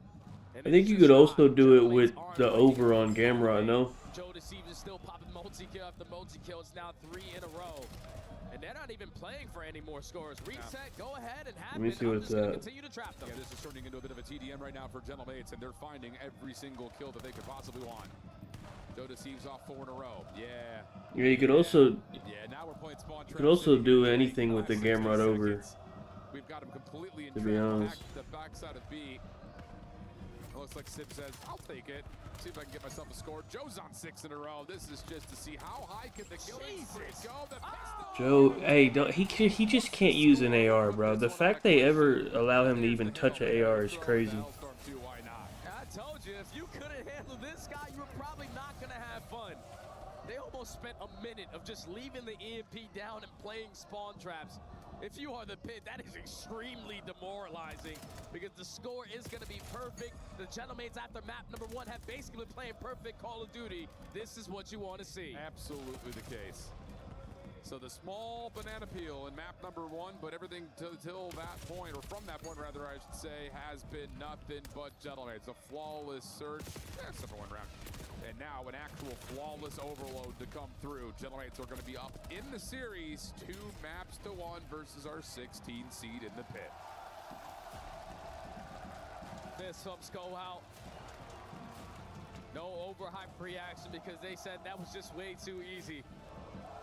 Joe Deceives is unbelievable, and if you blinked and missed it, Estriel was behind him by 1 kill.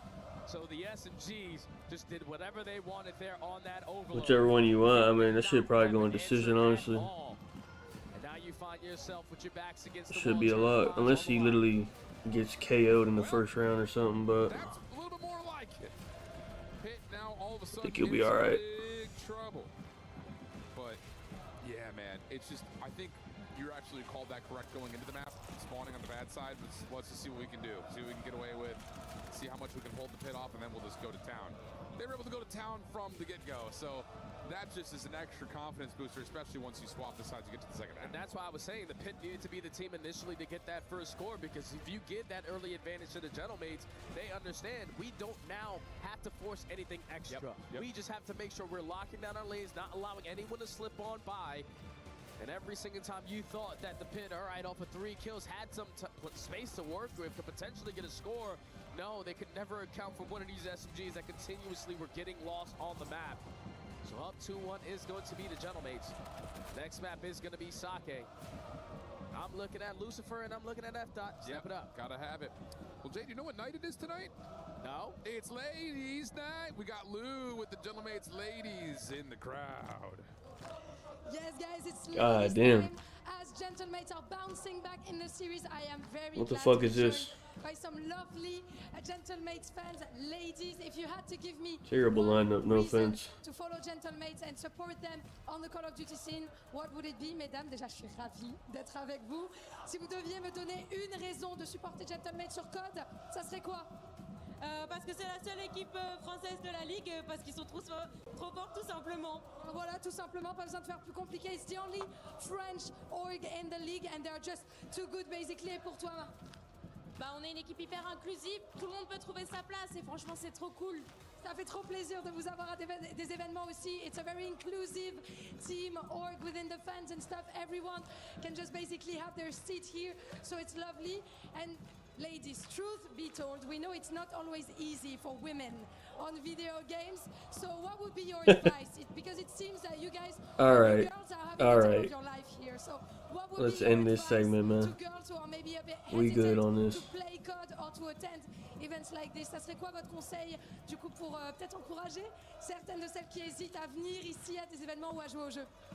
C'est en osant qu'on sera beaucoup plus et c'est comme ça qu'on représentera une scène féminine encore plus dans l'e-sport. Continuer d'oser, arrêter de s'auto-censurer. C'est ça. Voilà, so I think that the more we get, the less we, you know, are reluctant to come, the more women there are going to be in the industry, and that's exactly what we're looking for. Et pour toi, Mastar? Moi, mon conseil, ce serait déjà de contacter d'autres filles si elles n'osent pas venir. Et en fait, avec l'assaut, on est super accueillant. Même au niveau de l'assaut, on fait attention à toujours avoir une parité entre 2 filles et 2 garçons. Et franchement, venez, vous le regretterez pas. Venez, come, you're not going to regret it because, you know, we're trying to be as inclusive as possible, trying to play and also welcome girls and men also in the supportive associations and I guess also in the game parce que je crois que vous jouez évidemment aussi. And last but not least, before we get into game 4, can we get a little chant? Tu nous fais un petit chant? Oh les gars, les gars, les gars, les gars. Eh les gars, les gars, les gars, les gars, les gars, les gars, les gars, les gars, les gars, les gars. On va y aller. What is happening? Oh Gentlemates.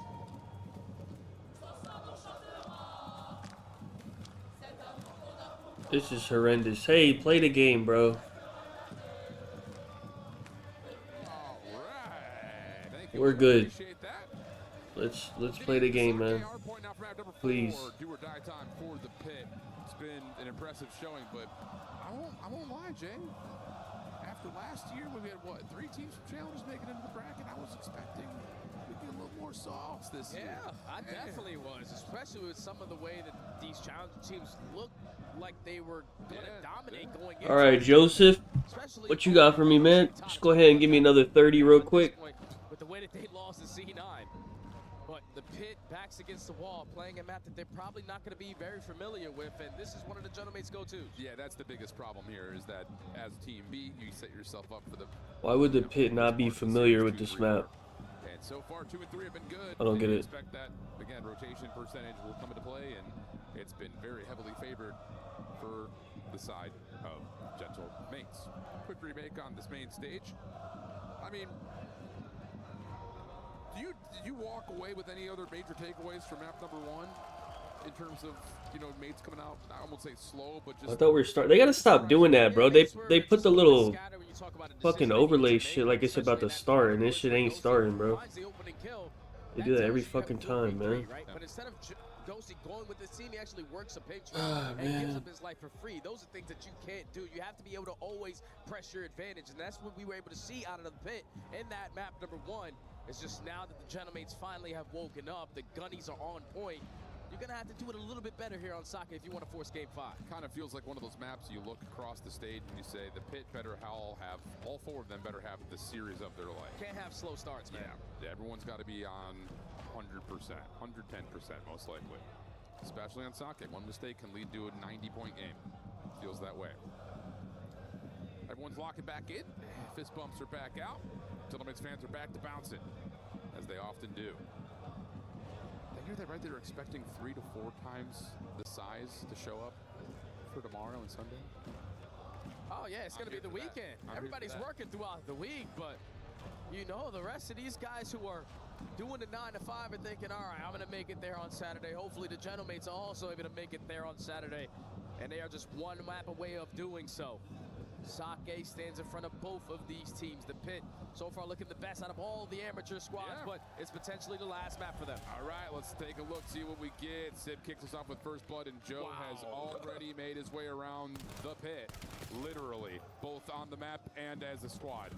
That is a little too simple, and Lucifer will fall. Map has already flipped its set out. Yep, and this is what happened to the Gentlemen at the last tournament versus the Falcons. It's like everyone has taken this break off when you're spawning not on the preferred side. Just flood your way through the HP, and if they're not going to contest it, you're instantly going to be able to flip those spawns. So already not the position you want to be in if you are the pit, but they have 3 kills in response.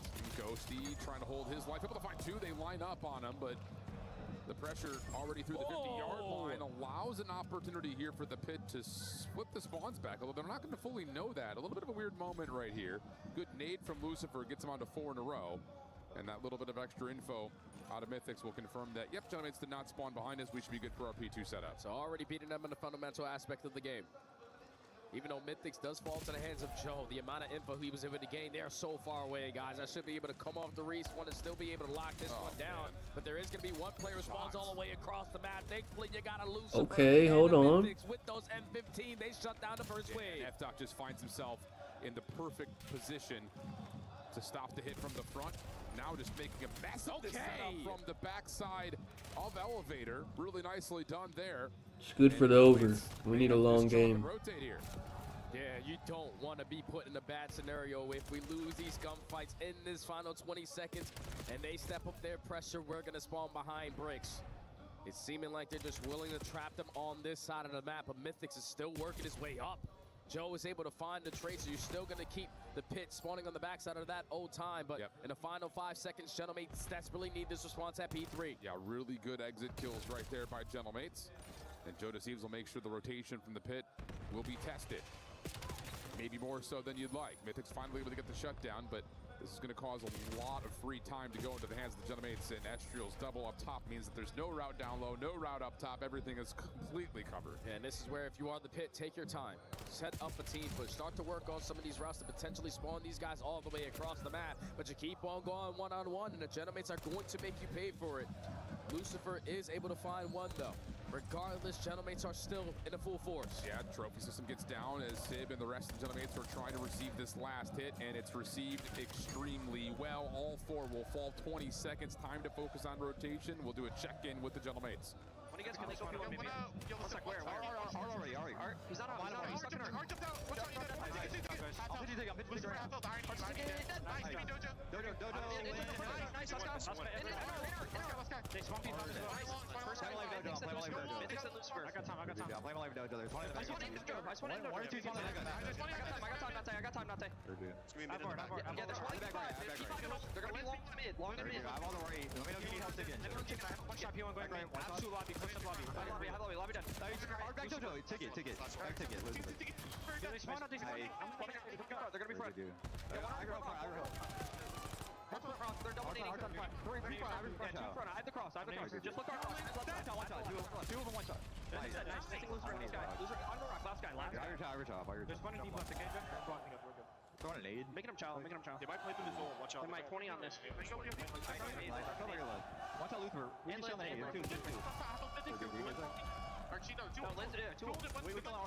Weak as fuck. Lens was here. Lens, weak, nice.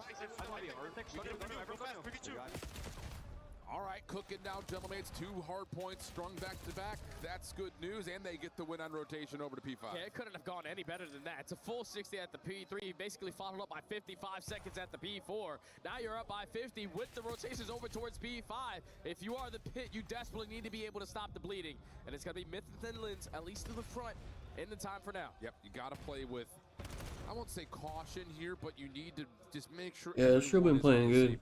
He been like matching Joe most of the time. Players running out and just dying and finding yourself in 2v4 situations.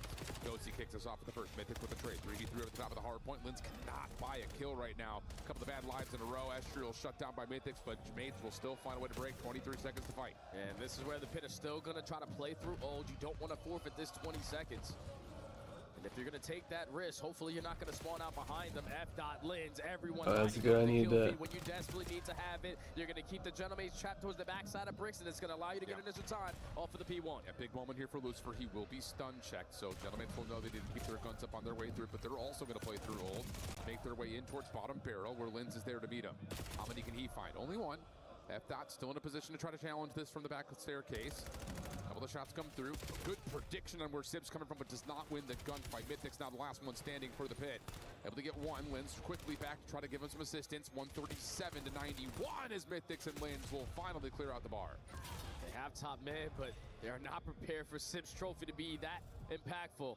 Finds a kill onto Mythics. Now it starts off the trade fight. You're going back and forth, blow for blow, but it's still a contest. Bro, Joe ain't got a kill in like a minute, bro. 25 seconds here, and if you are the Pit, this is where you have to step up that pressure. You can spawn 2 players behind you, or at least one. Really nicely done. Lucifer also going to put the pressure through mid, but gets caught. Gentlemates only had 1 player spawn out. Now they've got a natural pinch to stop the rest of this time to go to the Pit. But the kill on the Sib comes through. And now Gentlemates are just looking to receive this rotation out of the All right, here we go. Joe's going to clean up a couple. Needed Ghosty's that. in some trouble, though. The Pit will spawn 1 down over towards Dojo. Ghosty off the regen. Able to find 1. Pops up. Does he get the second? Mythic's in some trouble. Play from Ghosty. Killing time. Allowing Joe Deceives to come and help out. And that will be a rotation win for Mates. And this might turn out to be a free 50 seconds. Astro creating that extra layer through the front side. Joe still seeming to be untradeable. Another 3 in sequence there for the Mates. Shuts down that first wave. Only 35 seconds remaining here at the P2, and it looks like the Pit are just going to try to commit through side door. Yeah, but they're a little bit stuck on the staircase right now. Joe finds one before dropping. Sib has his AR up, ready to go, just in case this does end up being a side door hit, but misses the shots initially on the Lens, who just sidesteps it midair. Opportunity here to contest the back time. Joe only able to find 1. A couple of players to the Mates still spawning close. As you take a look at the minimap, F-Dot is trying to guard rotation. This is exactly what you need right now if you're the Pit. No, without a doubt, this is ideal. The best possible situation you want to be in at the ending of the P2. Lucifer on 5 cannot locate kill number 6, but the pressure is not going to be there quick enough to potentially spawn him out of this play. So the Pit need to do exactly what the Mates just did to them on the first set. Lock this one down. Good for Mythics to shut down 1 down low. As F-Dot falls, responsibility to Lucifer. Able to find lots of good shots through that smoke. Provided by the car, knocked out someone through one. Lynn's looking for contact. He's kind of responsible for the window and the back door. Mates getting their setup that they want. Lucifer just watching the long cross. Goes so down low. It's able to find 1. Now into the interior. Lynn's for another. Pops back up. Mythics for 1. It's down to just 1. Bro. Will fall. Pit. Are they about to lose another hard point? Wait a minute. You play the patient There's game no and way. you basically give up a full 60. So the Pit are going to be able to take a lead. Fuck are these guys doing, man? HB and are already in a position to try to contest for the rotation at new. And Lucifer aware that Ghost can be playing the, let's say the bar window, but he will shut down 1, plus also catch Lynn. So rotation win here for the Mates, who will quickly regain the lead. Mythic's working on the long route, but he's on a bit of an island, kind of playing a solo mission right here. He just needs to be a distraction, hope his teammates can find the kills. Mythic's now making his way back up towards mid steps. He knows that he's playing Sib at the back line, but that AR is not going to miss. But from the front, you find the kills you needed, and all of a sudden you got split spawn situations. Do you get a read on this? Oh my goodness! You do with Mythics spawning over towards Dojo. They know Ghost is in the back, and he's going to play his life away for help from the front. And Linz is here to assist him. Ghosty is going to get taken care of, so now you know the back is going to be crystal clear. 30 seconds here at the P4, and you know the pressure from the Gentlemates is going to be from the front, but Estria and Joe find the opening too. Linz stock stunned, still able to find one. Does he slip to safety? Yes, he does. Linz! Whoa! Able to Oh, hold on. Wait, that was big. The pit, an opportunity. Wait a minute. Yo, they about to lose another one. How are they? Bro, they got a guy that's 11 and 25, man. Bro. It's been chain after chain Nah. some of these money hills to give them the lead they have. And even if you lose this sequence, thankfully Linz earns himself that Hellstorm. Call it in now. Absolutely, you should. Good shots. Able to find one. Now you got to call it. Now we got to call it. Hasn't hit the trigger on it. They're going to try to do it the old-fashioned way. Shots from the window going to work out. F-Dot, who's had a slow start, could finish hot. He's able to find two. Pinch for Mythics for another long range on the Estrio. Works out. And the pit will hold the hill and the lead. And now there's still 30 seconds here. I would love to see Linz just calling this Hellstorm to guarantee some much-needed time to get closer and closer towards the finish line, but you keep on giving the Gentlemates a chance, and they find every single kill. I mean, what are we waiting for? You can't use it on P1. It's not going to do anything. Okay, maybe if it goes to 2, but feels like a missed opportunity. Will that come to bite him? Sib on the old time, shut down. Joe Deceives playing his life. Able to get one on the trade, not able to get the second. Numbers now for the pit as they make their way over towards Bar in a 6-point game. Ghosty makes his positioning known, but he's still able to walk away with a fight. Almost finds kill number 2, but your teammates are now going to be here. I don't know what's going on. Joe hit though, so that's all I'm asking for. Sib trying to push out, will be shut down. Well, I need one kill. I'm assuming he's gonna get one more. Here come the pit though with numbers. Trying to get back Okay, we're good on Joe. Slip away. Astral provides some cover, and Sib with an SMG right back in the mix. That's all 4 dead. Opportunity to start to rotate here. Gentlemates could still. Yo, Gentlemates suck at hardpoint, bro. They just, I don't know, they're just kill horn or something, bro. This shouldn't be close. But he's gonna work on this long route. F-Dot is able to find one, but that's gonna be all 4 dead. You might not even have a chance to call in the Hellstorm. What are we waiting for next season? 241 to 217. Last chance for the pit. Sib shuts down the first. Trade is there. Into the hard point they go. Ghosty for one. Estriel is still win. They can still win. Alive, and you still have players on the hard point. Oh, brother. 250 on P1. I don't know what's going on, but. Oh no, not like that. Ghosty looked pissed off after that one. Hey, Ghosty was mad. He was saying so. He looked mad about that one. He knew they were playing wrong. Look. Look. He not happy that they won. Look, he looking at him like, what the fuck? He said, what y'all doing, man? Look, he said so. He was mad as hell. You kidding me? They would have been feeling it. You would have gave yourself your best chance at the P5 if you used it as the aggressor instead of a defender. Wait, what? No. I ain't even played none the last fucking 4 days. The Gentlemates are not looking clean in their hardpoint game. But regardless, they make it to bracket. Wow. The tension in the arena was starting to get palpable. All those Gentleman fans like, we'll show up on Saturday, are probably sitting and like, oh no, man. Thank you, Joseph, for the another 30. Who do they play? I don't know how this bracket works, bro.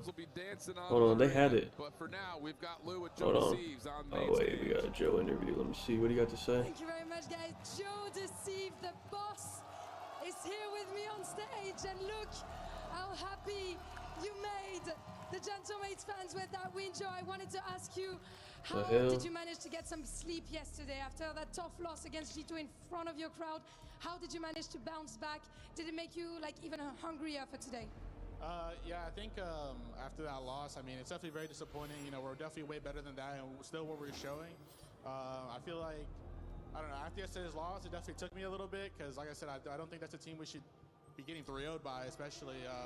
It was definitely very disappointing for us, but I'm still very confident in our team. I think the big issue with us is, you know, we're obviously super talented, but when when it comes down to it in hardpoints, I feel like we're not always on the same page, and then that's our win con for this event, in my opinion, is our winning our hardpoints. I feel like our overload S&D is pretty good, but it comes down to the hardpoint for sure. Yeah, that's what my next question is going to be about, of course. Donc, première question, est-ce que tu as réussi à dormir après cette défaite contre G2 hier devant tout public 3-0? Bah, en vrai, j'avoue que ça m'a touché un petit peu.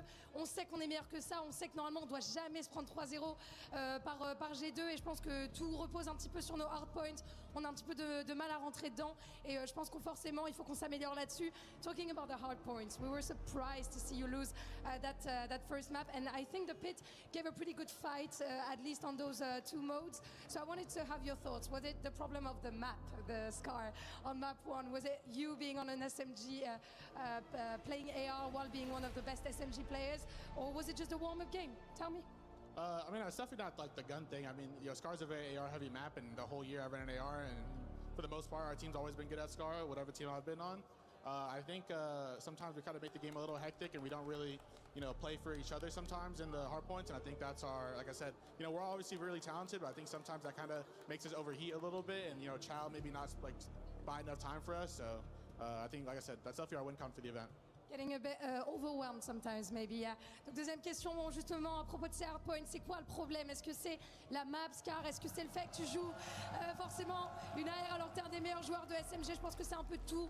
On se laisse un peu déborder par nos émotions. On joue pas forcément les uns pour les autres quand on est en hardpoint, mais on est hyper talentueux. Je suis confiant pour la suite. And before we get to the key crush, I have one more question, because you're going to be facing either 100 Thieves or Falcons, depending on who picks you.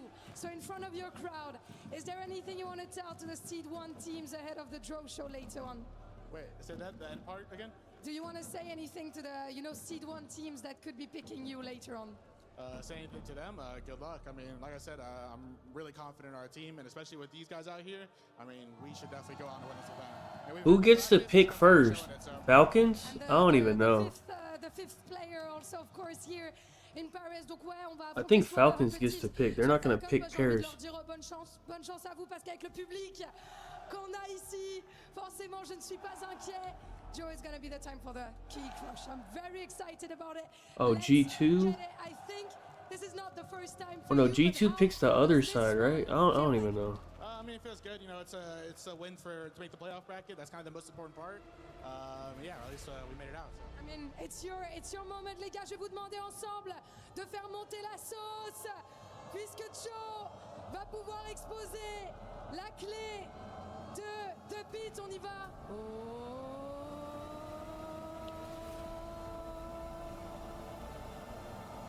Joe Deceives here in Paris advances to playoffs.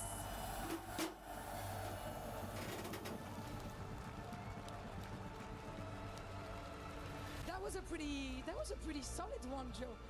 That kind of went out pretty good. That was pretty good. Let's get back onto the stage, facing your fans. Joe, you made them very happy. Very, very happy today. Advancing to playoffs. This is just massive. You have never left a trophy, an international trophy yet, either in your career or with Gentlemates. Is there anything you want to say to the fans, and why is this time going to be different? This time, I mean, we're just, I think we've had enough practice to the point where we know what to do. It just comes down to us doing it. So I'm excited for the future. I think the more reps we get, the better we'll be. And with you guys, being the fifth man for us, we love you guys all. Thank you guys for everything. We appreciate you. Thank you for coming out. Merci à vous les gars, on reste, on continue d'être confiants. C'est de l'histoire de la répétition, c'est de l'histoire de practice, et on sait qu'on va le faire, mesdames et messieurs. Once again, s'il vous plaît, du bruit pour Joe!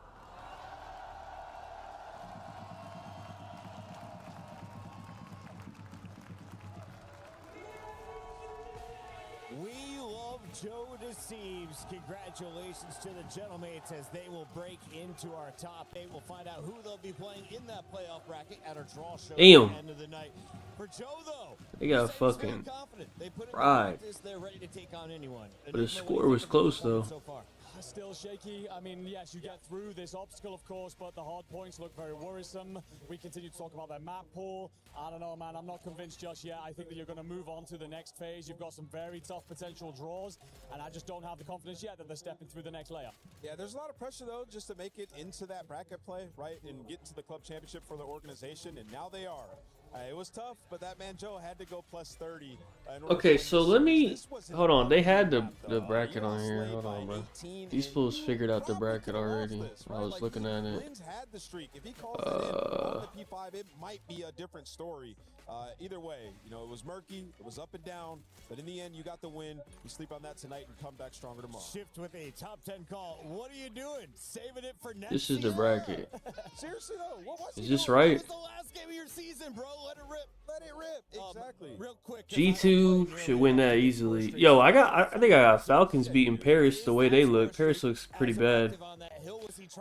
These free win and probably phase. Well, I mean, there has been, you know, throughout this season, I think times where players have called in a streak. It takes like 6-7 seconds to pull up and actually land it. Yeah. Right. So I think he was just worried with how close the game was that just losing that body, you know, you wouldn't be able to properly break or hold the hill that you're in. So I think he could have called it in when he had it. He was inside bricks on P5, could have called in the streak, and it would have just been a clean rotation to P1. I just think maybe overthinking it, panic had set in maybe, but either way, he's going to be regretting that in the VOD watch for sure. To the joy and relief of the Gentlemates fans, their team will make it into our bracket play. For now, we check in on some of the numbers from the front line. Joe Deceives and Estriels, known for their SMGs, who had a better matchup today. Honestly, I mean, yes, the numbers are going to lean towards Joe, but I'm looking at Estriel there. I mean, yes, you're 10.0 KD's pretty good. Yeah, so someone's got that. I mean, I'm a little bit excited on that one, but it will be a case, of course, of I feel like Estriel was still impactful in the maps that they struggled on, and Joe a little bit slow out the gates there. But I think that Estriel right now, this is the best I've ever seen him look. And how do you go 10-0 in S&D or a 10-1? Yeah, I'll tell you how. When you're playing against the team that literally was not moving out of their bottom rugs. Yeah, but they made it easy for him on that map. But Estriel, he's a monster. I agree with you. This is the best that he's looked. Obviously, it should be up against best the teammates, yeah? Well, and his best teammates he's ever had as Weapon, well. map 2. I think there was a bit of a weird situation. Yeah, but Optic sucks at S&D. They should win, but to go alongside Neptune, there was a weird they do suck at S&D. Balancing factor. So Estriel really had to step up, knowing Neptune was waiting on that bench, kind of looking over his shoulder. He's delivered big time here. There's a lot of love for him inside that crowd, and for good reason. Final question here is, do you think we have more Gentlemates fans or pigeons in Paris? I'm gonna go with the Gentlemates fans. I think that we're gonna see plenty more of them over the weekend, but yeah, there are a hell of a lot of pigeons. It's fair call out. Nameless, we are done with our first group. We of course have another group to go. Are you excited to see Optic surviving here on a day 3? A bit unexpected for our #1 seed if you're watching the regular season. Yeah, you know, Chris, neither of their matches have been clean at all, right? The search and destroy has been worrisome, but if you see, we have all the teams that have advanced through Group A. We got FaZe, G2, so clean. They'll be choosing their opponent. They didn't even lose a map, and then Gentlemates and Koi there in the bottom. You know, some of the heavy hitters actually turning up when they needed to. Any surprises for you on this screen? I don't think so. I think these are the 4 that we would have picked. I think it's just the difficulty in which some of them have made it through. Gentlemates in particular, well, a little bit ugly there. I mean, yeah, Omid, they do drop out earlier than expected. You would have expected them through Cloud9 there. Yeah. Really bad performance yesterday. Reminder, the teams that make it into your top 8, well, they are earning club championship points. Optic going to try and earn 1,000. They need to win the whole thing. We'll see if they can do it, starting with their next match.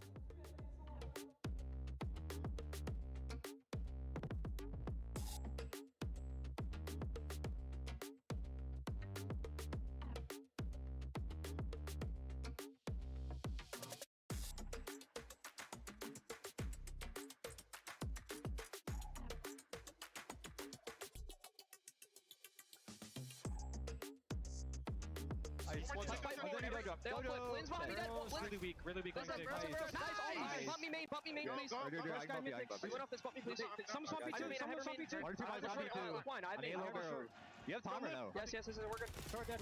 Short, I'm going ticket. Barrel's nice. I have lobby. They were stressing. Lobby. Nice. Yeah, we didn't flip because we didn't. Oh, look, you can hear he was saying something at the end, but it's something they did wrong. That's what I thought. You could tell after. We were there for the years of grind, and we're here now. the proud founding partner of EWC, powering the biggest event in gaming, shoulder to shoulder with the world's best, making history. Greatness deserves a stage. Lenovo Legion, reach your impossible.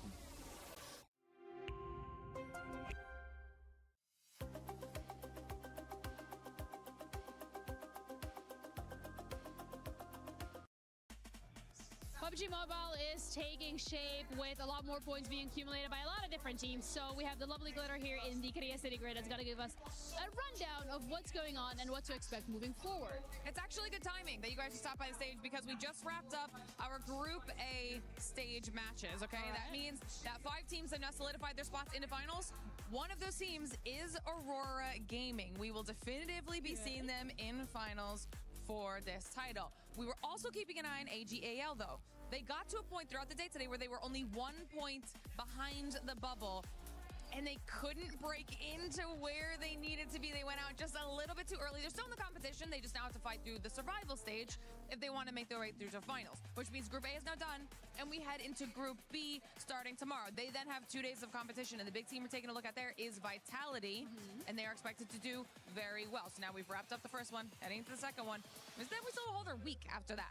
So I feel like things are moving and progressing slowly over on your stage, but of course we're going to get you more updates as things change. So thank you for that one. That's it from us.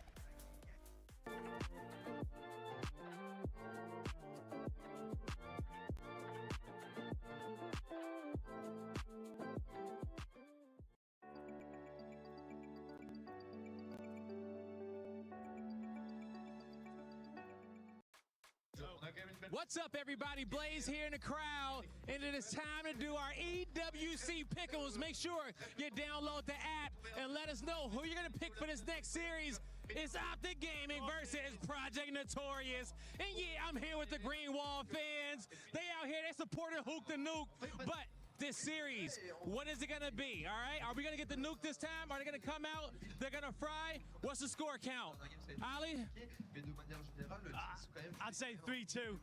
Yeah? 3-2. 3-2 is going to be. It's a close one. Okay, Jack, what about you? It's 3-0. 3-0 all day long. 3-0 on 3-0. Yeah. Oh, 100%. Schultz is coming out, frying, Hook on top, 3-0, Notorious home. I think the majority of you guys are feeling the same way. It's 96-5, 96-4 on the app in favor of Optic Gaming. Who do you want to see a big game out of today? The ARs or the subs? It's got to be ARs. I'm an AR, so it's got to be ARs. All right, Merc and Dashy, they're looking for you guys to perform. It's time to hop in. Green Wall, arise. Alright. We gotta hurry this up, man. I might have to stand up for this. Hold on. I need this Snoopy under badly, man. Be a great time. Joe has done well.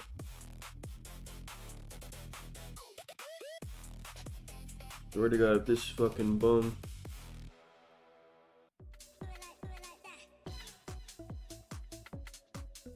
Why is Optic minus 7,000? Oh. Okay. The fuck? So crazy.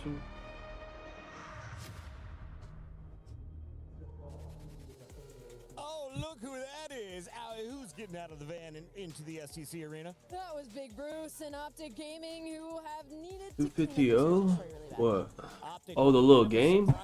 Oh, what the fuck? Are you good? Why are you doing that? For P7 Notorious. They don't love who they drew as an opponent, but they love their opportunity. They're playing for a spot in the top 8, which comes with some serious money and, of course, club championship points. Yeah, most certainly does. Of course, opportunity there for Optic to step in there. I ain't even played this game in a minute. Well, I got a better game. What's the food one?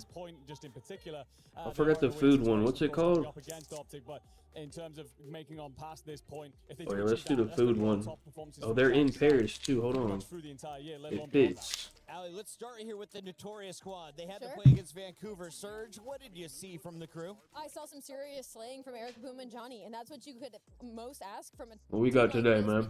Oh my God. They've been bouncing back and forth between the challengers, so a little bit of veterans on the squad. Look at the size of that. Are kind of the X factors for this one when they go up against some of these pro teams. Where is this at? Driller Stadium? What team is that? always do this? I mean, Now, what team is that? Driller Stadium? A bit of a mixed bag, but when he's on his BS, he is bloody good. It smells. Massive shout out to Cammy though as well, because in the series before this, when they played Falcons, he was the thing keeping them in that series. Very much up Tulsa, Oklahoma. likes of Sim and Scrap throughout this tournament. So yeah, he's having Bro, how many calories is this? when he's been the last second bring into That's gotta be like 4,000 calories or something. Bro, that thing is huge, bro. That thing is absurd. Like, what the fuck? Recently, but now that Beans is on G2, Cammy has stepped in. I feel like they would pick this too. One of the CDL squads in Vancouver. I think that's the Surge. answer. With Surge out of their way, they now take Oh my god. They're so fat. that they're going to fight. The good news What's the is, difference? this is probably the safest enemy territory to battle. They look the on. It same. feels a little bit neutral out here in Is there a Paris. fucking Not difference? as many optic chances we're used to. That on the sense of the fifth man, but also just the way their game twos are looking right now. They're I don't know one of the first difference. pro teams to drop a map to Left one of got the a better market bowl. teams that qualified in, and for Optic Gaming, like this I is guess. not a good spot for them to be in right now because they Yeah. need to lean on that with the way that their respawn's been playing. So I don't know what's going on with them. We'll talk about Why is everything the same? depth in just a moment. For now, though, Blaze has. I'm doing the Nashville versus Canada. Yeah, we definitely doing the American one. Oh, apparently not. Oh, we got an Hook interview? Hold on. What you got to say, man? Yesterday didn't go the way that you guys wanted it to. It went down to a game 5. Talk to me about, you know, what happened in that series and how you guys gonna be better today. Well, we're gonna just do our best to play. What the fuck? Is this guy okay? And try to get through to the bracket. Hey, is this guy locked in or not? What the fuck? We've talked a lot. Hey, what the fuck? S&Ds when it comes down to this team. Is he okay? Yesterday, you guys lost 2 Hey, what the fuck's going on? just by a few points. Hey, buddy. That blame on your own shoulders to be better today, to Are you carry good? those hard points through to make sure you guys don't get in those situations again. Yeah. Hey, what's going on? Very confident in our team, so and myself, so. Is he alright? Why does he seem like he's fucking fucked up? You guys definitely can, man. You know. Hey, I got money on this, bro. Hey, get your shit together. What the fuck? What's up with him? Hey, what the fuck? And really just get out there and do what you guys can do best, all right? You know, anything What? you want to supporters out there before I let you go? I appreciate the green wall as always. Appreciate y'all. Let's get it. Let's get it. What the? Hey man, jet lag affects everyone. Yeah, what the fuck? You look, he saying like, what if he seem like he's fucked up?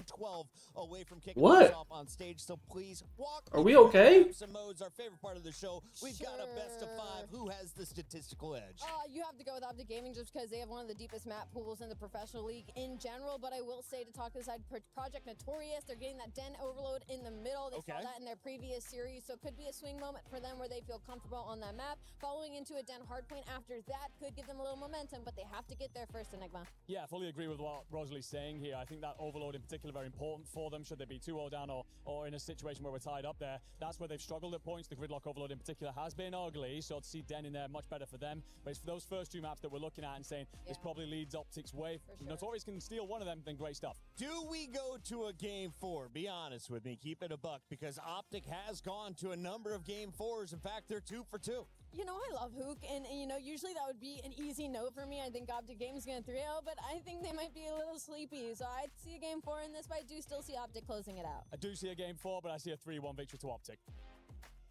Going to the stage, ladies and gentlemen, it is a decider who is moving on and who is going to have their keys and dreams crushed. Let's get it going live. It's more EWC.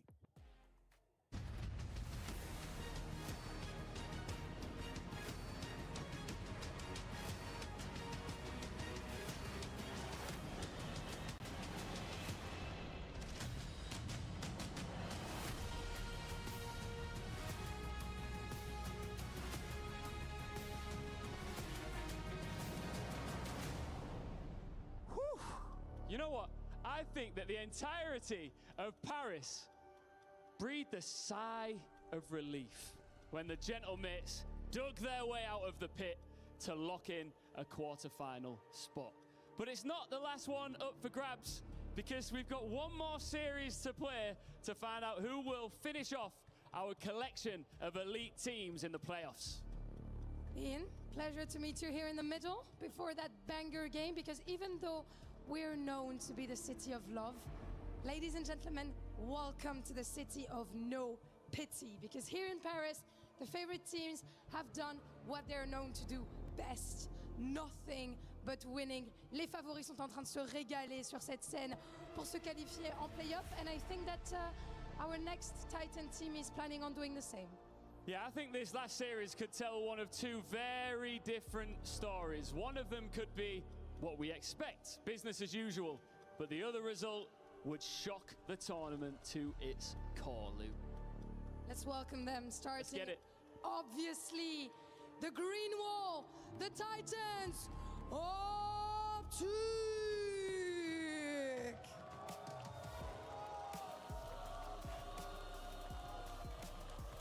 Let's go with Hook, man. I didn't like his interview.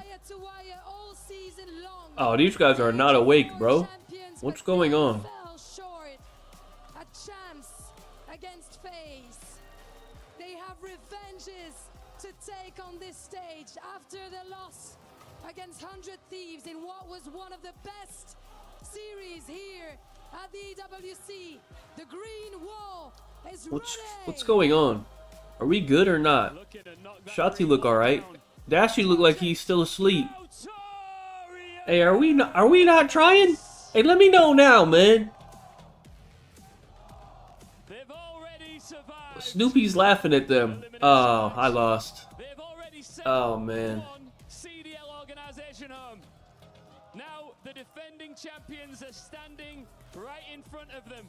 It's the biggest opportunity in this team's history, and they are only one series away from taking it. It's the defending champions against the challengers team that refuses to wake up from a dream. It's America's favorite versus the one nobody expected. Let's get it! Welcome, ladies and gentlemen, to Optic taking on Notorious Project. Notorious, that is. Can't wait to get into this one. Notorious, you took care of Coughing Baby. Not so much Hydrogen Bomb as it is Hook the Nuke now. Let's get it, Jay. It's going to be a fun one, or it might not. You really never know in this type of situation, because obviously a juggernaut squad destined for the grand finals. Notorious, it's the toughest task ahead. Crowd support's going to be a bit of a mix, it seems like. Optic's certainly not with the super favorites. This guy's just happy to be involved. He's rocking the Dallas Empire hat. So clean. Anyone but FaZe across the FaZe sign is, I mean, quite frankly, genius. That is very, very well done, sir. Very, very well done. Those signs are available in venue. If you have any other creative ideas, folks listening at home, you do rock up over there following a few days. Do get involved. These players have been well involved so far, and the S&D KDs are quite wild. Damage fantastic. Big Kamalama Ding Dong taking on Brucey there in the head-to-head. What did I just say? Kamalama Ding Dong. Sure did. Hey, listen, he pops off when it goes to round 11. If Cammy's last alive, have that queued up and ready to go. There he is, Cameron McGilligan. I believe Edinburgh's finest. The Flying C. Pardon? Yes, indeed. Indeed. On the other side of the stage, you know him, you love him. You don't actually love him here in Paris. They have not exactly received the warmest welcome from the Gentlemates fans. I was talking to a few of the Brits. Are we good or not, man? I've never seen a crowd empty before an Optic game, and I was like, yeah, man, it's different on this side of the world. I don't like what's happening. Johnny, a lot of love there from him on the desk. A streaky player chance, high highs, and not a terrible floor. So a very, very welcome addition to the Notorious squad. He's had a fine EWC so far. It is the theme for everybody on Notorious. Maybe Eric Boom, the player we have seen the least across the CDL, but Cammy, at his absolute best, one of the best in the world. Snoopy, when he hits the flow state, looks like one of the best in the world. He was getting the Shotzi comparisons for the first 2 years he spent in the league. Now that he's dropped back down, looking for that redemption, and Johnny in the similar category. When you actually have attained that flow state, the possibilities are endless. Well, every single player on this Notorious squad needs to find their flow state now. There is no time to waste. Have to take advantage of every single map, and if you got Cammy rocking the 1.8 S&D KD, a lot of potential there in the 2.5s. It's just about stealing and finding that one respawn win. B-Sport Joss, the coach of the squad. All the Oh, we started. Oh shit. Hold on.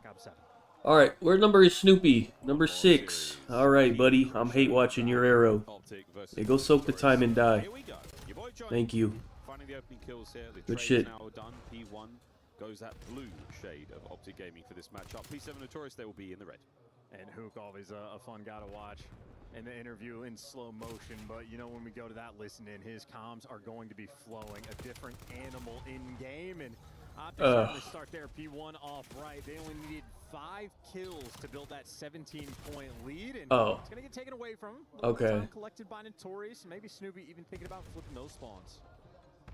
Right inside of the minimap right now, that's what we want to be keeping a little eye on there for Optic Gaming. They've got themselves most of that control. Worrying about the play here from Cammy. Shotsy reads that. On a ball with young Snoop.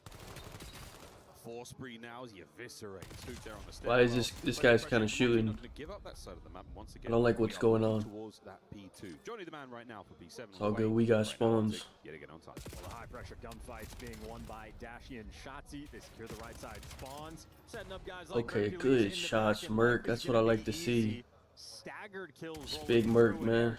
Trade that. Win the trade though. Thank you. Instantaneous. It continues to be a staggered Good time. Notorious. They have not found their footing. Not just yet. Holding on. So far, so good for Optic. Boom goes the card. Oh my god. Is that enough to get the break? Last man alive here, as the back spawns have been populated by P7. Project Notorious now on the break. 25 to go. An ample amount of time. Optic will fight for this. 22 seconds. One final approach. It's going to be, what, 2 players through Zig, 2 players through the front. Great nade from Eric Boom to slow him down, and the damage connects, and the team kill rolling through. So, looking like Notorious should get it all. Dashy wants to strip away as much time as he can, but there you go. 2 hills in. Optic, by the thinnest of margins, going to have about a 10-point lead. You take those margins, going over defenses, low left-hand side of the minimap. Johnny on a 4. Very close to a Hellstorm as well, and we have seen on Hacienda, incredibly useful. Shotsy down, the trade's now complete, and it's going to be a man from Notorious for a second longer. They're on time. Mercury's getting involved. And right now, Optic, they've got the hard point under cover. Can they buy some space? That's the question. Well, Shotsy wins that first key gunfight, just sort of set up the hill, and he's going to continue to win some important ones. No flanks rolling through. He's going to be the guy doing the dance, clean up the one. P7, he is just on patrol. Cammy stuck and tucked in. I don't even remember who they beat. Surge? I don't even remember. This has been a great facilitation. Mercury's 6 and 8, but at least on this hill, the game being made easy for them. That's exactly what you want. Awkward contest there, and boom, gets involved on the Merc there. Are you good? Nice work. Yo, what's up with Hoop, bro? You could just tell he was fucked up, man. This guy's about to cost me another day. I'm about to freak out on this guy. What the fuck is his problem? Here comes Hoop. On the attack forward, it's going to be Snoopy in the feed. Cammy keeps winning their individual gunfights on either side. Dashy loses his one to Eric Boom with the MPC at a little bit close range, and they know it's going to be all the pressure through the front. Snoopy going to be roaming the hallways, or at least oscillating back and forth, and it's all about the timing. Does not go his way. Optic, the break potential is in. There's on. Can they complete? Shotsy from the outside. Gets his done. Yo, how the fuck is he? He's 4 and 9. He ain't even on the hill. He got 0 seconds. What the fuck? Yeah, a bit of a missed opportunity for Notorious. What's going on? That 3-man wipe at the start of the hill. You want to hold it for a little bit longer. Have to seize every single opportunity. Instead, after the first set of rotations, final 10 seconds, looking like it's going to go to Optic, and they've accrued. It's going to be about a 30-40 second lead. Yeah, so the Carpe Diem is a crappy damn as they make their way now into the second set. Crossing 100 points right now, Optic Gaming. They've got themselves a little firm position here to work with. How much more of a lead can we accrue? Notorious all over the map. They've just been wiped down to 3 in the feed. And the last man up, Cammy, down low, not offering too much contest towards this P1 in the second. Yeah, Optic have just had everything completely under control. Dashy right now on a quiet 5 spree in the background. The hallways are going to remain his. Next kill is going to get him the Hellstorm. And, well, Mercules just takes it from him before he can actually earn it. And still, the Hellstorm maybe not even needed. Optic have sort of found their flow, a 50-point lead, and that is a massive chunk of time as far as P1 goes. Actually might not have got the Hellstorm, but you've got the lead, still have those right side spawns. This is all good. Optic sitting pretty right now. Smooth as you like.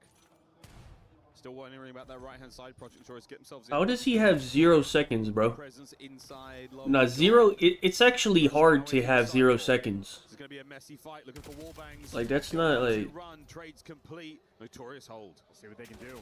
First couple seconds going to be going their way. All the pressure going to be rolling through. Got to clean up the final man, and okay, taking care of business. Everything's going to be towards the front. Notorious, an opportunity to get some time. Absolutely sending it. It's going to be a 1v1 win for Johnny that he's not going to win. He's down. Reinforcements from Eric Boom, and he's down as well. No, he lives, Eric Boom. What a play. This is so much pressure, though. Optic, how much contest time, honestly, if they've been able to just fight their way and keep the battle going. So if you're not clean for Notorious, it's going to be a little bit of chip damage as time goes on. Optic, they are throwing bodies at the time, and Shotzi, of course, I mean, he can't help himself. That is the 4th time he's taken a water out this game. Can't help himself. He's like a fish. Oh, fishing here for the play towards Noob. Not nothing of a major note yet, but a 30-point game. Notorious are keeping themselves alive off that good scrap time. It's not as nutritious for Notorious so far, but we'll see. Can they get a break here going towards fences? Shots in on time. The boys spread out across the map. Top side of Secret, that window. Hook's now on the run. Keeps the kills going. A nice little 2 spree for him. Yeah, and well, we had the first opportunity on the last hill to see Notorious when they get set up on the P2. Optic are just flooding the zone, getting bodies, getting the contest, so scrappy. This is looking like a little bit of clearance. Optic so far comfortable on this hill. Shotzi has been here the entire time. Hasn't had to take a single gunfight. This is the first engagement he has had. The other player does not shoot back and murder. There we go. It's 3 in the Let's get some momentum. them off the board. Good situations for Notorious, they turn into 20 seconds. Good situations for Optic, they turn it into destruction. You love to see it. On board with Dashy now, roaming the halls. Players who managed to get past him, worrying about a new hard point soon. Back to the rock. We go to the great outdoors here on Hacienda. Johnny will be able to pick this one up. There we go. So we're in time for a second longer. Hook on a spree, finds another. Kills are looking good. The man in the middle of the map. Here comes Johnny. Ish, another in the feed. Yeah, there we go. Next, Hook started off 5 and 10, double negative. Well, he has caught up to his entire team. Shotzi is a minute and a half in the hill because on the previous one, he got about 50 seconds on it. Only needed to take a single gunfight. I mean, this is Optic doing everything right. Finally, with the boom comes the dynamite. You're able to get the break in 3 in the feed. And anytime you say it, though, you see how close Optic always Fucking is. Eric Boom broke my hill. Alright, bro. Let me just kill myself. He does win the gunfight, so Optic getting pushed back. And okay, for Notorious, finally, a little bit of a sign of life. Yeah, now we're watching the water routes as well. We've got a man with an eye on that. So Notorious now starting to improve the play, slowly but surely. Snooping out from mid. Oh, what a win from shots. Oh, he gets 2. How the hell did he pull that off? I mean, still, things are going Nah, Shotzi locked in. Hold on. Little things, they're keeping Optic away. Good and shit. Shotzi goes and does that. Just a little bit of psychic damage being done to the opposition. Yeah, I don't know how super effective it was, but definitely hit hard. 2-11, 125, 3rd set. Hard points now open. No one bold enough to dive in just yet. And right now, Optic are pushing some serious pace here on Hacienda. Oh, Dashy. Laser beam. 3 there in the Time. feed. They just know white time is good time in their favor. They can Thank force you. Notorious to touch the point, and Notorious unable for the moment to find the kills. Optic, they are no stranger to efficiency. If they are outslaying by this, well, the score, more than 100-point lead they have on Hacienda. 100. We are at 224. At 250, the game ends. Score on Optic. They've set such a wonderful run so far. Notorious. We're going to test their resolve. We're hoping to listening with them later on in the series to see how it all sounds, but for now, it is a very, very tough and very tall order to climb back into this one. Optic on the back driveway position, all good so far. A man on time for Notorious. Here comes the fight. Great reads out of Cam, good shots. And Dashy still somehow peeling a player off. There's Merc on the trade, no one there yet. Hoop flies in, no 2. Notorious, oh, no way! Still, though, huge win by Cammy. Trophy might take him down, but that was a massive sequence getting kicked off that turns into a 1v1. In the meantime, Shotzi, he has just found the I need a timing, fucking get break. behind enemy lines. No, we don't. And he just wants Okay, it's fine. Okay. Cool. Good shit. Kill him. Kill him. Oh, God. When they spawn, he's not gonna know that. He's not gonna read that. Notorious must attack this hard point. They must somehow find a way to contest. What kind of bullshit spawn they just got, man? DWC these early days. If there's a water route, he's gonna take it. If there's a body shield, he's gonna go for it. Doesn't matter what's going on, you're gonna at least force it to another rotation. And Notorious are gonna be What there the first. fuck spawn they just got to just cuck me, man? There's no way. We will have to dig in order to get as deep as possible. game's about to end. With Optic finding their time. And so far on the wrap shot, this is the 31st kill already. The 32nd, not going to happen. He's got himself on position, but... Oh my god. Dude, there's no way, man. They triple spawn there in the pack. Good cock me. Oh my god. Please break the hill, man. Read this. Please read it. Oh no, man. Oh my god. Wait, I think I hit by 0.5. How many kills does Snoopy have? 24? 24, right? Wait, 24. Oh my god. We're good. Oh my god. This, what the fuck is this spawn? They triples. Didn't their other teammate spawn Rock? Let me see this. Oh, it's number 3. Merc's blocking it. Nah, it's a normal spawn. I didn't see Merc. Merc was way pushed out. Nah, it's fine actually. Nah, it's actually fine. No, Merc was blocking that shit. And we will continue to bang that drum. The drum's getting absolutely leathered here in Paris. Oh my god. We're good. We're good. Barely. We made it. Someone killed Snoopy at the end, I think. I think it was Hook or Shotzi at the very end. He was pushing up by 10, wasn't he? I think someone killed him. Hold on. Right here. Someone kills him, I think. Or no? Oh no, he's already dead. Is this last death the one at office? He almost 2-pieces Hook, but Hook ran away. Thank God Hook ran away. Hold on. He would have got the 2-piece. Look, he gets him 1 shot. And he runs away. Oh my god. And Dashy kills him. Thank God he ran away, dude. That would have been it. Oh my god. Oh my god. Here, an extra 5 seconds there. And you walk away with technically a good hill for Oh my god. They only get that sort of plus 25 at the end of it. So it's good for Optic there. Damn, okay. Let me the repetitions, that is the team see what's going on here. as a unit. And you know what it's going to be. You're Dashy rotating around to a P4. You know Shotzi's taking the water outs. There's no secrets here. You know he's going to be popping up, getting the timing well. It's just a machine-like team rolling through.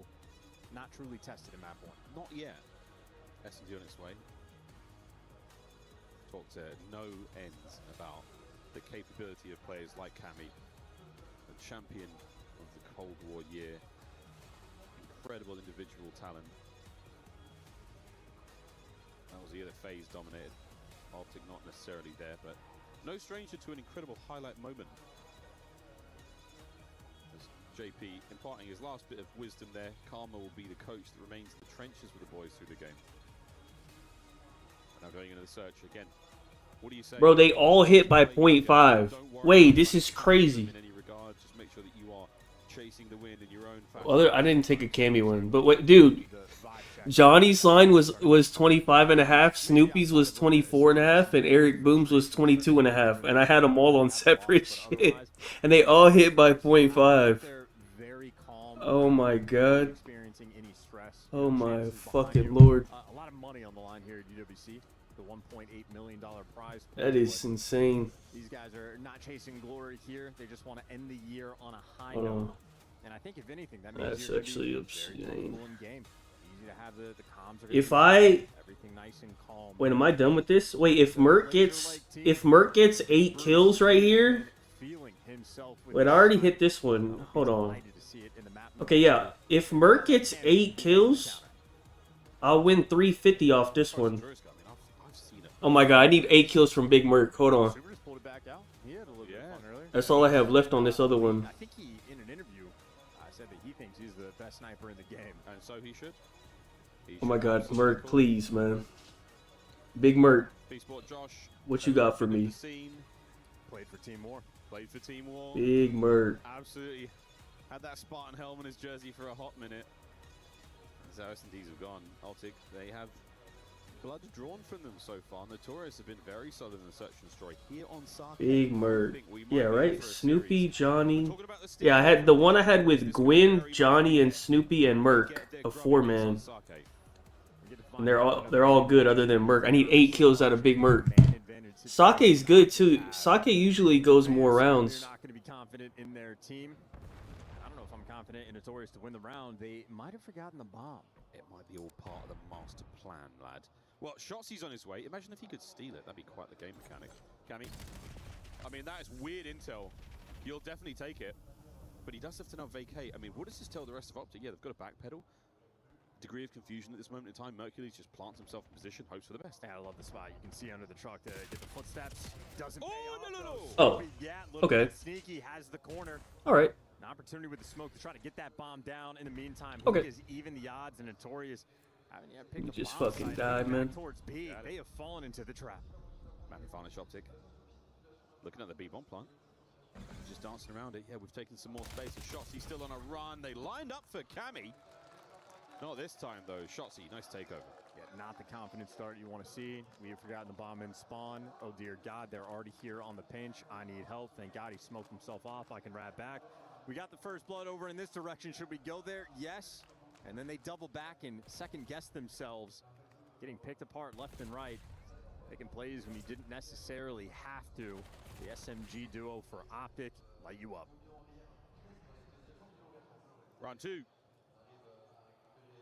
Optic on the attack now. We're going to see which way we address this one. Again, Sake, not a huge amount of info from any of the teams. A couple of solid reps there at Champs. And now Optic, a space to play with here. A-bomb looks to be the target, but again, a solid spread across the map there from Project Notorious. No alarm bells ringing yet. Random dead guy in the window. That'll get you. There's plenty of those. They got an exposure every time. There's a guy by lockers on den that is insane. Yeah, insane. First blood. Cammy picking him up from mid-map. That was watching him through the stairs. So a lovely angle found. And All right, man. giving up any of their positions across the map. Just fuck me, man. Just all right, man. You got it. Times it right. And one more man to deal with. Big Bruce in a corner. The lineup, fantastic. Good damage. Notorious, though. Right back at it. Good bounce back. I think Cammy kicking off with the first blood on Mercules from downrange just slows that push down in its tracks. Good execution after the fact, and obviously the teamwork's going to be there. Sort of Cammy soaring in, waiting in the wings to help the squad. Well, there's a look at the first blood. Merc tries to throw his shoulder. I mean, honestly, he was quick with it. Cammy just hit some nice shots. It was interesting watching the lineup there. Even after the first blood, Notorious didn't give up their pinch hold. They didn't give up the formation they had across the map. They were still watching both sites. As soon as that next man rolls through, collapse. Total collapse. Wide open map to play with there for Snoop. What a nade. And what an opening There we go. So far. Eric Boom. There we go. Smoke doesn't find a single soul.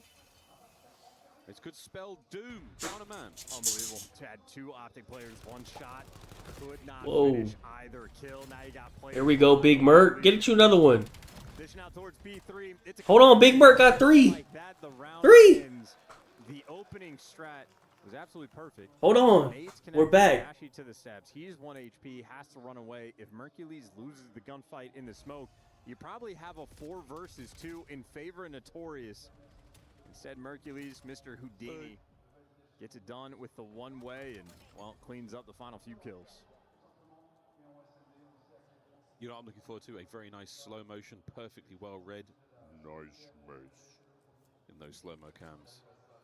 That'll do wonders for the community. I think you got to go deeper for Bruce's voice. Thanks, man. Couple of rattler gunfire here over by the A-bomb site. Dashy starting things off. Onto Mr. Boom. We'll see him in the next round. Snoop found the flank. What a sneaky little That's good. moment. Doubles back through his own smoke here on the bomb plant by A. And he got a man to deal with. And could, dare I say it? That's great. Snoopy Oh, that's is fuck. making Merc the play died happen. already. God Not damn got it. a clue where Dashy is, though. But it's good they lose the round, though. There's good for one. Big Bruce causing problems, but Snoopy, what a fantastic round. 3 kills and a defuse. Elite shots on the guy towards steps. No surprise there for Snoopy. High caliber player when it comes to the mechanical skill. No one's going to question that. Just bounce back round. Nice little 2-2. And this is obviously, Sake has been developing for the past few stages. Way more plants on that, left side site. than we are used to, and they got pushed out towards P2, just picked apart. That is the reason why you don't see it too often. It's not the great execution. I feel like Snoopy always does good versus Optic in S&D. EWC was treats us to a couple of fun surprises. Even last year. We might not have seen throughout the year, even in challenges. There's something new, something here for everyone. I'm hoping for like a really strange, maybe game-breaking line of sight. But that felt like an MW3 thing. Opening smoke into the bar once again. Despite the no smoking sign, Snoopy goes for it. Finds himself a corner, and the 1v1 against Shotzi, and he reads it, deals with it. That is the first blood and the bomb planted. Buh. Well, a pinch for Mercules. Other two Optic players going to be working the front. Merc has a kill. Has a little Let him get a kill. intel. Dash, you took it. Well, you gotta get a kill, Merc. Yup. There's the next kill, and the guy towards P1, but everything else a mystery. I think that was a sneaky man. Oh, Merc! Look at Big Merc, man.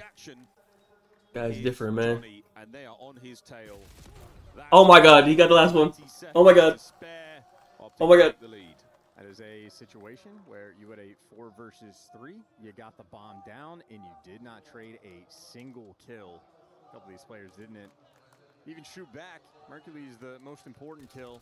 Gonna be the second one where he just gets jump scared and shotguns the ever-living hell out of Eric. Okay, that was like a half a second kill. That was so fast. I kind of thought how fast he killed him that he had help with the gunfight. There was nobody nearby. NPC just does that. Click. No, I need 2 more. It's 7.5. I need 2 more. Round advice run out for Optic, but again, this Sarko's been a little bit back and forth.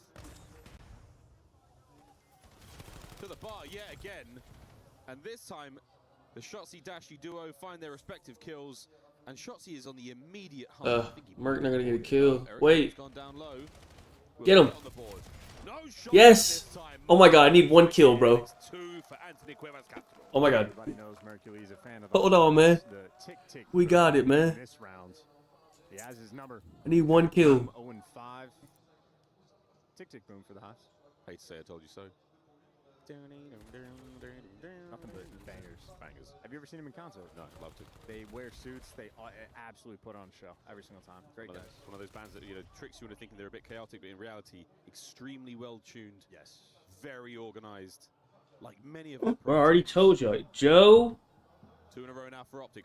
Joe over. Merc over S&D. Johnny and Snoopy under. Now on the attack. Map 1. B-bomb. Feeling it. Project Notorious. What have we got? We've spread out quite well, but the trades are there. Johnny's life ends as fast as he took the other. Cammy with a great pick. 3v2. And they're just spreading the map. Did not have success in the post plant when they got the bomb down, so maybe going to switch things up just a touch. Both of these players for Optic, mystery men. Merc has to go. Oh my god. That's fucking... I did Merc and... or not Merc. I did Snoopy and Joe separate, but I doubled down on all of fucking P7 because they're terrible. We might not be planning. This could be the worldwide tour back over towards B. Dashy will trail them. Cammy the rear guard. And they're playing... Yes, spotted. God, I love Merc, man. Every time they play a Challengers team, Merc drops like 10 every time. Because he just farms these bums. Cammy will diligently watch the rear, and that is a fantastic bit of work. Playing the numbers, great shots, deny Dashy the clutch. Yeah, great read. What is this payout? This is it's a 13x. I boosted it too. Wait, I scammed them for a boost yesterday. Because... I don't know why they offered me a 60% boost, but they said I had to spend $40 in picks. But they counted like actual picks, so I bet on the Padres. They were up like 6-1 in the 7th or some shit, and I just put the money on there just to like fulfill the requirement or whatever. And then they gave me a 60% boost, and then I used that on Snoopy and fucking Joe. 2-2 here technically for Project Notorious on the split. Mercules, again, at close range, just indomitable. He's so good at the shotgun. Merc got 9, man. This guy is different, man. Snoopy getting involved as well. Eric Boom tagged up. Here comes Hook. Yeah, there was no... They just said... I didn't realize it. I realized I had fulfilled it like halfway. Because I had put $20 on the pick. And then I was like, wait, that counted? So let me just do the other 20. And And that there was like a baseball game last night, and I just put it on the one that was already live. They were like fucking 99%. Oh my god. Is he checking left? No, he's not. No one's looking the back. There goes the boom. Ready or not, Hook finds a way in. Traded out immediately, and that 2v2 with bomb recovered. It's on. We are going to see if they can pull this one off. Dash with the bomb in hand, Merc on the other side. He's got all the space in the world towards the middle of the map, but he lost his teammate. And you might have just lost track of Cammy. Well, there's the freebie kill. Question is, where's Snoopy? I think Merc is different in S&D, man. That window. We have an APB out for a man with his approximate. Oh, he's gonna kill him. Oh, he fucked it up. If he didn't fuck it up, he might have killed him. He's got less than 10 seconds to find the kill, and again. Oh, no matter. Killed him anyway. Maker finds a way. Merc is actually different, bro. Utterly lethal at close range. Every single gun. Bro, anytime they play a challengers team, bro, it's I don't know how he's pulling this off, but he just like it's easy. Out of Merc the Master. It's like nothing.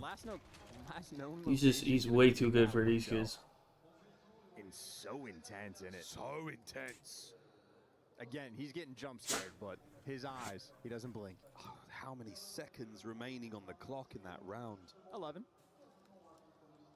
when he was like at least going for the jump up towards P1. So maybe 9, but it was like 9 or 8. I mean, we're talking a very impressive turn there. 5-3 map point. Optic about to go up 2-0 if we can find another round here. Mercury's back to it on his belly out by the A-bomb site. Again, a lot of that covered. Project Notorious now. Galvanized. Together we go. You can play the trade game here, but you have to start it. And Hoog, oh man. What a dirty spot that is. Big Bruce down. Snoop starts to play. Nice catch. Those pink arrows a little bit extra. The Salmon Brothers opportunity to not work the bomb necessarily. No success in that category. They're going to continue to look for these kills. You Salmon Brothers, but this is a Grizzly Bear. And he's hungry. Chases on. Hook to the smoke. Oh my god! Wait, they both team killed each other. What the wait, what the fuck? Wait, what? The most unique kill feeds you're going to see in Search and Destroy. God, that was horrible. And I don't know if you noticed this, but me and the French caster laughed at the exact same time. That was weird. We get the French casters like in the in-house audio in the background, and that's the first time it felt like an echo. Chance. And kilometre.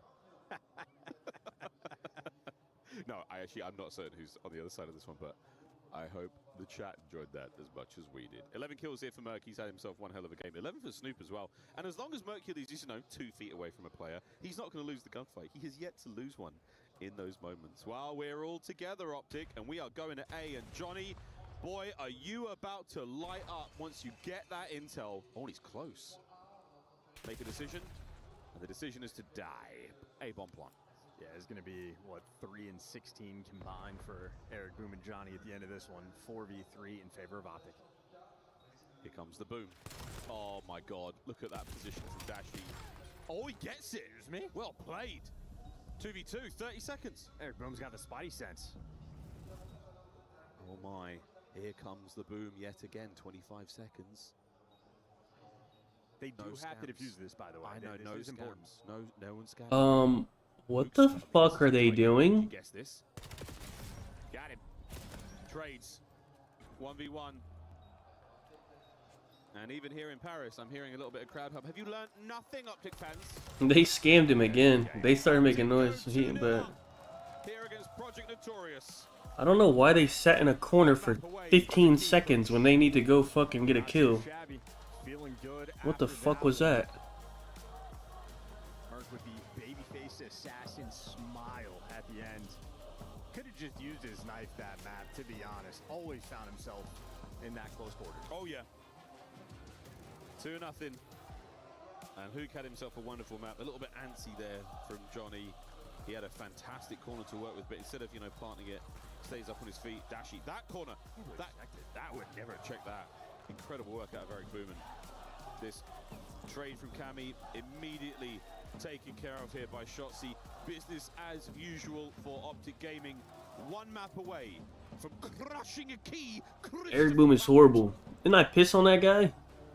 Thank you very much, Miles, as we celebrate with the Optic fans. A 10-round Think so. search and destroy leads to a 2-0 and a match point situation where they will get their expected spot into our top 8. They've been the best team all year long. I don't remember if he was in that game. Champs. Now people are arguing maybe that belongs to FaZe Clan. All that matters is they want to search and destroy. Literally nothing else matters except that the curse is a little bit broken now. It wasn't around 11. Birdman, pay me this out so I can take a nice screenshot, man. They're wolf packing pretty heavily in these SMDs now, just trying to play off each other, and there's still another Great day of COD, man. We have some incredible artists out there in the community. They're trying to fit their way onto camera. I'm sure we'll get them in tomorrow. For now, though, Enigma, let's show some highlights on camera, starting from the search and destroy. She mentioned it. Optic finally got a win. Why has this game mode been such Love an Merc, issue man. for them?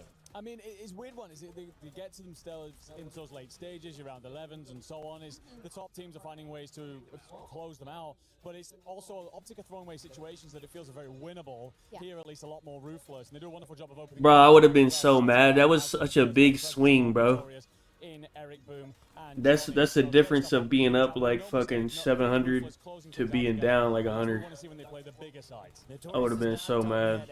So let's not write them off quite yet. Have they shown you anything that would keep Merc? Because I put the Snoopy one in everything. Even during this search and destroy, when they were in unfavorable positions, they were still very cool, calm, and collected with their smoke utilization. Snoopy getting a little bit lost, still channeling things quite confidently. I don't think that they're necessarily nervous. I just think Optic Texas and their approach to play around their trades was just difficult to deal with for a team like this, especially when they don't have a lot of info on you. So heading into this overload, the only reason I have to sing the sadness for P7 in this one is Bro, the Crip one, I don't even. And unfortunately for them, they're Just randomly fucking. Fuck that guy, man. No, I agree. Hey, tomorrow, whoever the fuck Paris plays, who do they play? Falcons? That's an easy Joe over. The way they're Killhorn, 100% he's getting 30 on them. So all about figuring out what you can do in this little break now. Can you talk to one another and really try and get some momentum behind you into that overload? You never know. We've seen swing maps turn into victorious. They might not play Scar again, so let me try to think. What would they play? They might play Sake versus Falcons, maybe? Falcons like Sake, and Harris does as well, so, and they keep losing Scar, so it might be a Sake. It means insanity. It means this guy is in flow state. He is literally I don't think they would losing a gunfight. I mean, play Frequency. Frequency, even if they did, I think it's fine. Whatever they play, I don't think it matters. What we love about him so much is he can give you a series like yesterday where he has a couple of duds, but then he'll turn around and put up numbers like this. The thing is, he's having fun as well, right? Yes. He's out there, he's assassinating, he's moving around, he's flowing. I can't believe he's still dead. This is the best version of Shotzi to get to watch, but also it's the kind of player when he's feeling himself, when he's very confident and trusts in everything that he does, that's when he turns up against the best team. So long may it continue if you're an Optic fan. Where are they playing next? It's time to find out as we take a look at our maps and modes. It's best of 5s for this portion of the tournament. We'll see best of 7s a little bit later. For now, Den Hacienda. How do we feel about games 3 and 4, Al? It's a back and forth. Yeah, I love it. Den. How the stats looking? I think who can Shotzi is destroying them. So is Merc. Project Notorious do like Den, and there is an opportunity here. If they Eric Boom sucks. If they can steal this Den overload, we often see it that when you see the same Nice. map back-to-back and respawns, they're able to translate that into the map number 4. So maybe an opportunity here for P7. No, I fully agree. I think I want to see a little bit more from Kami as well. He's put up great numbers in the series against Falcons, solid against Surge as well. Been a big part of the reason why they're here. Has been shot down considerably in this series. Yes, this is a step up. We are trying to remind everybody that you belong in the What's up, buddy? league. Come out with a big map 3 What's here. up? Remind us all who you are. You can hear the drums already roaring. All right. Arena, Sit down. But that is just one of 4 games currently going on. Let's check in with Ginny over at Tekken. Last day of the group stage here over for Tekken 8, so a lot is happening. Teams Talk getting about some eliminated, but 2 Tekken, of the man. heavy hitters, Start Gods map and 3, man. AGL are performing here. What's going on, Trav? Yeah, so at the moment it's Osama Abasi playing against Low High for his place in tomorrow's playoffs. Obviously going to be representing Team Falcons as well, so getting this win on the board will cement 2 Falcons players in our playoffs tomorrow. But at the moment he seems to be kind of slipping, was 2-0 up, and it's starting to mount a comeback for Low High. But the next game is a big one. It's AGL Zubair versus Twisted Minds Aslan Ash, which is a huge game when it comes to swinging the club championship. If they can get through tomorrow and give themselves a chance at some points for the club championship leaderboard, it's going to be huge for whoever can perform. How about the AJL game that happened earlier today? What was the outcome of that one? Yeah, so it was Zubair versus the John, and he managed to get a 3-1. So he kind of flying through the upper bracket at the moment, but is facing some heavy opposition. As I said, it's Aslan Ash, who is one of the favorites in this tournament. Can't be esports. He's absolutely in those GOAT conversations. I don't know. Right, well, There's UFC tomorrow, but it's a shit card. Thank you, team. Back to the Black Ops 7 action we go. Thank you all, team, as we now dive into our game of Overload. Match point here. Yeah, it's the last match. It's probably the last game too. Should be a 3-0. Notorious, we now find out what they are made of here in Paris. Yes, we do. Trying to think of a joke. I got nothing. That's okay. A half second. Thank you for admitting that. I'm not the improv guy. Mercules is. He improvises in game. He dances. He pirouettes. He stabs. He just kills quicker. I mean, he did more than his fair share of good stuff in that one. Double-digit kills. That's what you want out of your boy. Oh dear. Yep. So, we were talking about an opportunity here in Overload. It is not looking great for Project Notorious. Perfectly balanced stats, by the way. Plus 16 over the one there for Optic and the minus 0.16. What happened? Tomorrow what time? What? 0-2 record. It's gonna The stay matches or what? exactly balanced. Matches same time. Like guaranteed, no matter what the record 8 goes, a.m. guaranteed. Central. All things should be. Here we go, folks. Last chance I think. for Project Notorious. Pretty sure. To stay alive here at the Esports World Cup 2026. And Optic to march further into the tournament. A two-piece for Hook Shotzi. Mother of God, I thought he was going to get that knife. Well, we pick up the EMP for a second longer. Dash has got it now, and you've got Hook in position. Oh, what a kill. Bruce is going to have to pump the brakes. There's no way he makes it. Okay. Surely not. I kind of hope they lose so we can get a hard point. The kills all good. Oh, what a win from Eric. I wouldn't mind a hard point. I'll put something in. Just get this before they can get there. Depends on the time. Oh, he goes outer. Unlucky. Good try. Oh, still. Snoop, yeah, pump the brakes, mate. Perfect stun connection there, and unfortunately goes to the man without his gun up at the ready. But wait, Cammy's here. Able to get this one over the line. They do score first. Okay, hold on. Credit to Eric Boom just for sort of seizing the moment and getting that pushed up that quickly, and they just maintain that pressure. So Optic, again, they sort of have that high risk, high reward play style and overload. They can be out of position. I don't even know. Let me see. Twice Snoopy can't quite get it in. The save Den. is good, and Cammy falls behind him. Den sounds great for a fucking Eric Boom under. Wrapping this towards the right side. Dashy leading led the charge. Yep. Well, he'll be back. Those big bad wolves, they were huffing and puffing, but we've managed to hold on so far. Project Notorious. Still on the attack. We catch Mercules out here. Awkward, but Mr. Boom yet again. Can he find another on a hook? Damage is dealt. There's to pick up the trade. Oh, he's never going to read the man behind Shotzi, though. Oh, boy, Cammy can't survive it. Wow, what a play. So far, so good for Project Notorious. Optic Gaming on the attack. Let's go for a listen in. Yeah, I'm pitching. Adder is one shot. Adder is a bullet. Can't kill them in time. You can't run at you then early for a second. One shot came me their side. They need to be Dojo. They're running it. One more Dojo. Outer Dojo. Got a weak watch out for Dojo on time. Or like P3. The guy's counter ball. One's definitely up our mid then. One guy. Another one. He's running it. Other guy's lobby. Their lobby one shot. Snoopy. I got ball. Lobby is one shot. I got it. He's on you. I have you. One shot. No, nice. Good shot. Come right. Yeah, they're gonna be bottom mid on me, bro. Probably dead. Yeah, two guys right. Two guys P2. I'm dead. Can you run it? No. There's two there, guys. Two there. Play the ball. There's two. I have a window. Outer roof probably? Window, Snoopy, one shot. Yo, small, Johnny, one shot small, Johnny. Johnny was a bullet. Two small guys. Still one shot. Dead. Yo, I'm running. Yo, let's all go together. Yeah, come left. Each left. 4 left. Get out. What is behind him? On ball. Nice. Go. They could be mid on me. Just risk it. Just go. Everyone ape this. Watch our. Play together. One's already close. Which corner? To the left. Lockers. Sean's not dead. We kill lockers? No. Still lockers. Short. I need short for you. Short, one shot. Short, one HP. Go corner. It goes through. Hold for a sec, baby. No, I just... Okay, you're short. One short, guys. I'm lucky backing up. I'm backing up. Lobby stairs. 1-1, and not the best listening we have had with Optic Chance in our time together. That high risk, high reward style where you're going for the pin trouts, you're playing aggressive as the SMGs. They have a different vision than the AR players. Dashy can just feel it of like, guys, we're two spread. If we're grouped up together, we're the better team. It'll go fine, I promise. Frustration, indeed. But 1-1 in the scoreline. you're going to take that regardless. Now, a slight pause in the play just to try to make something happen here going forward. But Hook picking up those trades, keeping the EMP run alive. Here comes 2 from Project Notorious on the way forward. And it's going to be the Nuke yet again, trying to hold that front line. 1 done. Next one tagged up. Numbers here and the damage already being dealt by Optic. Notorious battle back though, and it is trades on trades. Dashy's pistol, as sublime as it is, not enough to keep holding on here. Shotzzy alone. Yeah, Dashy also just picked up that device with like 0.1 seconds before that reset came through. So he just wanted to keep it in this section of the map because his entire team was here. But in the long term, this is where Notorious wanted. And now they got 3 men up, 3 men down in the feed. Shotzzy just needs to slow him down, and he has done so. The reinforcements are in. You've stopped him here several times before. Eric Boom, you'll take a kill or 2 at this point in time. Just trying to buy some space here for the boys to make their way up. Notorious on the charge. End to end. Merc on the grab, trying to get away with his life. This is not a fantastic spot to be in. The kills are there. Hook's got to go bigger than he's ever gone before in that position. Now to Dashy, the next line of defense for Optic. 1 down. The dance is good. The damage sublime. And that is how you hold the line. Dashy went crazy. In that device or not, I was about to say his pistol shot, I mean, might as well be the main weapon. Now you got a little bit of time.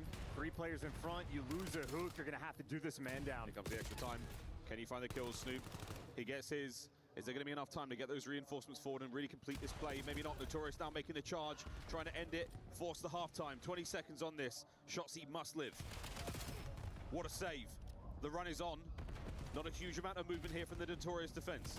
Yeah, I don't think they're going to be able to get it. Notorious on point with the gunfights, and yeah, just running it backwards. So holding strong. And that early pressure paying off. Eric Boom doing a nice job in multiple occasions. Optic was on bad side. They're probably just going to win. I don't think we get in the map 4, but... And of course, the big moment for Optic was actually saying, hey, no more of Let this. me see. I mean, when you're listening, or like during the check-in, the listening. Hook said 27. Telling like his teammates, feeding the information. There's 2 guys Cammy's on at you, 24. there's this going on. Hey, 1 guy could be down low, but he is very much away from the play. That's how he's able to give them that information, because he's clearing out everything else. But that also means you just got the man away. Says no thank you, let's get grouped up together, and that might be the game plan for round 2. We're talking about how frustrated the comms have sounded. At that point in time, we saw a lovely swing of smiles, giggles across the Optic boys there. I mean, maybe that's the benefit of having Coach Calm. They have Snoopy as the lowest one now. What the fuck? And the KD department again, very, very mixed. I don't know. Eric Boom at 22, but at this point in time, it might be a takeover moment. You must grab the mid-map presence, and Snoop's denied it. Hook's got to find this kill, try and get that EMP forward. Shotzzy is in lobby, trying to make a play happen there. Now he's gone. Notorious go forward. They could swing this A. They're going to go for the standard. I was going to say, with number 6 in position, you can get weird with it, maybe play the meta game, but it is standard, and everybody is here, and they're just going to get run it over. The nade's good, but so is the score. That's why you ignore the casters. Okay, hold on. No ball. Then speak for yourself. I shouldn't say we. I'm going to board on my own. All right, it's time for a fly Saudi check-in. Yo, Merc, speak up. Yo, mid, he's already mid. And Merc, that's nice. Nice. Yeah, on the left here. Nice shot. On the left side, Dashy. You can Dashy. One shot, absolute. He's on the left side, close there. Nice. Mid, yo, top, taking in. Front, Dashy. Nice. Pick up. Oh my god, one shot dodger. Yeah, he's gonna push up probably. Nice, he's dead, okay, nice. Good shit.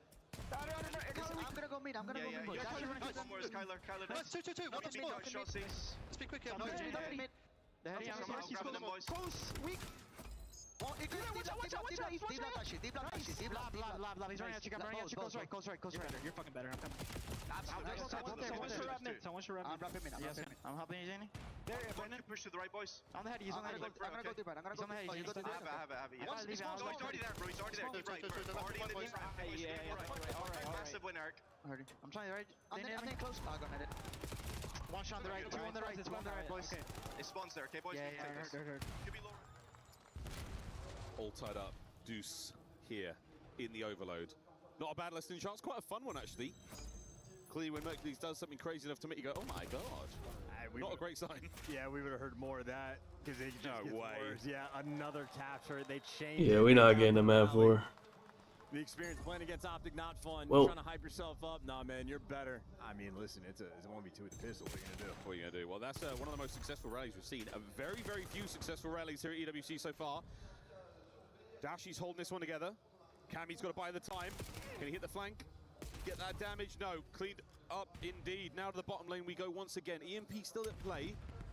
Project Notorious, they have fortified the dojo. You got Shotzi waiting in the wings for the pinch.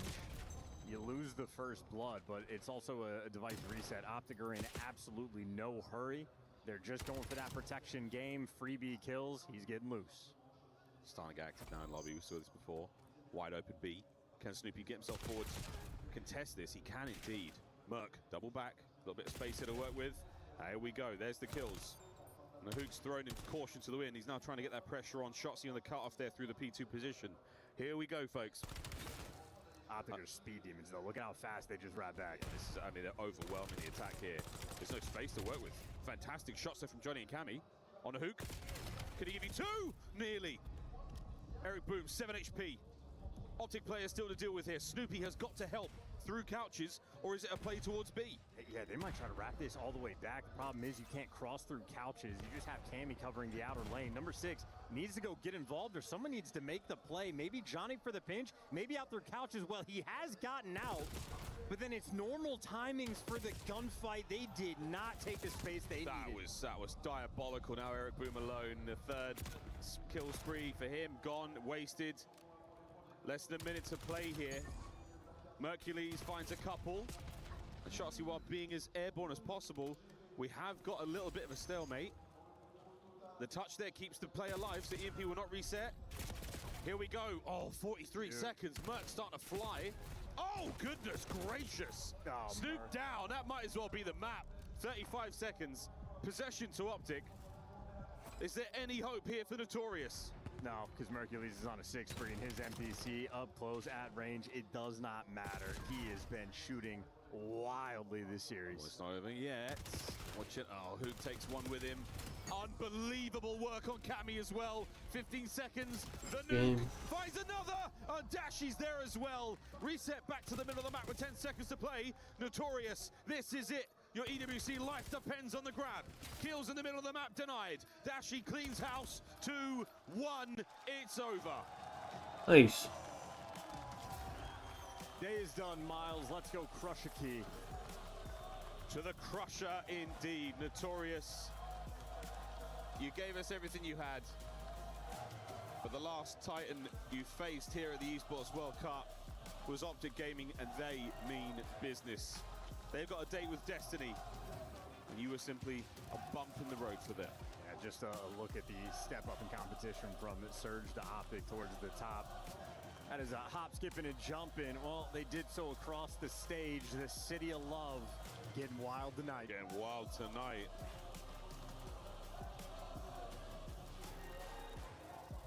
Getting ready to Wait, that ref is insane. What the? key crushing here. Wait. Yo.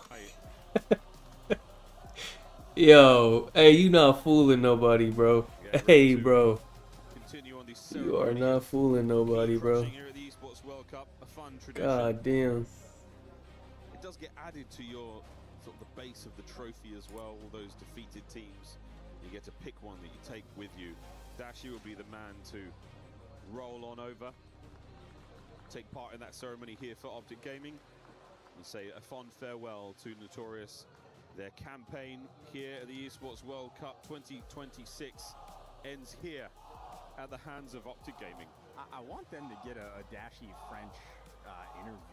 I don't know exactly how polished it is, but I think he spoke about it. I don't want to dub him as being fluent if that's not. Are we getting an interview, man? I mean, let's face it. What's going on? Hurry up. Let's wrap this up. They ain't ever show that one guy again. The fucking Squidward. What's up, man? What you need? The crowd are not booze, folks. If you're new here in the COD world, we're in fact saying Bruce, which is not his name. It's not even close to Brandon Hotel, but it's a fun. They all left. No interview. And Monica from many moons ago. Oh, they got Dashi. On stage. Hold on, bud. Thank you very much, guys. Bravo, congratulations. Dashi, of course, the Green Wall stands strong, and Optic make it to the championship weekend. I imagine that expectations must be very high when you're playing in such, big org, legendary team and stuff. So how do you handle this on a daily basis, and what are you proud of today? I mean, yeah, to speak on the expectation, I mean, it comes with it. I love it, honestly. It's honestly what drives me every single day. So, but yeah, I'm just proud of the boys because obviously, you know, losing is never easy. So to bounce back from it is fire. What made you proud today? Maybe one of the boys? All the maps, really, that we just won all of them. So, especially the S&D. Thank God we were starting to win some searches, so that's nice. Yeah, coming back strong on the S&D must feel good, of course. Donc, première question, évidemment, il y a énormément d'attentes sur toi ici, puisque tu joues dans un des clubs les plus légendaires de l'histoire de COD.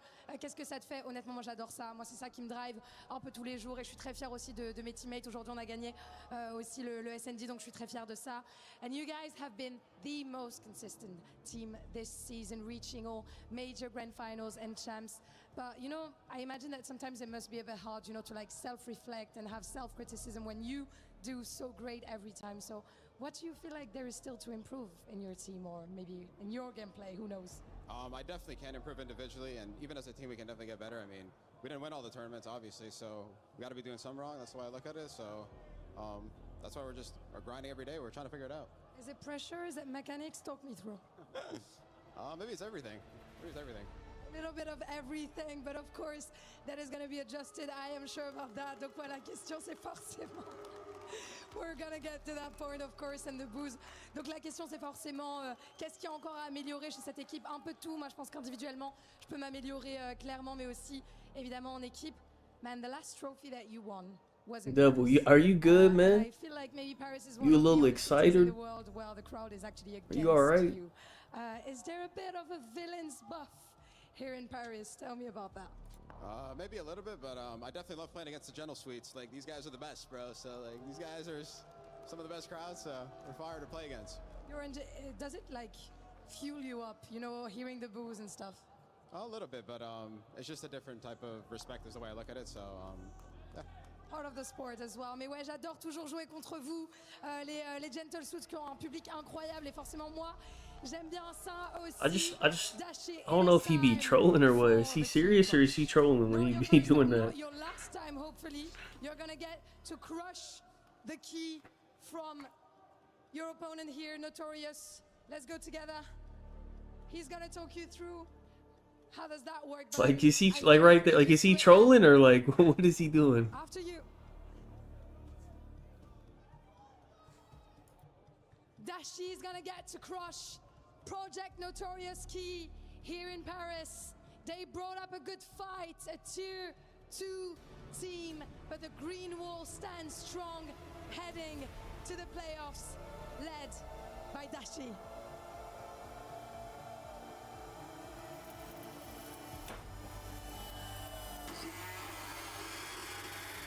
Oh, what the hell? He broke some? Another day at the office. Basically, I'm going to welcome you back to the stage for one last question.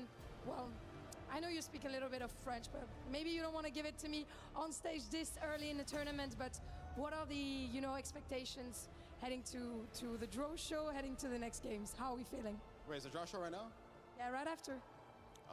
Expectations. Oh, he's not done. Oh, they about to pick the matches for tomorrow. Hold on, I thought we were done. Excited to see the bracket, of course. Thank you very much for joining me. Dashi, évidemment, il a hâte de voir la suite. Thank you for joining me. We're gonna be heading, don't go anywhere because we're gonna be heading very soon to the draw show and you don't want to be missing it. See you there. Okay, we got something left still. I thought we were done. Let me see what's this about. I think we already know the matches, but let's just confirm. Bro, they not paying me out on this, bro. They trying their hardest to make sure this shit ain't legit. Give my fucking money, man. Some of the individual playmaking, which is a little bit too much for them to handle. But fucking pussies. They really did push some of our teams. Let Mert get 6 kills. They would have verified that shit instantly. If he had 6, they would have been happy to count that shit as a loss. Fucking pussies. You beat out a CDL team. You make your way to a qualification position. It's just optic, man. Like, that's what you're coming up against. Yeah. It's a very tough foe to face, so they can certainly sit their chests out and hold their head. Are they gonna have like a whole? They said a draw show, so I don't know what the fuck that means. We about to have a whole presentation or something. We're gonna do our group draw show here in just a few moments. And reminder, the best performing teams, Allie, are the ones who get to do the first draw. So let's remind everybody what we just witnessed here as we say goodbye to Notorious. Optic is powering forward. They are not the only ones. Like, here in Group B. I don't, because it's single elim, I don't think there's any chance they would ever do that. If it was double elim, maybe they would, but considering this is like a, I don't even, every match they win is like an extra 100K or some shit, so like, they need to win. Versus Optic Gaming, you could call that an upset, but I think we all knew that they were coming in with a large fire underneath them, and then Heretics just barely passing it right on through Team War to make sure they cinched their spot, and now Optic getting that last one. And then, Andrew, let's take a look here at Group A. We've got 100 Thieves, Falcons, Heretics, and, of course, Optic from that group over in Group A. What did you see play out from FaZe Clan and crew? FaZe Clan march on past the pit, and then Movistar Koi. To be fair, that 3-1, rather generous. Koi looked good in that series. Koi themselves having seen off Ravens before that. G2, they beat out Cloud9 comfortably, and then the Gentlemates a little bit more comfortably than you probably expected here in Paris to get through that top side. Of course, I'll admit they were disappointing inside of this group, not only losing to Gentlemates, but then also being battered by Cloud9, to be quite simple. The pit upset the Carolina Royal Ravens. Don't know if we call that an upset, even though it is a challenger team against CDL team. A couple of us had that in our notebooks, but unfortunately, the next step was a little too much. You couldn't get on through. Now, Allie, I have a little note in my notebook that says 2 of these teams in the past have done work and rocked teams early on in group stages and then bombed out in bracket play. Those are the Falcons and G2. Who are you more worried about after watching both perform? Reminder, G2 3-0'd their way. I know, that's why I don't even know if I could pick one, because they both honestly look better than some of the teams we expected. I mean, they look better than Optic Gaming does right now, so like that's a weird one for me. I have to lean Falcons, I guess, just because of how well G2 handled the Gentlemates and how Beans is looking plugged into that roster. They are definitely hitting a honeymoon phase right now. Nobody can take them lightly. Talk about this G2 roster a little bit. We talked about how Nasty has performed at previous EWCs. He's been to 2. He's finished second place. Both times, he's done it with very low seeds, lower expectations than a lot of people had for him coming in. Now that he's alongside Kremp, though, I feel like the rest of the roster is starting to find some momentum with Beans leading the charge and the bark. Yeah, we always said that Beans coming into this roster was going to give them more damage, more output in the respawns, but also then the ability to flex around their S&D play to open things up, whether it's a set play with a sniper rifle or something else. And my God, they have been brilliant in this tournament. I love that you're bringing up Nasty. Feels like he's having an incredibly underrated performance through this year, and now getting an opportunity here at EWC. I'm hoping it's a little bit more than a back-to-back second, but even if he gets that, that's still a massive improvement on where his year was headed. Allie, towards the end there, we saw Coach Looney. Having that man on the mic right behind you is definitely going to have an impact, but can you tell me about Beans and what this means for his resurgence and the professional level for Call of Duty? Well, Beans is one of those players that's kind of gone back and forth between the Pro League and the Challengers, and when he goes down to Challengers, he's dominating everybody else. When he comes to the Pro League, he gets put in kind of some tough situations between a rock and a hard place where he's expected to kind of save some of these rosters. And right now, though, it seems like it might be working for the G2 roster, as he is going to be that fire that lights under the cool, nonchalant 3 others. Now, we will be going to G2 for the first pick in about 30 seconds, so we'll keep this quick. But, Andrew, you saw them dismantle the Gentlemates 3-0. Is there a safe or easy pick for G2 coming up in this next round, or is there a play style that fits against theirs? I don't really think there's an easy pick, but I mean, I think I like the way that they would maybe match up against Koi here coming into the tournament. I don't know, considering just how well Koi have played, but that's probably where I'm leaning, considering the options. Ladies and gentlemen, thank you for enjoying the show so far. It gets even spicier right now as we get to the draw. Yeah, Puckett, it couldn't be any more spicy up here. As you can see, we've got What? a star-studded stage. Okay, what the fuck are they doing now? Hold on. And this is where we find out. We got like a whole. Look at Simp. And the best bit is, Yo. if you performed incredibly, the seed 1 gets to choose who they face. Yeah, that's the reward for not losing in that group phase. Oh, Donc, effectivement, on va man. avoir les seed 1 qui vont pouvoir choisir qui veulent affronter, avec évidemment la règle de ne pas choisir une équipe du même groupe. Ian, are we ready? Let's do it. Time for our seed 1. I am welcoming G2 Kremp. Oh, it doesn't help he's staying next to. I'm pretty sure Kremp is like 6'4" or something, so it's not helping putting him next to fucking Kremp. Do you want to get against you in that quarterfinal? It's gonna be a surprise to everyone. I got Miami. Team Heretics. Why is he laughing at them? Be joining us. So it's gonna be G2. Wait, hold on. This is kind of a little face off. Hold on. This is kind of tough. Hold on. They should square up. Wait a minute. Let's see tomorrow if they picked correctly. Why did you pick these guys? I mean, Optic's super cracked. Nah, I'm just kidding. We just feel like we match up very well against them, and honestly, we're not to play anybody. We're just. Wait, I kind of like this. Hold on. Okay, any final words? It's gonna be a good match. Nothing, I'm good. Okay, cool. Handshake. What the? Go and join the rest of your teammates. And what that means is huge news for Call of Duty fans. Please, FaZe, Simp, come on up here. Hold on. Here we go. The real face off, man. Yo, hold on. The real face off. Hold on. Versus Optic.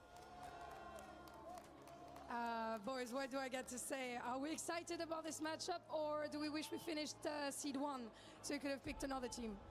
Oh, I'm excited for the matchup. I mean, it was the grand finals from last event, so I'm sure it's going to be another good one. And why is it going to be different this time? Hopefully we come out with it up. Do you think they can? Yeah, I mean, round 11s can go either way, but we'll see what we, like, yeah, go either way, so we'll see what happens. Yeah, round 11s can get spicy, but guys, I'm letting you. Why he not talking tough? He been talking so tough. Why he stopped, man? What the hell? That's the GOAT debate right there, and that is going to be epic. I can't believe we're getting in the quarterfinals. One of them is going home. And it's only a quarterfinal, and one of them Crazy. is going home on the first championship day. That's going to be amazing, I guess. Heartbreaking. Heartbreaking. Hey, Scrap, come on up here. 100 Thieves, you're next. I heard a lot about you, Scrap, so I'm wondering, what do you have for me? What do you have for us? What do I have for you? I don't have much. I do have one thing to say, though. I got Toronto Ultra tomorrow. Hear me. Toronto Ultra. That's not. He mad that he didn't say the right name. He said whatever they're called. We get the handshake, Ian. I just heard you say let's something do it. What did you say? What did you just say? Ian? I don't know what I said. Listen, you guys are known for your trust. Oh, man. You're good friends, but as you face Come off on, here in man. the quarterfinal, come on, give the fans what they want. What do you want to say to each other? I mean, he knows it's my org. I ran with him. I was carrying his shit. Yeah, I'll be here tomorrow. There we go. A real face-off, man.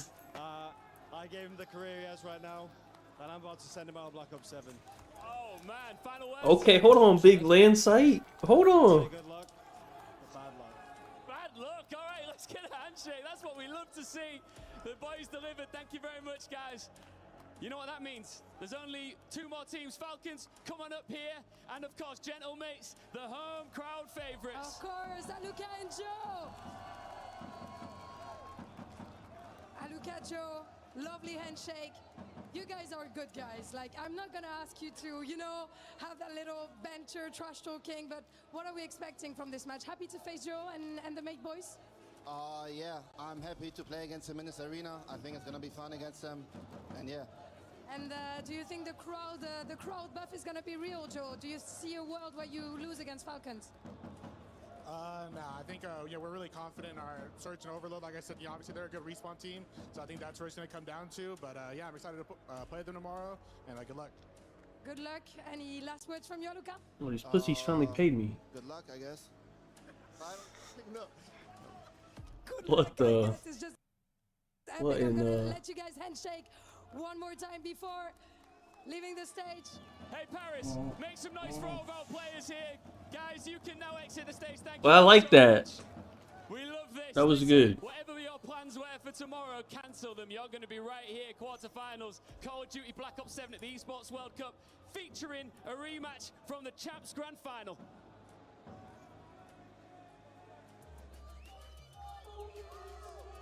Amazing stuff from Ian and Lou, and what a job from Ian to get the trash talk out of Scrap and Jamie. They just became my 2 favorite players in the tournament. Unfortunately, one of them is packing their bags at the end of tomorrow night. Enigma, we have 4 great matchups, a few easy rides according to the chat though. Yeah, some insane matchups tomorrow. The heartbreaking thing, of course. I thought Simp was gonna say something. He been talking so crazy. I think that you get G2, of course. And he didn't want to say nothing. And you will get 100 Thieves against core, you're probably leaning towards your G2 and 100 Thieves. Hold on, look. I don't know They where finally. to be honest. Dude, that was that was like a $700 kill. That look. That was like a $700 kill that fucking Hook ran away. If Hook doesn't run away, that's like a $700 swing. I had Snoopy and everything. Mine already is broken with G2 coming in with the top seed. Let us know how you thought today's show went. I thought it was phenomenal. Allie, what has been the highlight for you, though, as we look back at day 3 and close out groups? I think just watching the challengers players, teams, take a couple maps off the pros, and I Are you think good? making a What are you name for doing? themselves in EWC is a huge storyline for our regular season, trying to find the rookies and what's going to happen in the off season. So proud of all the boys and teams. That's the max I can do. But now it's time for the real stuff. The max I can do on a boost is 50. The other one, that's 60% is that other one. The max they let me do on that one is 10. Hold on. What time we play tomorrow? Hey, shut up. I don't need that in my ear no more. Hold on. Alright, tomorrow. Same time, I think. Yeah, 8 a.m. I don't know why this ain't verified, but we already seen the matches anyway. Alright. I'll see you tomorrow at 8. I'll tell you the picks right now. So no, hey, listen, just put in Joe right now. It don't matter the map. They'll probably put the picks up around like 8 p.m. or something today. Just put in Joe. You don't gotta wait for me to tell you tomorrow. Just put it in whenever they put it up. No, I ain't streaming tonight. What are you doing, man? What? Yeah, we done. Joe, put it in with let me think. Somebody on Optic. You could put in with Hydra. Optic and Thieves will play a close game, so Hydra, Scrap, Dashy, something like that. I don't know what the lines will be. You could do Merc. Somebody on Optic. Optic and Thieves will be close. Joe and Falcons will be close. You could put someone on. I could put a Luca. I don't know what the players line at, but Joe's the only one I could say you could put it in without even looking at what the fuck they're gonna do. So the other people, I kind of got to look at it, but who else is playing?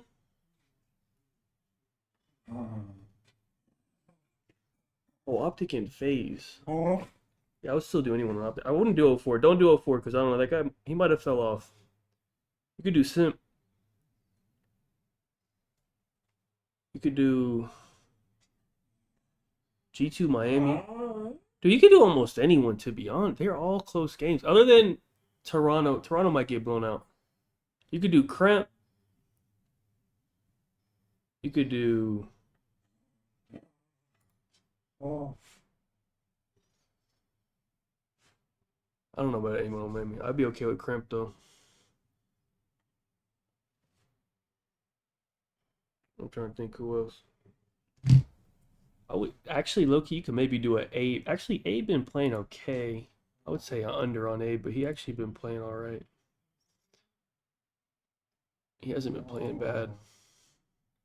But I think this guy sucks, so I mean, he's been playing good though. Maybe an under on Abe.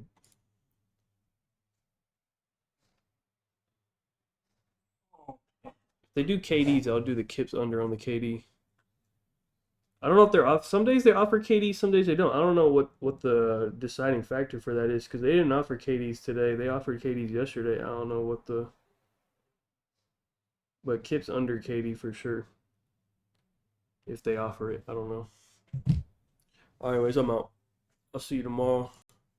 8 a.m., man.